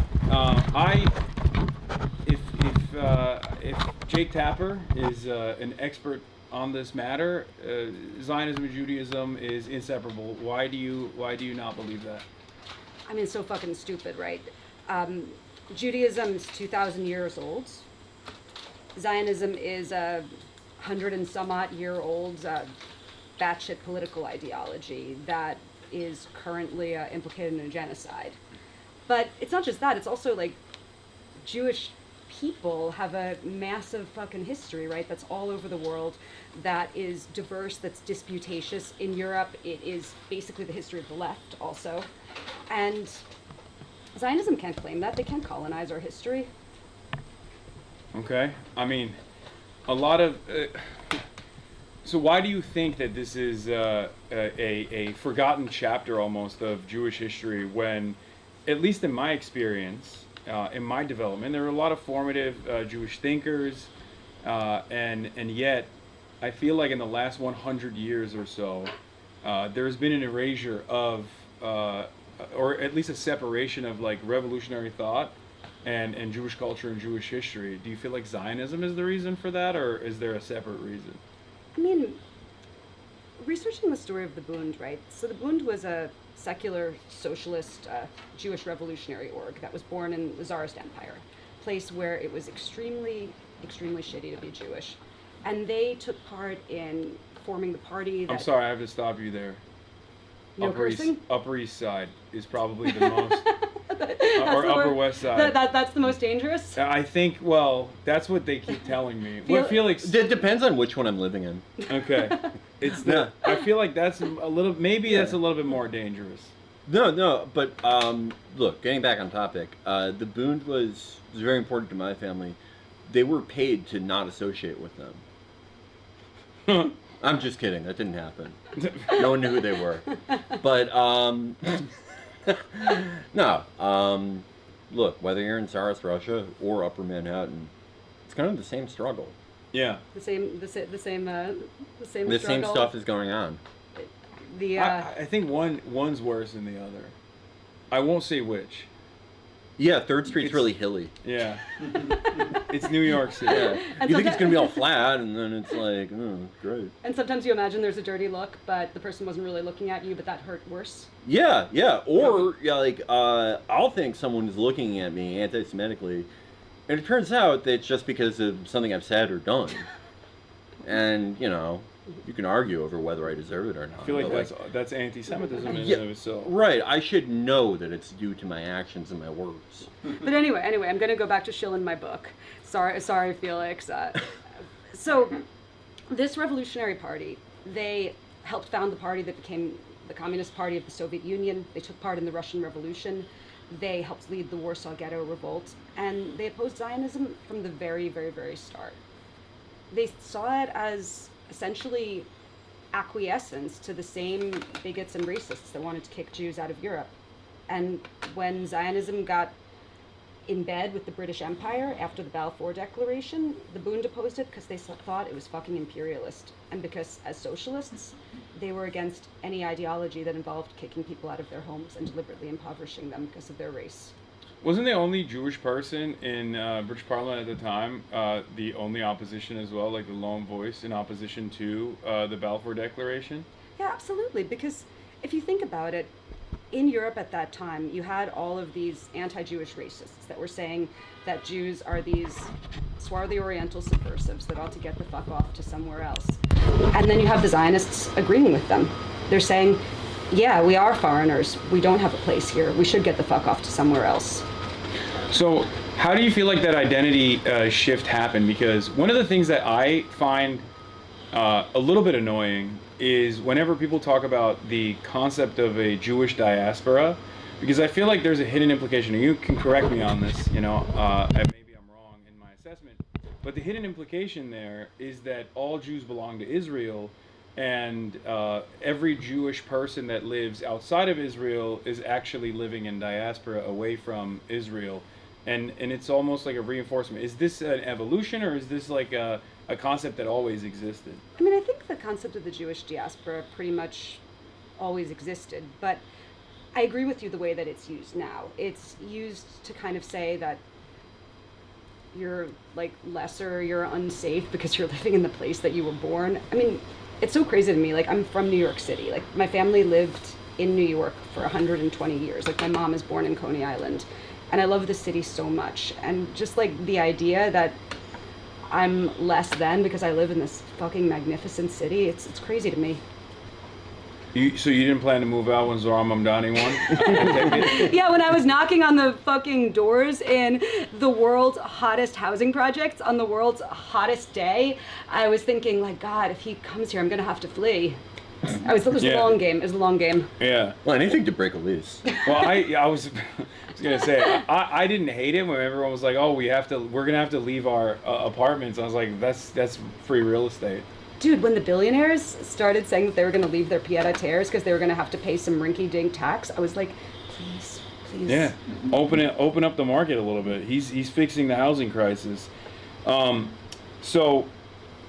Getting back to, so you were talking about diaspora, you said like this concept has always existed, but now it's being purposely bastardized or utilized to create a justification for the Zionist project, that like Jews are unsafe everywhere, they're second-class citizens everywhere they live. What are some of the other evolutions that have taken place that might have existed in Jewish culture that have now been utilized to prop up Zionism in Israel? I mean, the truth is, like, Jews in Europe were historically a super persecuted group. I mean, this book that I wrote, the reason that the Bund had to form as a separate Jewish party was they were dealing with racist laws against them, right? That constrained their futures, that said where they could live, where they could work, where they could go to university. And they're dealing with like real violence against them. And like my book, it's a real history of the incredibly blood-soaked first half of the 20th century, which hit Jews and Roma people in Europe most of all.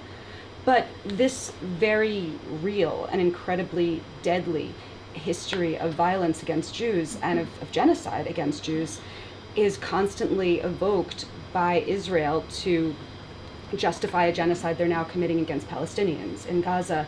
And it's so disgusting, right? To take all of this pain and all of this bloodshed and all of this trauma that our ancestors went through and try to invoke that to go on rape and mass murder and genocide sprees against other people.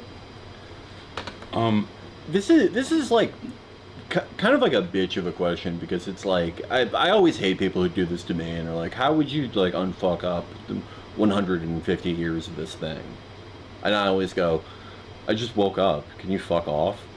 But I don't know. Look, I mean, I don't want to overgeneralize. I did not grow up particularly or at all religious. We didn't do like barely anything. None of us were bar mitzvahed. My great grandfather did it back in the Russian Empire, and he hated it so much that he said, we're never doing that here. And then the other side of the family were unsuccessful heroin dealers. Only unsuccessful heroin dealers. It had just come out, but they were really stupid. They were really stupid people. They were shattering stereotypes. Yeah, they really were. They were really bad at it. I mean, this is what we have intuited from my grandmother, who's still alive. She's 106. She's so old. But it does seem like, at least in America and the EU, that the vast majority of like Jewish civic institutions, if they do not exist primarily to indoctrinate younger Jewish people at varying degrees of religiosity into Zionism, they exist as to provide some sort of cover. This is more of like, you know, for some of them, this is more of like a 2014 thing. They've since sort of backpedaled on it in the last 3 years. But a lot of organizations that popped up in the last 15 years were, you know, to try to like pinkwash or add some sort of patina of like modern identity politics to it.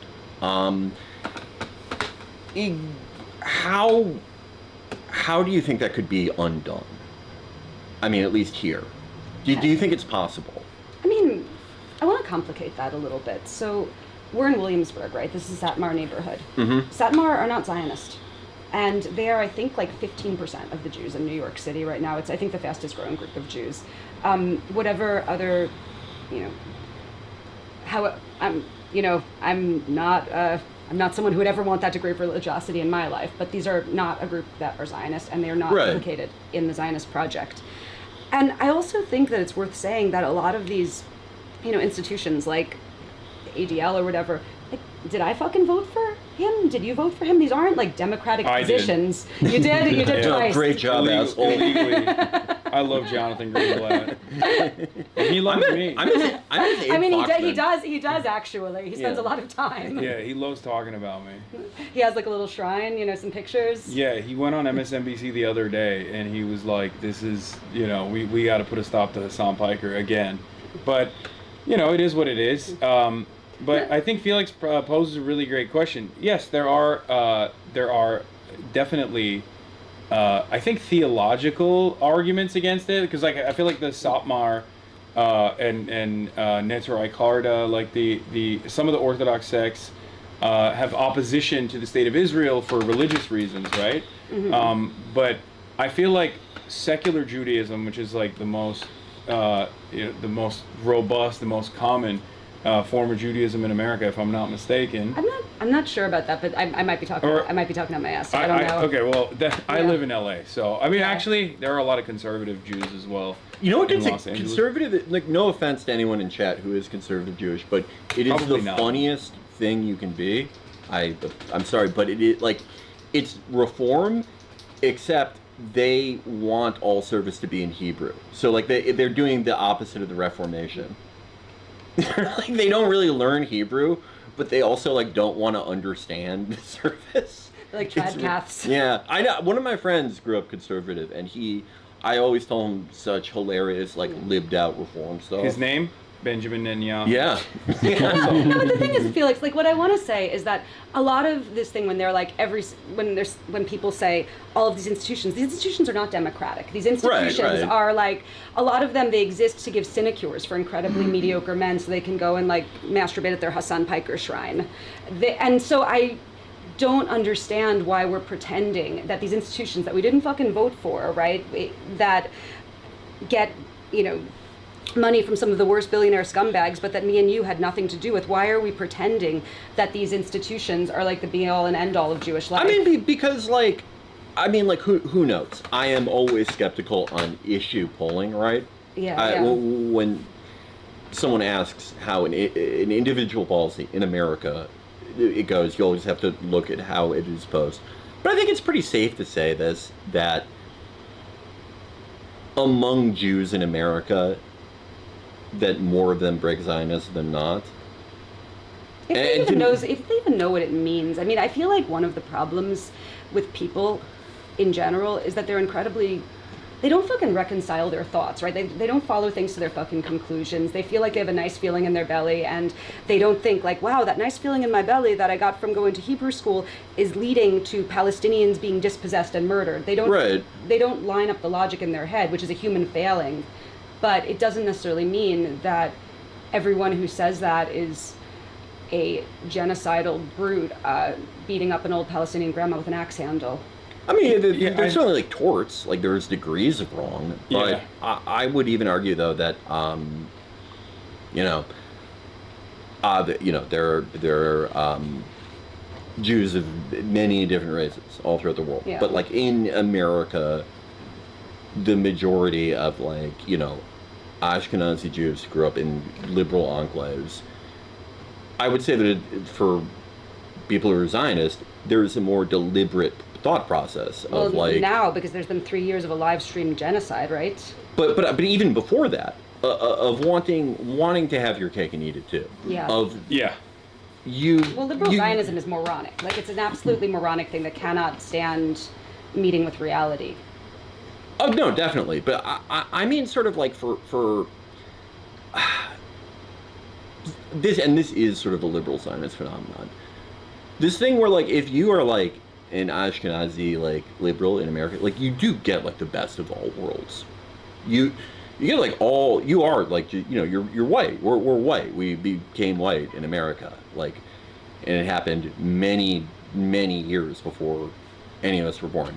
And also, at the same time, if you are in academia or you work in any type of like liberal, anything in the liberal world, you can still, there's this card you can try and play to throw at people, especially for liberal Zionists. So I do think that, at least for that, and obviously it's a shrinking constituency because it is so inherently self-contradictory, and you can no longer just keep doing this thing of like, oh, once the settlements stop, it'll be fine. Exactly. But I do unfortunately think that it is a more conscious thing for a lot of people. And I think that unfortunately a lot of people do get off on that self-victimization aspect of it. That a lot of I agree with you. No, I definitely agree with you on that. You mean like Shai Davidai acting like Absolutely. he's in 1939 Germany? No, it's fucking pathetic. I mean, I remember there were these crazy people that they made like an Instagram thing that was like, "Would you hide me?" As if they were that was Anne my Frank. favorite. That was the best hashtag.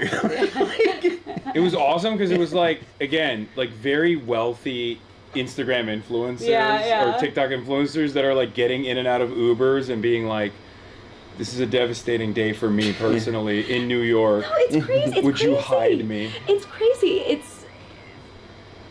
I don't understand the pleasure these people seem to get out of imagining that they're in this situation of persecution that they in no way are. Like, the only thing that might happen to them is that they might say something deeply offensive and fucked up and in support of this fucking project, and then someone will be like, you're wrong. Yeah. It's so, I always think, like, do you ever get this thought where you see that and you go, like, okay, like, even if you were like a purely cynical actor and you were doing this to sort of like just mask your sense of like racial animus and feelings of ethnic chauvinism and superiority, like, aren't you embarrassed to like go out there and be like, oh my god, I saw a fucking Palestinian flag on a Delta flight, I'm gonna kill myself? Like, isn't that like embarrassing to do, like a little bit? I mean, you kind of have to choose a lane, whether you're going to be a crying small bean or whether you're going to support a state doing genocide.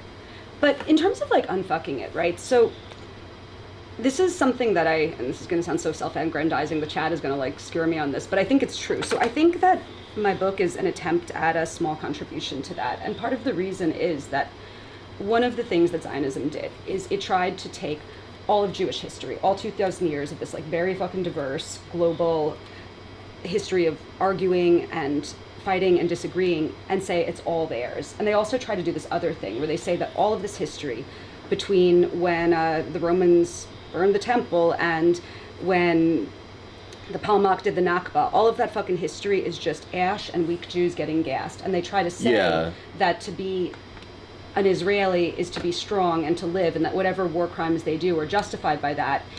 And, you know, it's funny, so this book, you know, it debuted at number 4 on the New York Times bestseller list. It's really popular. And that... Beat our shitty book. I'm sure it didn't. No, we were like number 7. Oh my we started God. number 7. No, you beat us. Well, I'm illiterate, so I lose by default. Go on. But the comments that I get, because it's, you know, it's a popular book, it's an anti-Zionist book, there are all these people that are like, LOL, the Bund was gassed, Darwin Awards, ha ha ha, objectively hilarious. And, you know, this is so common that like my socials are just, I can't even read the comment sections in my socials because it's just like this endlessly. And if you think about it, what they're doing, it just shows this total contempt for anything they view as weakness, right? Yeah. They're deflecting the fault for the murders of 6 million Jews away from the Nazis onto socialists, because they believed in human solidarity, because they believed that they could work alongside other people. And I think that there's something very psychologically telling about their ability to spit on their own ancestors in this way. Yeah. Isn't this also like a real issue in Israel as well? Sorry to cut you off. Like the mistreatment of Holocaust survivors in Israel, and then also like the cultural attitude towards it, where it's not even necessarily like, oh, you survived, so you should have some semblance of guilt, but more so that you were weak. Like that there's this false understanding, this false perception that Jews were sent to the concentration camps, and like in certain instances like knowingly went in because they were too weak and too feeble, and that's like diametrically the opposite of what Israel is supposed to represent now, like a strong nation that's like unbelievably militant and is constantly destroying its enemies. That's like, how much of that is the guiding resentment here? I mean, that's all of it. They used to nickname Holocaust survivors soap, Sabon, in Israel. Yeah. There was one anecdote I found. It was this Holocaust survivor. I'm sorry, it was a partisan. She fought throughout the whole Holocaust, and she was a Zionist, and she went to Israel afterwards, and she was giving a public speech about, you know, how she had fought Nazis. And this is like 1946, 1947. David Ben-Gurion heckled her for speaking Yiddish.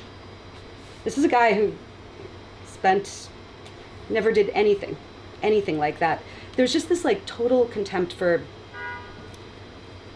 the European diaspora, for survivors, for the Yiddish language, which is just, you know, that was the language of like Eastern European Jews, right? Total contempt for it. It was like really suppressed in Israel for a time.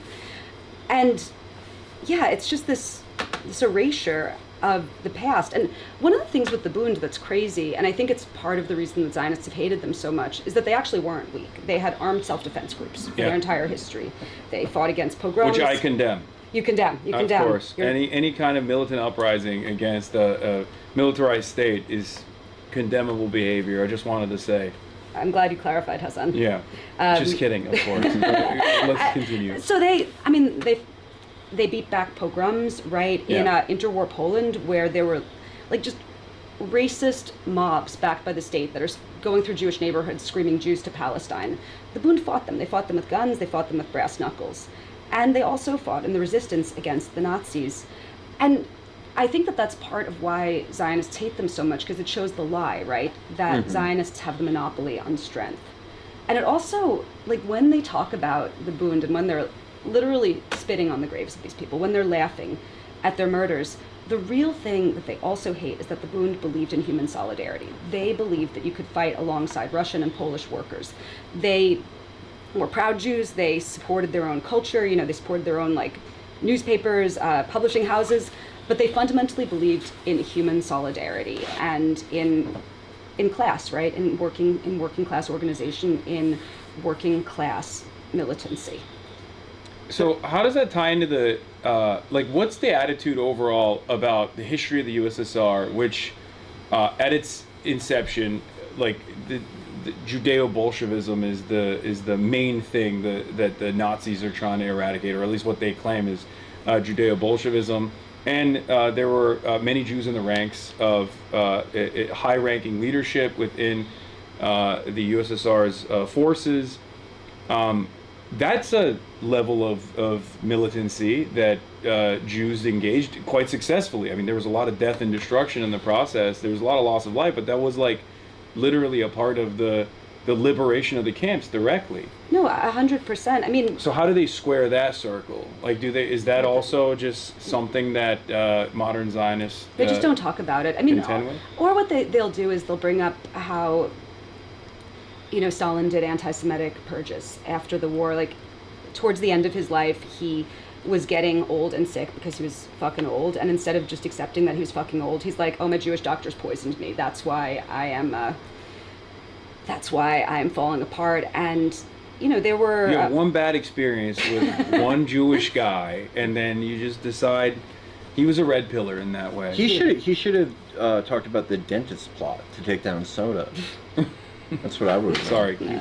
But you know, but he didn't. You know, he didn't. It wasn't just the doctor's plot, right? Like, he murdered all of these Jewish poets, all these people who were members of what was called the Jewish Anti-Fascist Committee, that organized to, like, you know, raise support for the Soviet Union to fight the Nazis. So, like, there was real anti-Semitism in the Soviet Union, you know, in the last days of Stalin.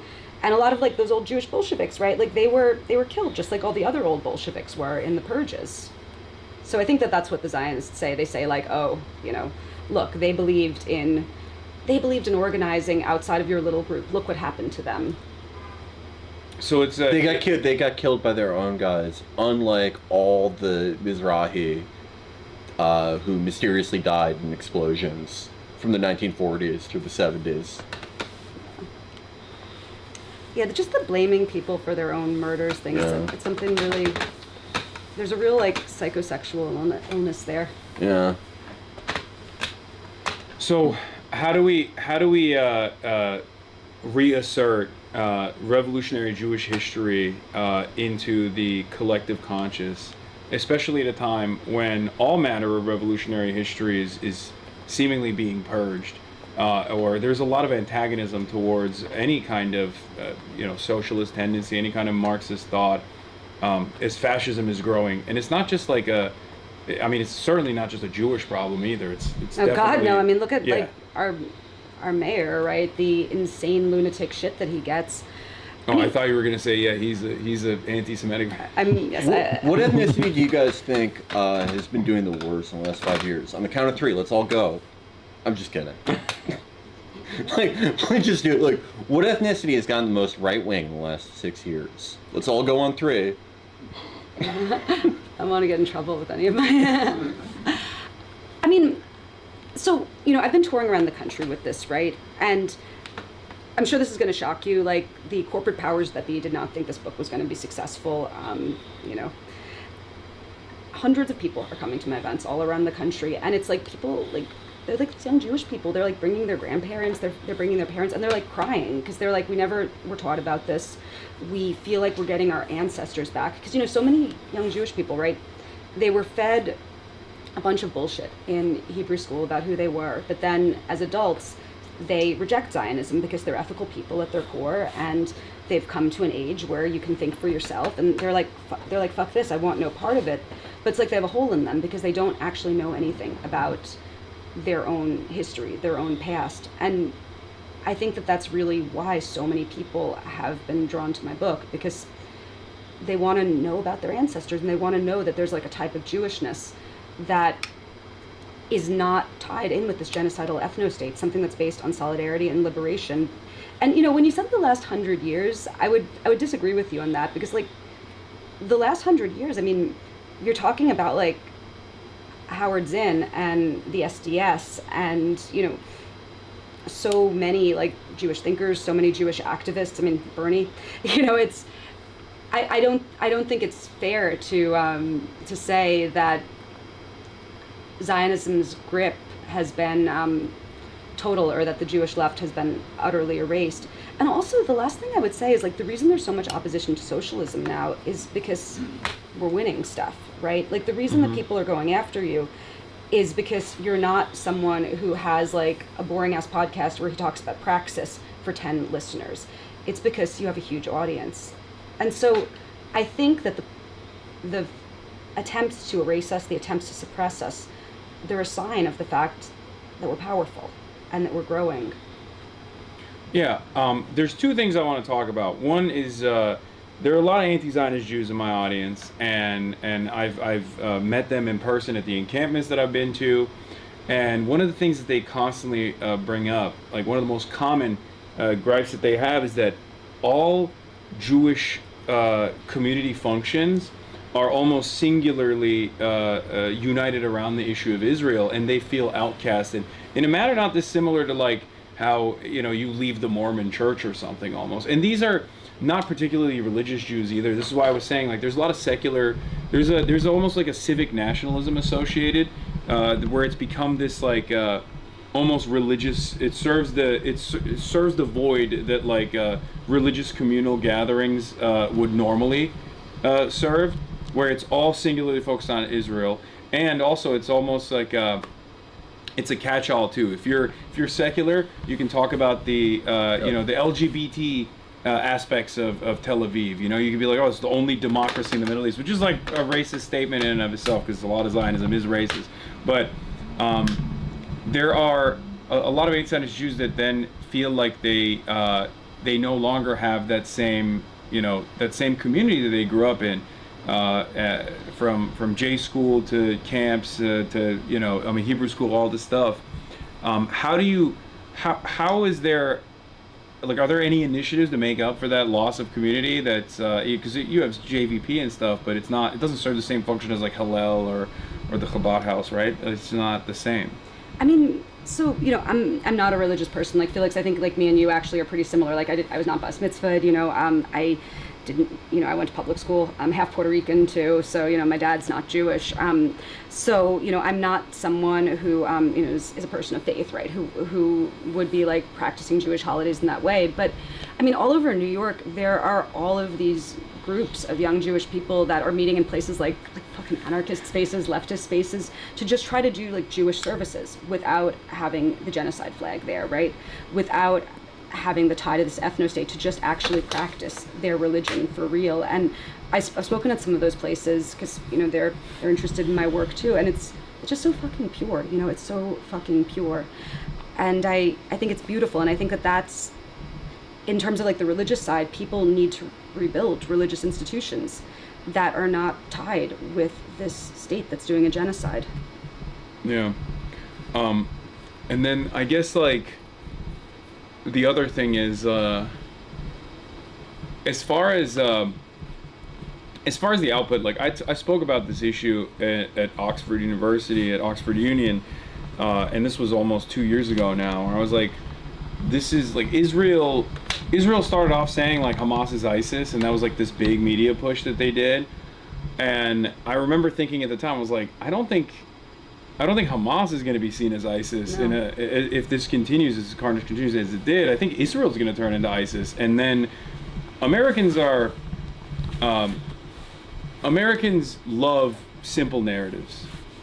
Many people in the West do, and they don't have like the same sophisticated versions of anti-Semitism that Europe has, considering that that was the laboratory where they concocted all of the most devious ways of being anti-Semitic.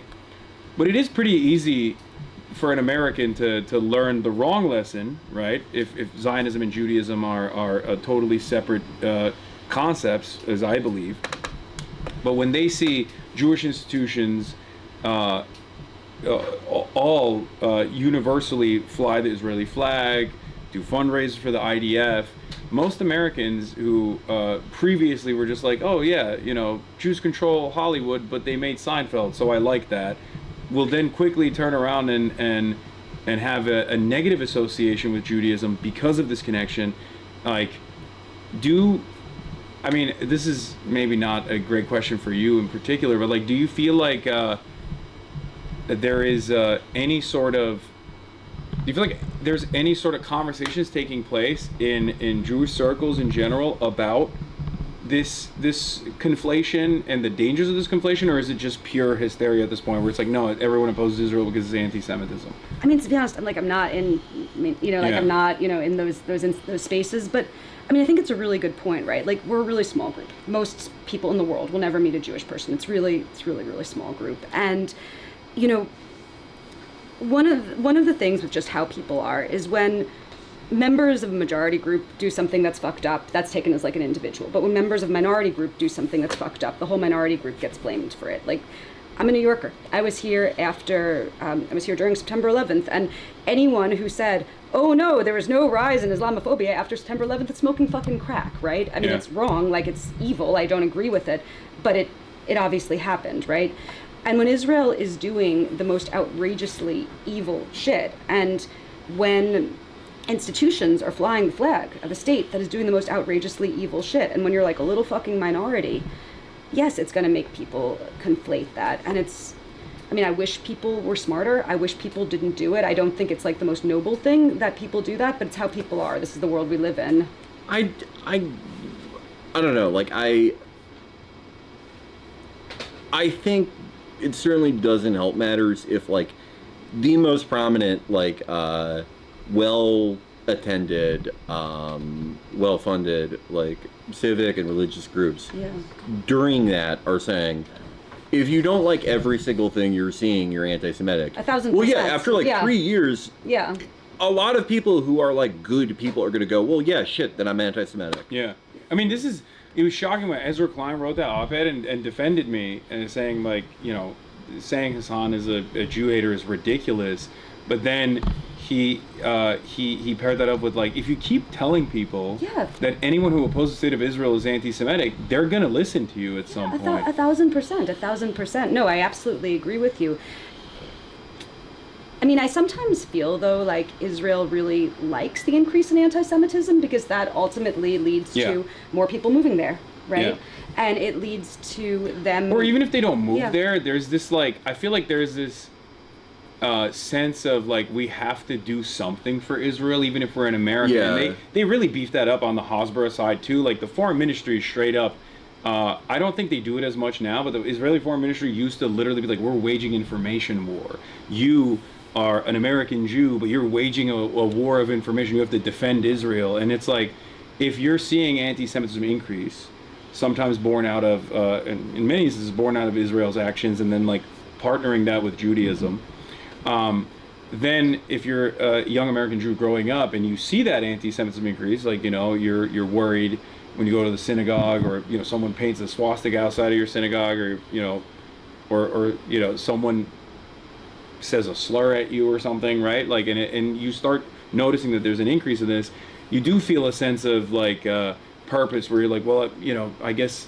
Israel is the only safe place for Jews. I'll never live there, but at least I can do something about it. No, I agree with you that there's a feedback loop. And yeah, it's just, Israel really does use Jewish communities outside of Israel as their fucking shield and as their piggy bank, and they so much benefit from attacks against Jews. They so much benefit from anything that makes life more difficult for Jews outside of Israel. Yeah. So I guess the question is like, do you see there, I mean, there's definitely a generational shift here, There's a right? huge It's a huge generational shift. And I think that's part of the reason why people like Jonathan Greenblatt despise me so much, because more so than like Candace Owens, because Candace Owens is a massive audience, but like, I don't think Candace Owens is like converting Jews into anti-Zionism, because she's, you know, running around with a copy of the Talmudic Jew and waving that around and saying Yeah, Jews are contract exactly. lords and shit like that. So like, but someone like myself who has a lot of established credibility, at least for the past decade, in combating anti-Semitism, who has a fairly large Jewish audience as well, and I have established trust in my community. They hear me go out to bat and combat anti-Semitism, and then they see my opposition to Israel from a perspective that they can understand. You know, anti-Zionism as a form of anti-fascism. That does actually have a lot of impact, I think, and that's what frustrates people like Jonathan Greenblatt the most, because Nick Fuentes is not converting his nieces and nephews. You know, he's not having to have difficult conversations because his nieces and nephews are watching Nick Fuentes. They're watching people like myself, and then realizing that maybe this was, you know, a bad bargain. I think that's very true. I mean, people like Jonathan Greenblatt, the whole grift, the thing that keeps him getting fed his 6-figure salary, the whole sort of animus that he has is that Jews can't trust anyone else, that they're not safe anywhere else, that you have no comrades, that you have no friends outside of your little community. And when they see someone who's building power on the left, right, in a way that is inclusive of everyone, that is anti-Israel out of profound ethics, but that combats all sorts of racism, including racism against Jews, that's a threat to them, right? And that's why they're going after you. They're going after you because you're powerful. I guess. I mean, they're not going after like people with 10 listeners who are talking about Foucault or Praxis or whatever. That's kind of a sore subject for me, because I never get put on any of those like most anti-Semitic guys lists. He tries really hard every Yeah. time. Every time he's on my stream, I get in trouble. I've been running my own for-your consideration campaign for myself. for an airy mission list? Yeah, and they won't. And stop anti-Semitism. They won't do it. He figured out what's her name? Lior, I think. The one. Did you know Stop Anti-Semitism is just one crazy lady? Yeah. She was at January. It's like a crazy lady from Connecticut who was like at January 6th. Yeah. I love her. She's not even like. Like you nuts. would think it's like a well-oiled machine, like well-funded machine. It's just one crazy woman. Yeah, just one. Like it shows. I mean, it's like it's doing something that makes the world worse. But like, if you just like drink on your Vyvanse prescription, you can make a difference. Yeah. Anyone out there who has a Vyvanse prescription, or Shout out near you know someone who has a Vyvanse prescription, your neighbor does, you know where the CVS is in your community, and you have access to even just wine, get started, get cracking. I mean, one of the other things that occurred to me, though, like, so I look at the shit that my Palestinian friends have gotten, which is not just like mean Facebook comments, right? It's like I have friends who lost their whole careers just because they existed as Palestinian. I have, you know, people who I love who have suffered so much because of the racism they get that isn't even for speaking about Palestine. It's just for being Palestinian in public, right? Full stop. And then I look at like me. What do I get? Like mean Facebook comments? Like occasionally I get like a twitchy weirdo screaming in my face. And I just like really want to say, like, if you're Jewish and you're against this fucking genocide and this like these lunatic wars of ethnic cleansing and expansion, like have some fucking courage and speak up, because it's okay. Like you will survive like a few mean Facebook comments, and what Palestinians go through just for fucking existing in public, would make so many of us crumple. So it's like we ought to use our voices. Yeah. Well, let's talk more about the book. Who's your favorite Jewish revolutionary? In the book, my favorite was Bernard Goldstein, who was the head of the Warsaw Self-Defense Militia. He was just this like total scar-faced gangster who defended the poor neighborhoods of Warsaw against rich boy nationalist thugs. What was one of the more surprising characters that you found in your work? I found so one of my very dear friends is a woman named Irena Klepfich. She was like a pioneering lesbian poet, and she was born in the Warsaw Ghetto. And her father, Michael, he was a Bundist, and he was the bomb maker in the ghetto. And she told me, she was like, my Aunt Gina was a lesbian.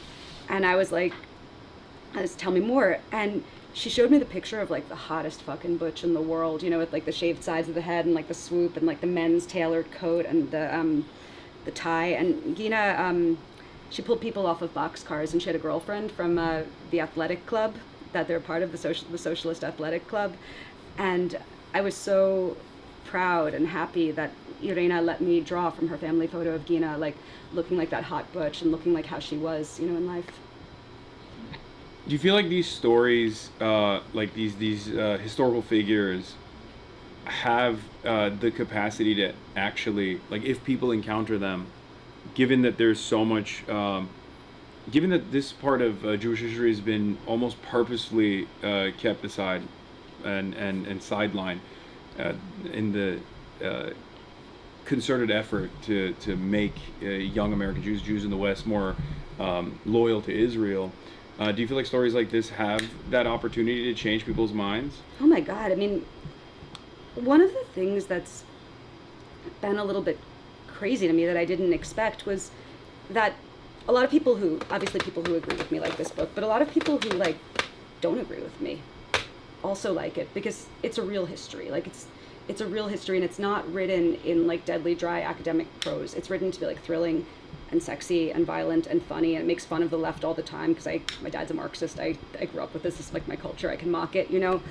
And so many people are coming to it and having their understanding of their own history broken open. I think giving people back their ancestors is something really, really valuable.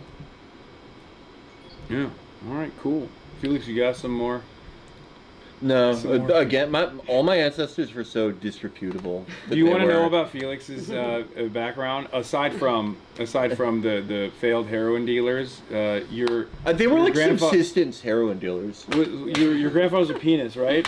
Was it what? In the czar? No, yeah. My this is like what pussies people in my family were. My like great grandfather or something, like I forget like how many generations back.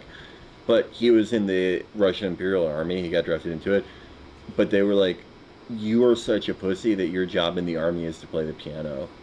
He was an artist, Felix. I mean, it's like cool that he did that. That was probably like, being a piano player was like being a surgeon back then. But it is like... It also meant he wasn't war criming, too. Yeah, no, he's like... you know, depending on... I don't know which war he was... if it was like the Russo-Japanese War, they really got their ass kicked in that war. So maybe he was a really bad piano player. He wasn't giving them the right martial rhythm. Yeah. I mean, or maybe he was too good, and they just like they didn't want to train. Who knows? I mean, my great grandfather, he painted that painting behind me over there. Oh wow! That's my, and the one above it, that's my great grandma and my grandmother. My whole family are artists. Like, I mean, I got inspired to do this book because of my great grandfather, and I was obsessed with him just because I grew up surrounded by paintings like that, but also because he taught my mom how to paint, and you know, my mom taught me how to paint. And it was really cool finding out that he was also in this revolutionary group when he was a young guy, that he joined just to like get better labor conditions. Like, so same reason so many people join socialist groups. Yeah, no, I mean, I think like out of any ethnicity in America, like the most red diaper babies are like, yeah, especially people from the former Russian Empire, yeah, early USSR. There's one guy who's he's a really weird person to be a red diaper baby, like David Horowitz or someone. David Horowitz? It's I don't know if it's him, but it's a guy like him. You know, like some like insane guy. Yeah. Well, there's a lot of those. Trots come neocons. Yeah. Yeah. That's like it's the most popular one. All those former SDS guys. I mean, I just think that, like, this history of socialism with American Jews who came from, like, Tsarist Empire, who came from Russia, it's so many people's grandparents and great-grandparents. I mean, so many of them were part of socialist groups, like, just like the Workers' Circle, that was a mutual aid society. And I think that this history has been, like, so erased by Zionism and also by anti-communism, right? Like, I asked a bunch of these Bundist Holocaust survivors, I was like, why wasn't your family, like, politically active in America after the war? And they were like, my family were refugees who were afraid of being deported, by McCarthyism. That's what I was going to ask you about. That was the second question. Thank you for bringing that up. So there is this collaborative effort where I feel like, while not so large in numbers initially, and this is not like a Jewish thing, obviously, but like there were definitely upstarts who noticed the trend in American culture and American politics during the Cold War specifically, who then turned around and played a formative role in the McCarthyite trials, which in many instances targeted Jews. And Jewish institutions, right? And Jewish institutions, exactly. So I like, how much of that do you think played a role in robbing American Jews of like their own revolutionary background and their own revolutionary history, where there was this like forcible excising of all communist elements in this like unbelievably anti-communist America in the aftermath of World War II? I mean, I think it was huge, right? Like you have the execution of the Rosenbergs. Yeah. You have the destruction of the IWO, the International Workers' Order, which was like a Jewish communist cultural mutual aid thing. I mean, this was like raided and destroyed, right? Like counterterrorism style. And I mean, I think that the destruction of the Jewish left, it's of a piece with the destruction of like the American left, right, in the 50s, which was very violent, and it was pretty effective, but never completely effective. Yeah, anti-communism has always been fascist. Like that's usually, no matter where you look, this is like almost a recent phenomenon, I would say, of like liberal anti-communism that isn't like, that also is like anti-fascist at the same time, is a relatively new phenomenon, I feel like, as opposed to anti-communism being like openly fascist, even in post-World War II design in Western Europe as well. Whether it be propping up NATO and sometimes even directly hiring and appointing Nazi generals, or stay-behind networks that they utilize, or they found that the most successful anti-communists were always former fascist paramilitary groups that were disbanded after World War II, only to be reinstituted and brought into positions of power with the invention of NATO. I mean, I would say that there were always plenty of socialists who opposed, who opposed Lenin or Stalin or the Soviet Union, right? Like they had a pretty narrow vision of what they saw as legit socialism. But I agree with you that the most effective fighting forces against the Soviet Union and against stuff like, I don't know, the Greek partisans, right? Against like the Italian Communist Party have always been fascist groups. But I would say, like, just to complicate it, for instance, the Bund's leaders were murdered by the Soviet Union. One of them was shot in the head on fake accusations of being a Nazi, which was obviously fucking ridiculous. The other one was driven to suicide in a jail cell. Soviet Union, when they invaded eastern Poland, they rounded up and disappeared hundreds of members of the Bund. There was a lot of very real and very live hatreds amongst socialists and amongst the left. But by the same token, fascists have always been the ones that were at the forefront of fighting the Soviet Union. The reason why I'm bringing this up is because I feel like it's a broader trend of like it ties back to anti-Semitism rising, and I feel like there's almost this attitude amongst Zionist Jews in particular, that if they collaborate with anti-socialist forces, like fascist forces, that they will be spared in the Western world as well. As long as like Israel can, can present itself as like a valuable tool of domination in the region, that this is the most effective way to survive, to stave off any sort of like annihilation, any sort of extermination, like to become a part of that in-group. I don't think that is necessarily going to play itself out, because that can flip back very quickly, and we're kind of seeing that with the younger conservatives. And I guess my point is, if anti-Zionism is growing in the country, and you have two options, you either associate that with anti-Semitism or you associate that with anti-fascism. I don't understand why people would not lean in the anti-fascist direction, especially if they're Jewish. I 1000% agree. And I mean, there's a history, right, of this sort of class war in Jewish communities. I think about, in Argentina during the Dirty Wars, when, what was it? It was like 10 or 20% of the people who were murdered, by the junta during the Dirty Wars were Jewish, right? Yeah. But the established, well-off Jewish community did not, they were scared, and they didn't advocate for these leftists who were being thrown off of planes. And Israel was even giving weapons. It was the same. It was the same with Pinochet.